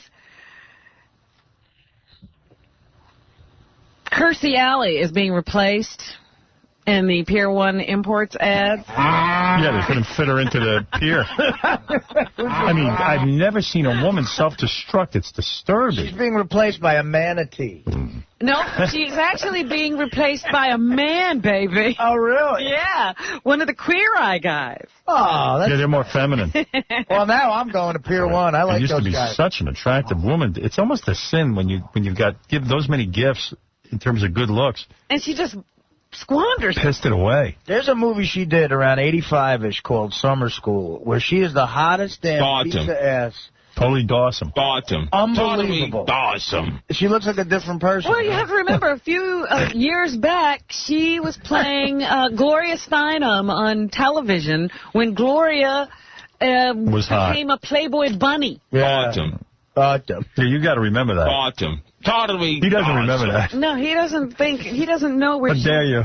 she's coming from. I forget my Kirstie Alley history. Anyway, Kirstie is being replaced by Tom Felicia, the design guru. Oh, he's one of my favorites. Of Queer Eye for the Straight Guy. Yeah. Me and him got along particularly when we went out that day. National television ads featuring Felicia are to begin airing, I guess, on Thursday. Do you know Tom spells his name T-H-O-M? That's right. Yeah. So, that's very gay. Kirstie's out, and, in the tabloids they say, she's... What's your name? My name's Tom. But I pronounce it Tom. Tom Felicia. In the tabloids, Tom they were Felicia. saying, one of them said anyway this past week that Kirstie is up to 300 pounds. No, 300? I'm Tom Felicia. I was saying. Hi, I'm Tom Felicia. I guess I'm gay. Hey, Tom. No, it's Tom. So there you go. Kirstie out, Tom in. Kirstie out? Which one is he, Robin? He does the, designing and He's the decorating. that's... Seacrest, out. Out. Thom. Hey, Thom. My full name is Thong. Now, here's a hearing we really want to go to. They are going to have a hearing on the sex life of the woman who has accused Kobe Bryant of raping her. Hey, now. Because the defense wants to use her sexual history during the trial. No. So the judge has decided that they can have a closed-door hearing about the woman's sex life so he can determine whether it should be allowed to be discussed when they actually go to trial against Kobe Bryant. Right. Her people are fighting it, saying, what does her sex life have to do with what went on in that hotel room? 11, man. Yeah. Diana Ross may have to go back and serve her time all over again. She was convicted, or actually she pleaded no contest to DUI out in Arizona, I think it was. And the rules there say you have to spend 24 consecutive hours in jail. She was sentenced to 2 days in jail. But you have to serve your time at least once in a consecutive 24-hour period. And the first day she went into this Connecticut jail, she left after 23 hours. 11. And then the next day, I think she did 22 hours, and then she came back and served 3 more. They say that's not good enough. She may have to do it all over again. Oh, that would be great. So Diana may be headed right back to jail to continue serving her time. 11. It's almost 11, Robin. I just realized what 11 means. Yeah, 11. A new pill is in the final stages of testing. It shows promise in attacking 2 of humanity's biggest killers by helping people quit smoking and lose weight at the same time. They say that the new pill blocks the primeval circuitry in the brain that gives pot smokers the munchies. It attacks that part of the brain. And what they discovered in some preliminary tests was that some of the participants in the test lost 20 pounds in a year. Hey! And it appeared to make people more effective at quitting smoking, at least in the short term. So good. There's the possibility. Doctors are saying we would still like to urge people to improve their living habits by exercising and dieting, but when we give that advice, it doesn't seem to work. Yeah. No. What would you think of a new Mr. Ed? I wouldn't like it. You're old school? I'm against it. You're against that? Yes. Well, that's one of the pilots being proposed. I don't like it. For the networks. They would bring back Mr. Ed the Talking Horse with Sherman Helmsley this time. I don't think it could be as good as the original. You remember what happened with the new Munsters? Yeah, they did a bad job with that. That didn't work out. And everybody on television now is trying to figure out how can they capitalize on the popularity of the Passions of the Christ. 11. One of the networks already had Judas all up and ready to go. They're going to be playing that miniseries on TV pretty soon, and they're hoping they get those people who went to see Mel's movie to watch that. I think they're pretty done with all the Jesus stuff after seeing Mel's movie. No. You can never give Jesus people enough Jesus. No? You don't think they burned out on it? I heard it was a bad movie. Adam, they're not going because it's a good movie, you silly person. They're going because it's Jesus. No. They'll see. The Jesus series will bomb. Adam, you're on the air. Howard. Yeah. I think you misheard the 11 guy. What did he say? I think he said I love you. Oh, no. Love you. I think you got to cue that up. I think he said I love you. Love you. Love you. 11. Love you. Yeah, you might be right. I don't think so. It sounded awfully a lot like 11. I like 11. Yeah, I like 11 too, but I'd cue it back up. I think you said you're like heaven. 11. So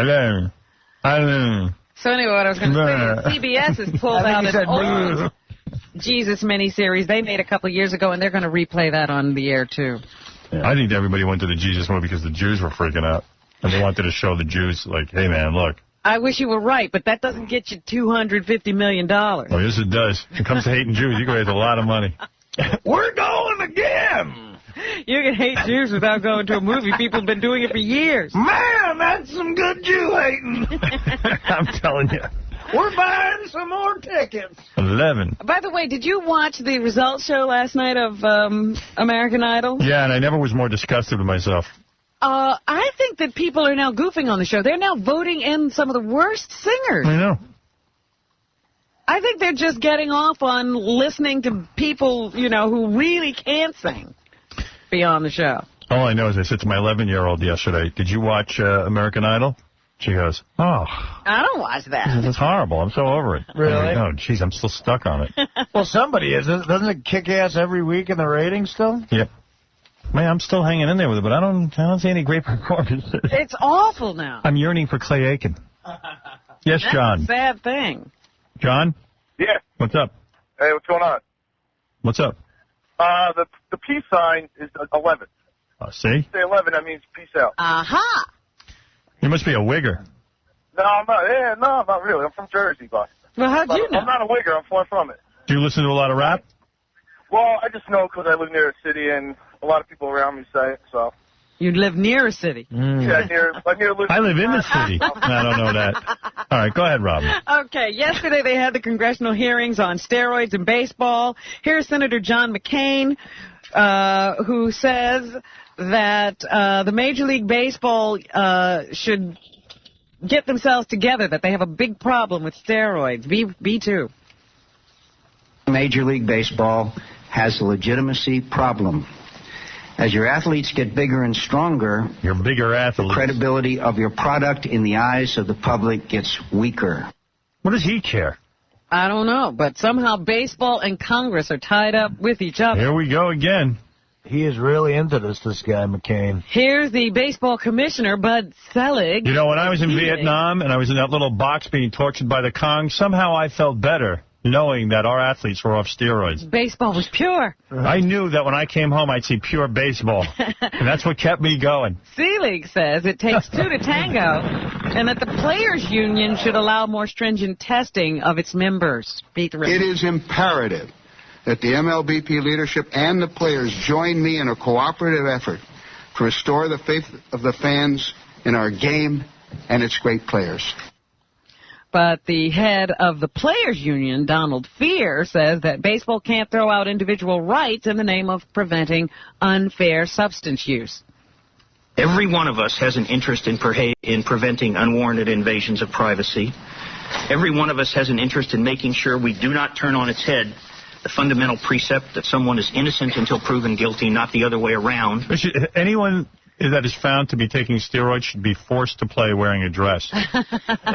Nothing like horrible, but just bad enough. I'm wearing Dolce & Gabbana. What are you wearing? Dolce & Gabbana. Every day we must mention gay marriage, and up in Massachusetts today they may be voting on whether to allow gay marriage. Here's Ron Cruz of the Coalition for Marriage, who says... the Coalition for Marriage? Let's keep it real, because I'm keeping it real. Lawmakers will debate the topic of gay marriage today. C5. We are concerned about raising homosexual activity to the same level of heterosexual marriage that has stood the test of time as being the ideal setting for producing and raising the next generation of productive and healthy citizens. Those are the kind of people we're... there we go, blaming it on with. children again. All in the name of the children. Obviously, he did something fairly wrong. Right. Yes, don't dare raise gay marriage to that level. Seacrest, out! Martha Stewart was featured on 60 Minutes 2 last night, I guess. Right. And here are some telling words that she gave, she said, in a 10-year-old interview. Dishonesty just seems to be something that once you get into it, people just seem to not be able to get out of it. Well, she should know. She's talking about what she knows. And she says it's a vicious cycle. One thing is dishonesty. That bothers me a lot. And I'm always amazed at how many people are dishonest. I think she's talking about dudes she slept with. You know what I mean? She wasn't talking about, like, Not making lying money. about stock trading. Yeah, you know, stock trading alive. She's talking about all these guys who burned her ass. And she also said that, you know, she could walk away from her empire at any moment and be able to make a living for herself. It wouldn't bother her at all. C3. I could leave this place tomorrow and not feel any sense of loss whatsoever, because I know with my knowledge I could go anywhere and create a life for myself. You think those people on Survivor who know how to make fire. I know. You could put me on an island and I could create doilies made out of hemp. It wouldn't matter where I am. Yes. I could create candles out of my boogers. Tristan is now in theaters. Samuel L. Jackson, one of the stars, along with Ashley Judd. Here, Sam says Ashley's not the usual woman in jeopardy in this movie, eh? One. She's actually now a lot more in charge of her fate. Yeah, 11. She's in control of the majority of the situations that she's in. Whatever. All right. Vince Vaughn is in a new movie called Starsky and Hutch. Yeah. Here, Vince, who is a smoker, comments on the ban on smoking in bars and nightclubs. If someone's putting their money up to run a bar or any kind of facility, and you're the one paying for it, you should determine whether you should smoke or not. So if someone wants to start a place and say there should be no smoking, then they should be allowed to say that there's no smoking, because they're the one taking the risk. They're the one. Well, those smokers are still fighting, huh? They ain't giving up. I tell you. They want to blow that smoke anywhere they have to do it. And F you if you don't agree. Man. It's dear to them. You know. Hey, we're all worried about kids. They shouldn't see people smoking in bars. Well, you know, there's some people who are urging Congress to take up the whole thing of smoking in movies and being glamorized by the characters who smoke. No, I don't agree with that. Edie Falco is going to be on Will and Grace tonight. Is she playing a gay? I don't think so. I hope. But she does play Carmela Soprano. Edie Falco was going out with Stanley Tucci. And really? Stanley Tucci was married, had 3 kids, so now he left her and he's going back to his wife. She must be one bad leg. No. He left does that? his wife and went to her when they were appearing on Broadway together. Yeah. So she must have banged him real good while they were appearing together on Broadway. Yeah, then what happened? And then it was like one of those set romances. He came to his senses when they weren't starring together anymore and said, I better go back home to my wife. Why? I don't know. You'd Clearly have to not ask him into her. about that. Stanley Tucci. So here's Edie to talk about working on a sitcom. No, not just the character, but just the nature of the kind of. She sounds crazy. Val Kilmer is in something called Spartan, which opens on Friday. Yeah. He says he found the world of espionage that I guess they present in this movie to be very interesting. He's another guy who never makes any money with his movies, but they keep putting them. Well, who's going to go see this? Nobody, probably. That world just interests me. I think it's Le Carré has one of his characters observed that a government is defined by its spies. What they're willing to have a spy do. Okay. And finally, tonight, Survivor is on, and Susan Hawk, who left the show last week, was asked if she would ever do Survivor again. Oh, as far as playing the game, no. But I do enjoy covering it for TV Guide magazine when I work for them. And TV Guide Channel, going right to locations and corresponding since number 5. So I still love watching it now. Thank God last week's over with. I'd rather have sex with a man, I think. I think this is one of those rare cases. Oh, my goodness. And it is rare, but... Yeah. The man, baby! Oh, and one more thing. It's been a year since Elizabeth Smart was returned home after being rescued from 2 people who abducted her. Yeah. And her parents are going around doing interviews saying that she's perfectly normal now. Here's Lois Smart. She's driving. She's dating. Why didn't she just shut up, the mother? Why is she so busy talking about this? She's on the phone 24/7. With friends all the time. She's on the phone 24 hours to her psychiatrist. And no longer. Let's see, my parents hire homeless guys to fix the roof. And then I got kidnapped. Wear sensible shoes. So, yeah, they've come out to say she's normal. Why? Because, I don't know. I said looking? normal is not having to do an interview on TV about it. Yeah. Leave the kid alone. He built a whole empire out of getting kidnapped. Oh, and Roy Horn gave an interview of 60 Get out. Roy. Get out. Yeah. Where's that? In Bund, the German man. Roy, he could talk? Yes, Roy. Bunz got him to talk? No, Bunz. Bunz. Bunz? Bunz magazine. And he said, spread the word. Spread the word. I'm back. Okay, and I'm using the same rehabilitation doctors that treat Christopher Reeve. Hey. They're doing a great job. He did it in. He did the interview in Aramaic.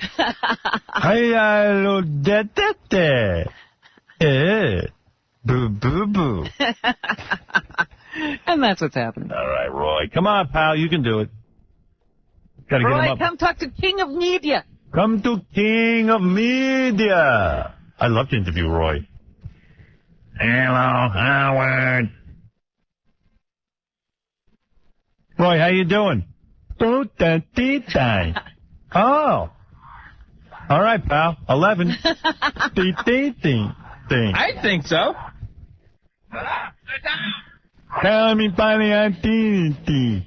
all right. Wait a minute. And, 11 could be the World Trade Centers. Of course it is. Twin Towers. Yeah. Got a bit. Just came to me. Yeah, I don't think he said I love you. No, he said 11. I think 11 was the slogan. All right, Stern. Out? 11. Seacrest, out. 95X.